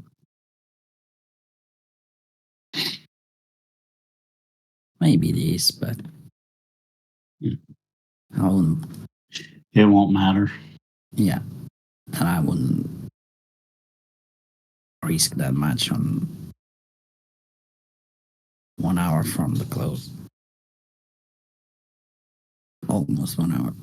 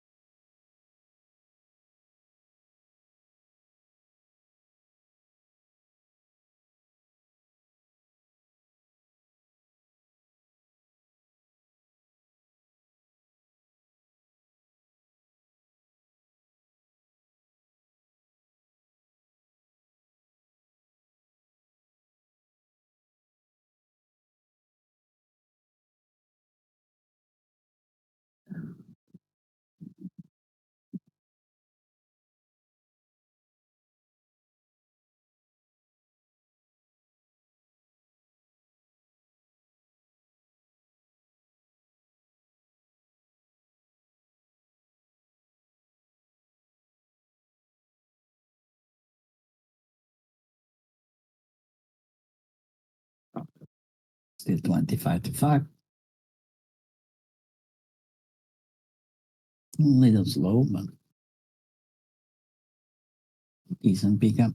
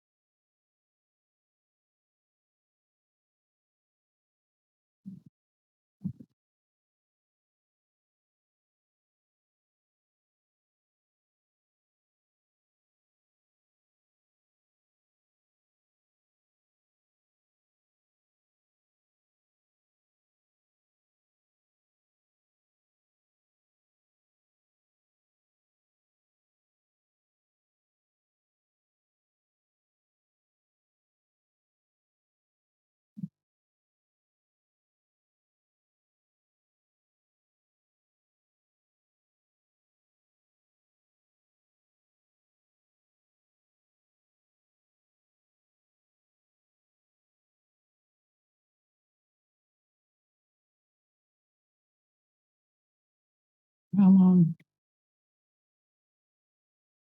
Pick up.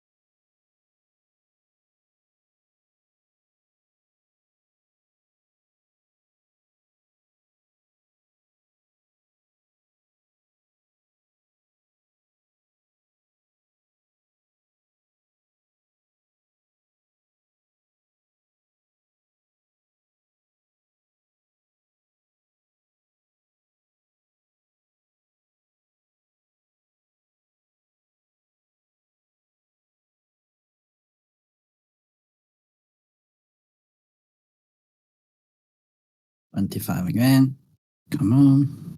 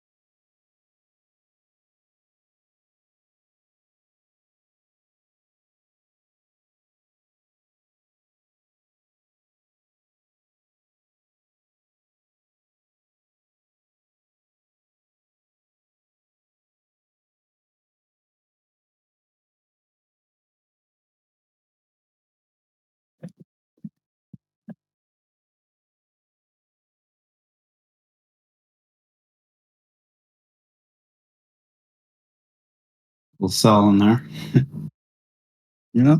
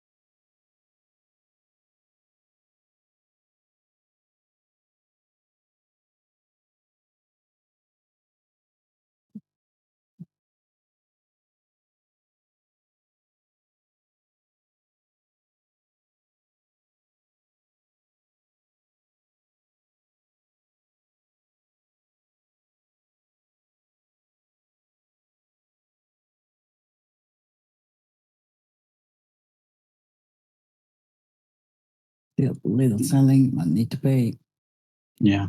this at this point, then list below 22.75, 23.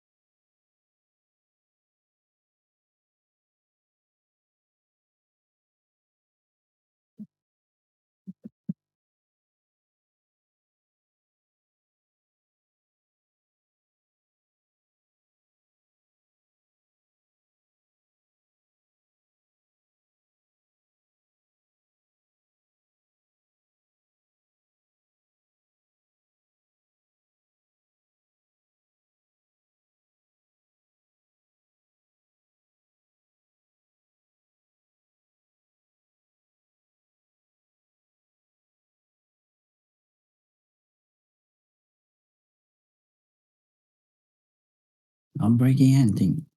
We usually pick up some volume at this hour of the day for half an hour before the market on close order.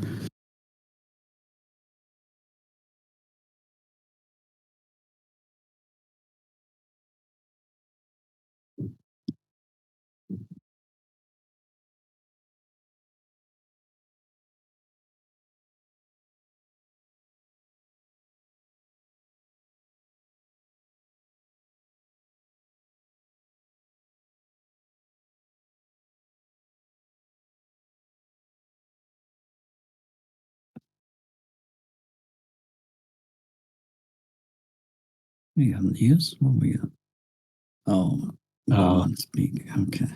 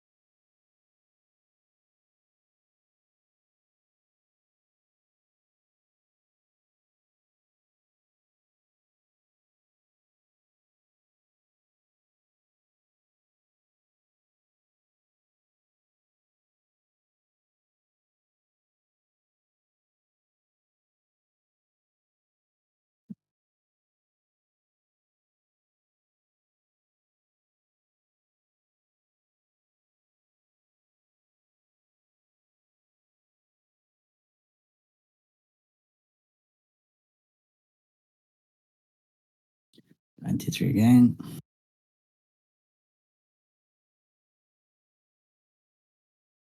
Isn't pressing.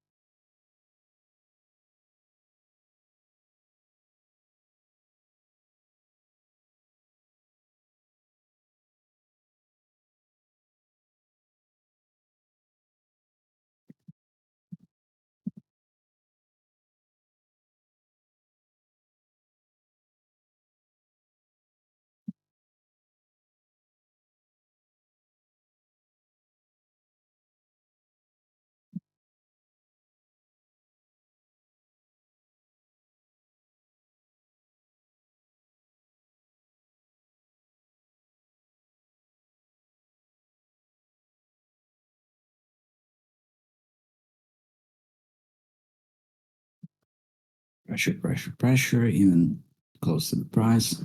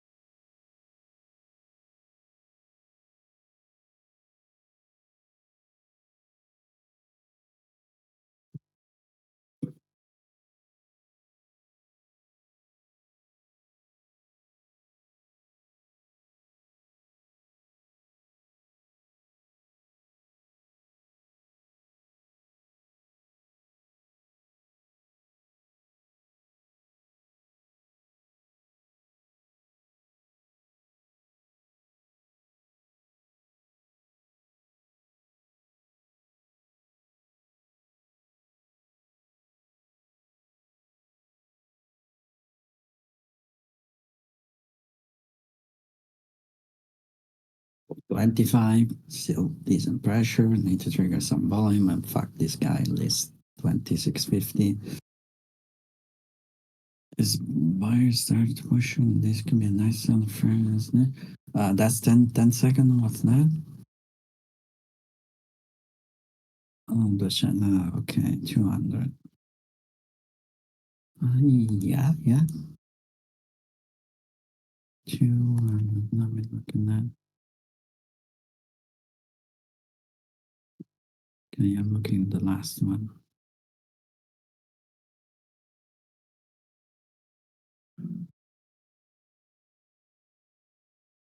Yeah. But yeah, generally speaking, yes. You got some nice failure at 22 on the first spot, on the first pullback, but yes. Overall, it's a selling failure for sure.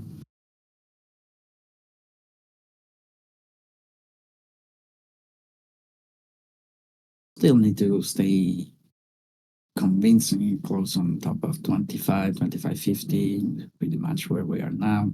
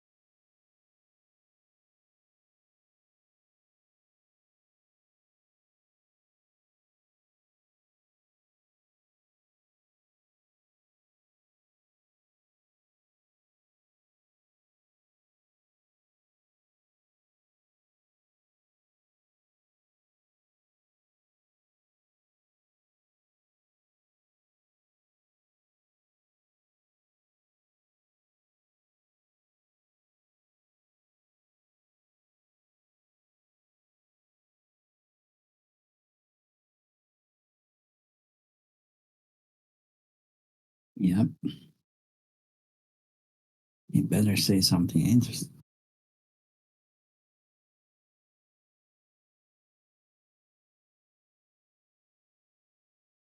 Yeah, true. Well, we got someone in this case here.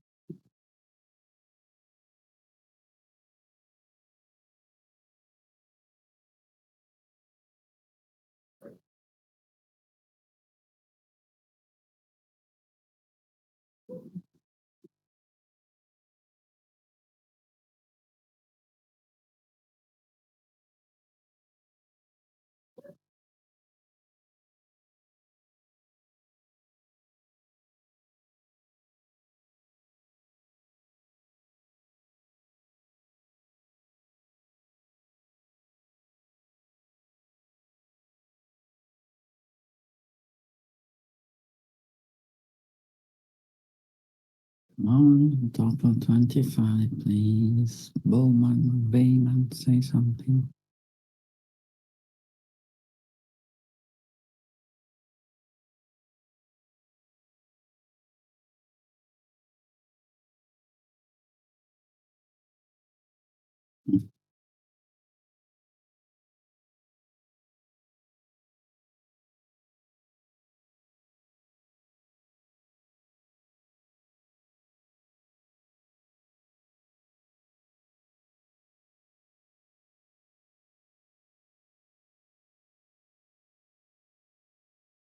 Yeah, thank you.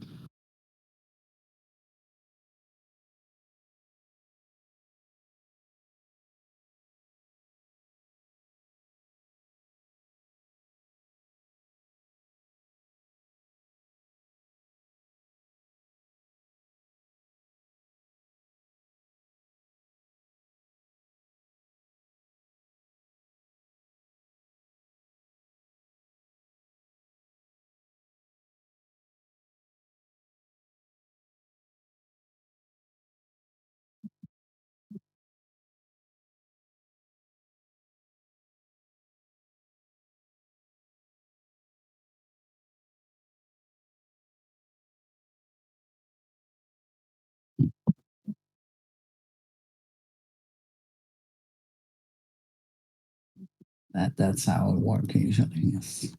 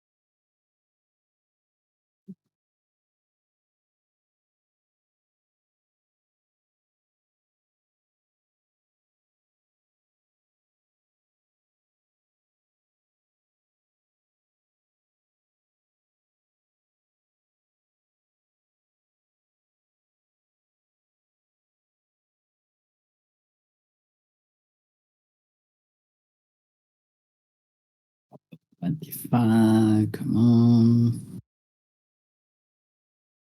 New whole time, right? New whole time.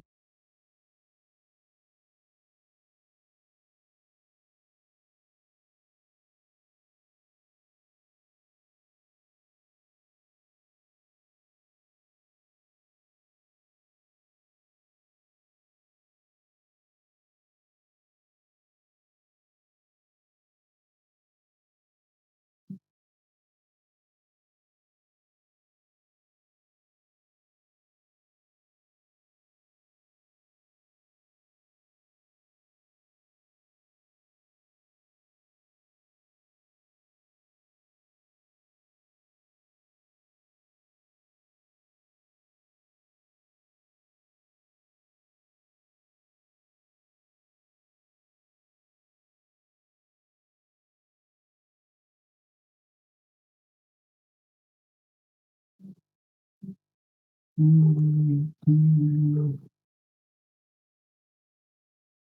got some noise at 30 as increasing on the contract 35.2.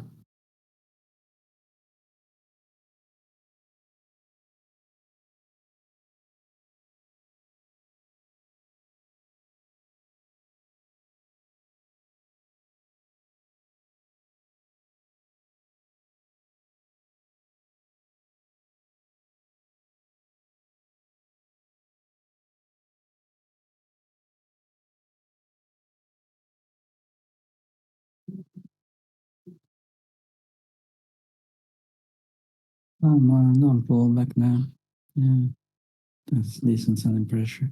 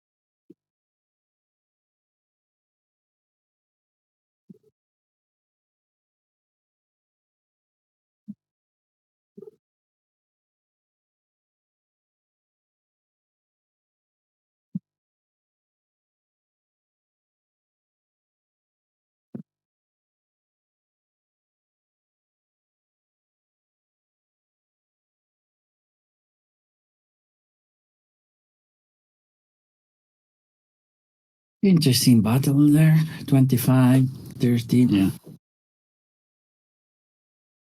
Some stuff at 25, 25. Yeah.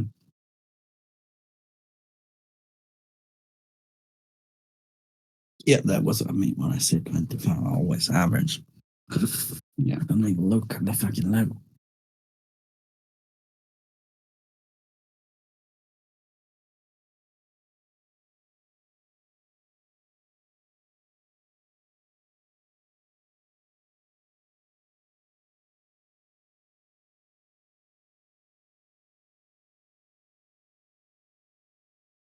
You should have another 15, 20 minutes of regular price action. Then we are entering market on MOC territory.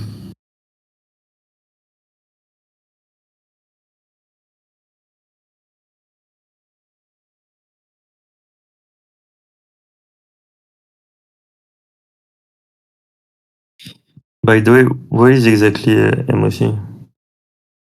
A bunch of order that comes all at once in 10 minutes before the close.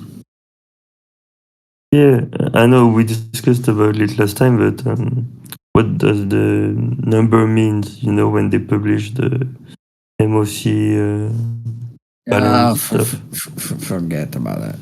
Like doesn't matter. It's people forced to take a position, and it's big money, but don't read anything into the actual number. 100 million short, 100 million long, whatever it is. Don't read too much into that. And most of the time, it doesn't do that much.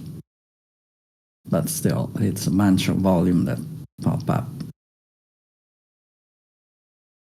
very suddenly, so could cause some trouble.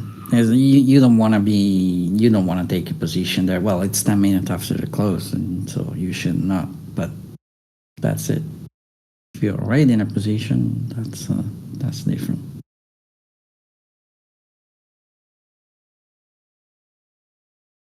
But those orders are already. I don't remember what's the time you have to send them, but they're already in. They just will pop up. That means before the close.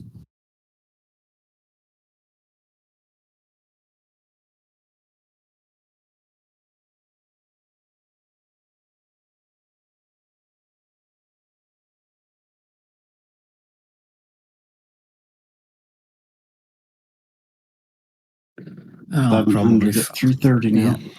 Yeah. 700. Yes, that's increasing the shit. I'll fuck off in 10 minutes, probably. We'll get the dump. Yeah. Well, I still have some contract on, but probably flattened by then.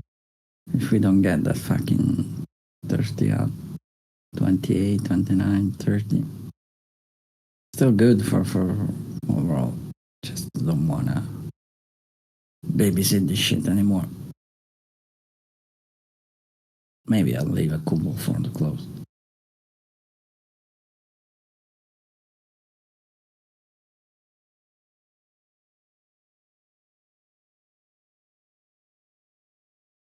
Pressure across price, best offer.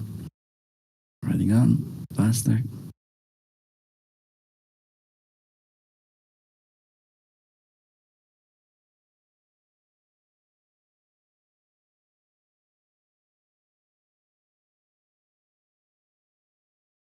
Little more pressure now.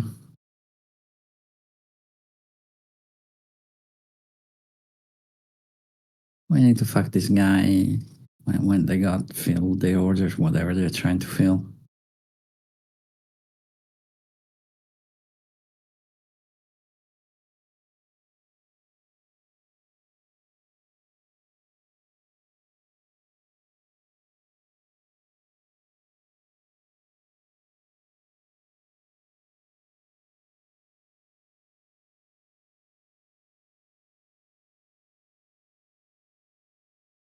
What's the stuff that the guy posted in the CRHR community? TikTok.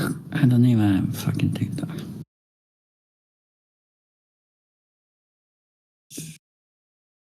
Oh shit.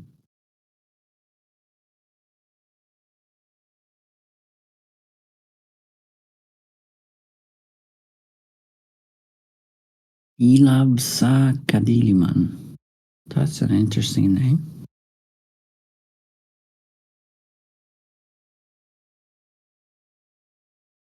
Come on, 28, 30. Don't be boring. Bayman, you're a delusion anyway. I was expecting more. I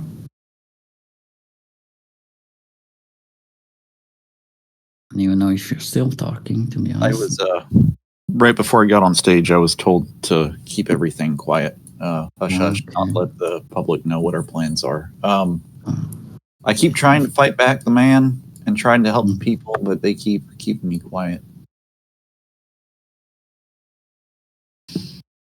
That's probably the one of the worst job on the planet, to be honest. Being in charge of the Fed. My God. Just moving the pressure down to 28. Yep.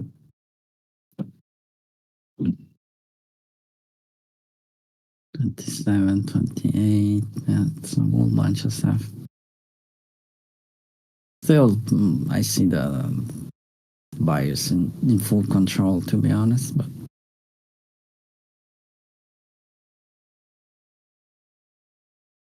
We need to fuck this guy. I don't know. We're probably filling some buy orders at this point, but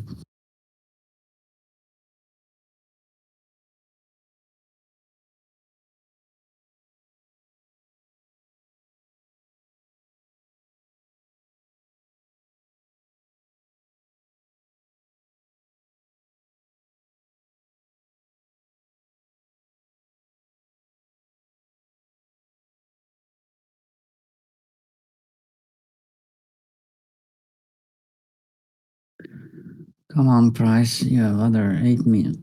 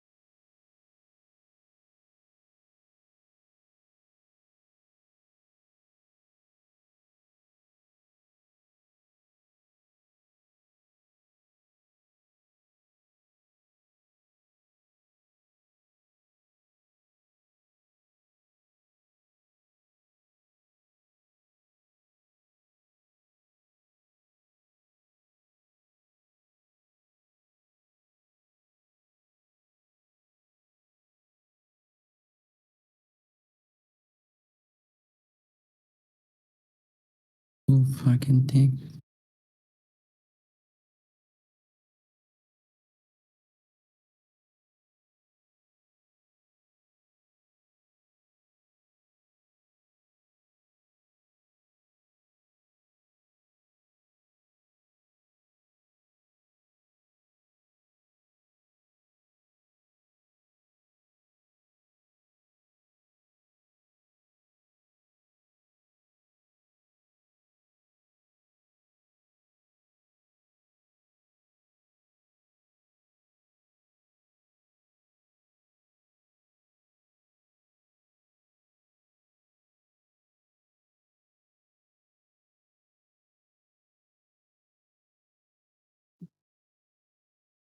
Tomorrow.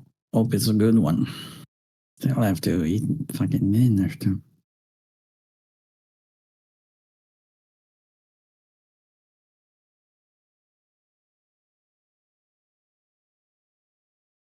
Oh my god, this is so slow. Slowly but surely. Yeah.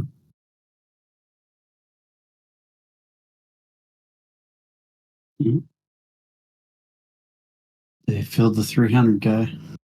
Yeah. Hedge, up.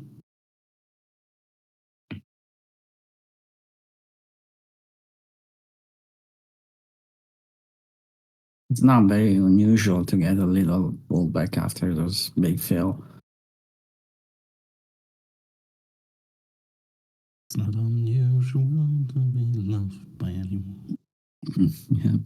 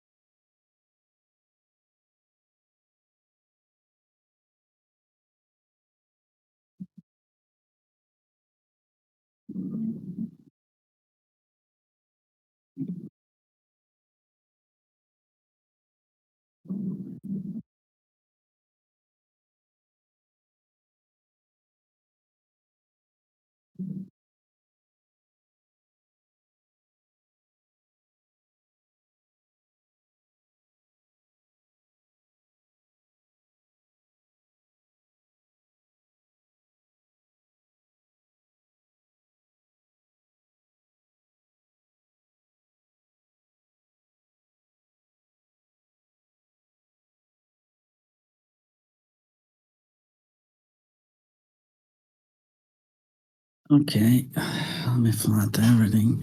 28 is enough. Fucking off. That's enough for today. Yeah, it's late. Till the trade from 11.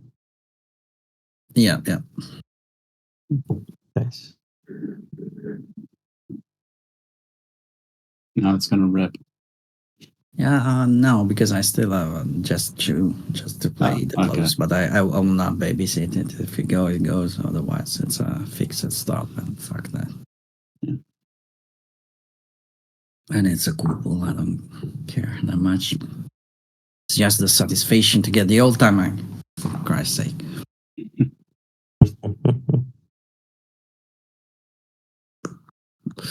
I'll catch you guys later or tomorrow. All right, thanks. Have a good Have one. fun later. All right. See you.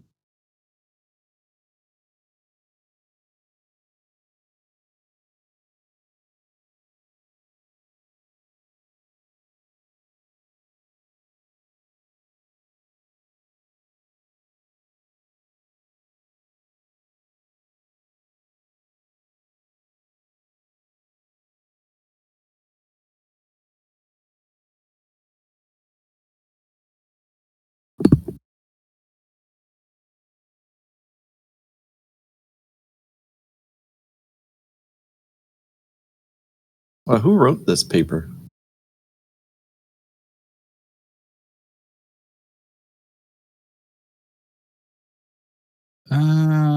Erasmus University of Rotterdam. Martin Martens. Oh, now it goes. Fuck you. Why does that name sound familiar?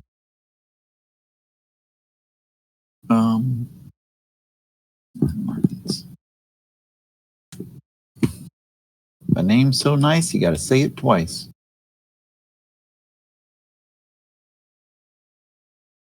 Erasmus University.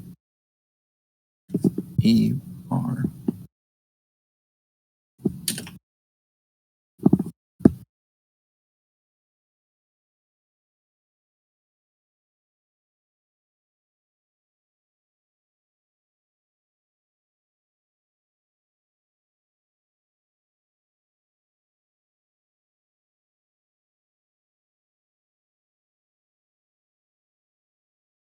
Well, he ranks 3,650 for world chess.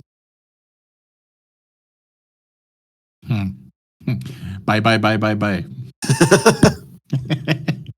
The guy knows what he's talking about. Yep. Bye. No, this actually looks interesting. This might be one of the first papers I actually sit down with for a while.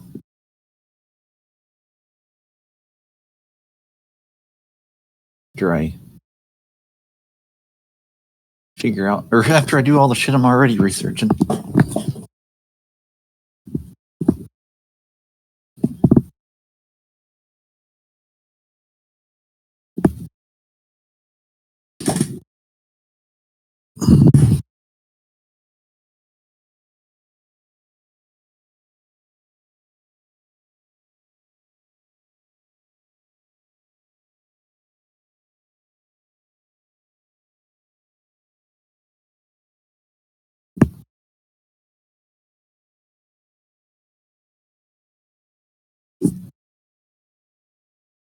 So, I don't know who all is here or listening, but this is my. I didn't read this anywhere, so I'm kind of guessing at this. But hey, so first off, let me back up. So, a lot of funds and retirement accounts and everything, they have, I guess, what do you call them? Rules about how large their portfolios can be in certain assets. One of these is currencies. So, for instance, maybe my pension fund or plan that I used to have in electrical work, maybe their rule is they can only be in 50% cash, and then let's say 50% US dollar and 20% yen and 20% Aussie dollar and 10% pound. Like, let's say that's kind of their rule. They have to have that diversification. It's not just, how do I phrase it? That doesn't mean they have to have those dollars on hand, but they have to have things that are valued in that currency. So, for instance, I don't remember what it's called. The British index, essentially, whatever that's called. I can't remember. They might own a bunch of. Sorry, I'm having a hard time explaining this because I'm still wrapping my head around it. They might own a bunch of the British index, which means if they were to sell that, they would have a bunch of British pounds. And they are only allowed to have 10% British pounds. So let's say their portfolio was 90%, or what did I say? I said it had to be 50% United States dollar and 10% pounds. So let's say that their portfolio was 50% SPY and then 10% British ETF. And the British ETF during the day goes up 3%, while SPY only goes up 1%. That would mean that their holdings are now, they have 2% too much British pounds, and they need, what do you call it? I'd have to write down the math to get it all right. Basically, they're going to have to sell the British ETF and buy SPY in order to get their, what do you call it? Assets balanced the way they're supposed to be.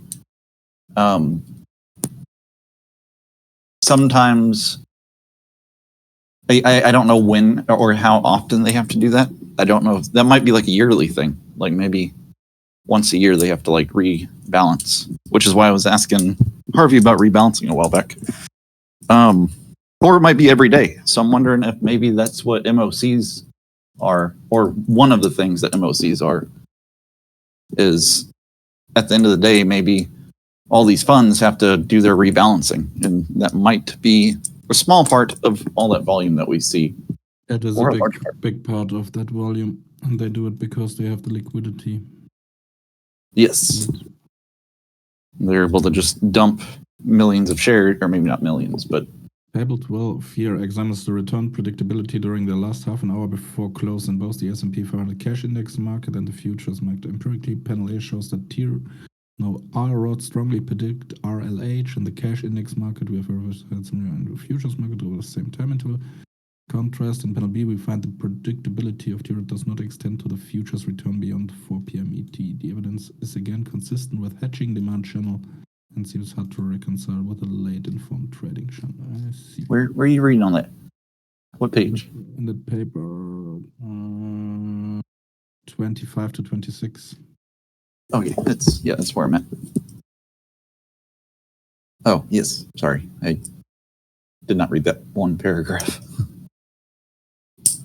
Appendices.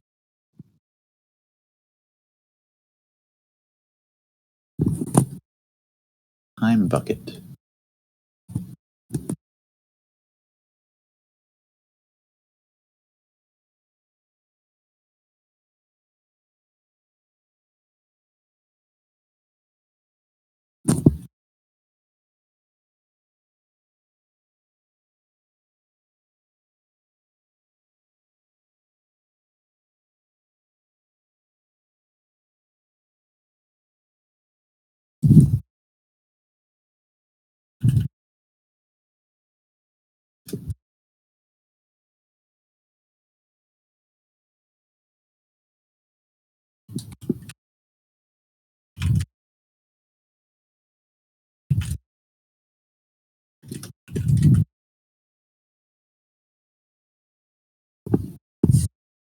Interesting. I think we can actually use that. Mm-hmm.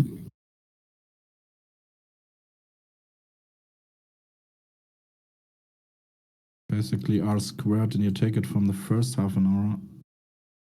Then you can predict or have a high significant statistic on the last half an hour. On a day like this, actually, this is the perfect day. Gonna actually. Yeah.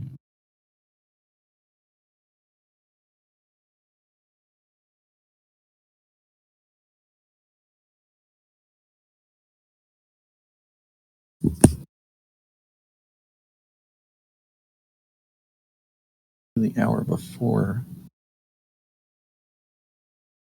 Second to last half hour. Okay.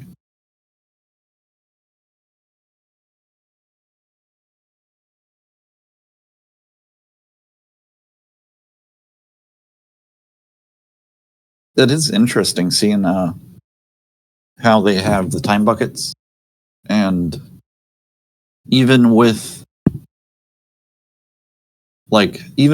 the middle one taking into account the whole day's trade except for an hour and a half, it's still like the lowest amount of volume.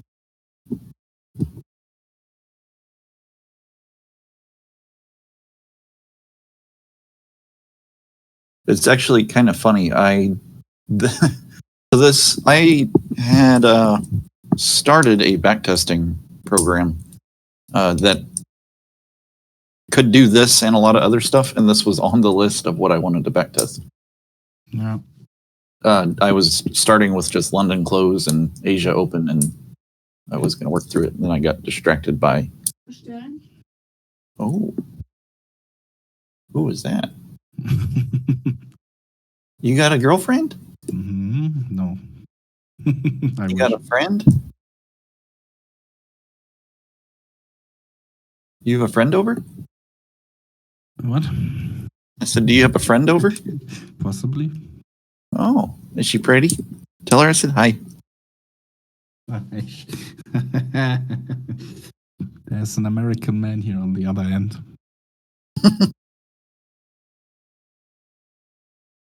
I bet she's pretty. She is. I know you, and Timmy, you deserve the prettiest ladies on earth. Oh, multiple, have you? Yeah.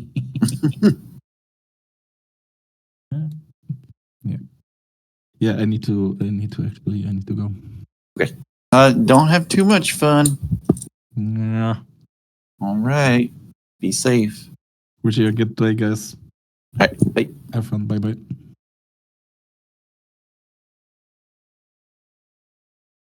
Timmy's getting laid. The ice cream man is getting the nookie.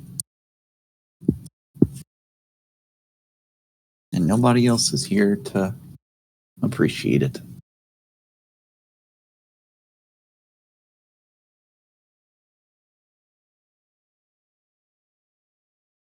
All right. I'll be back in a couple minutes.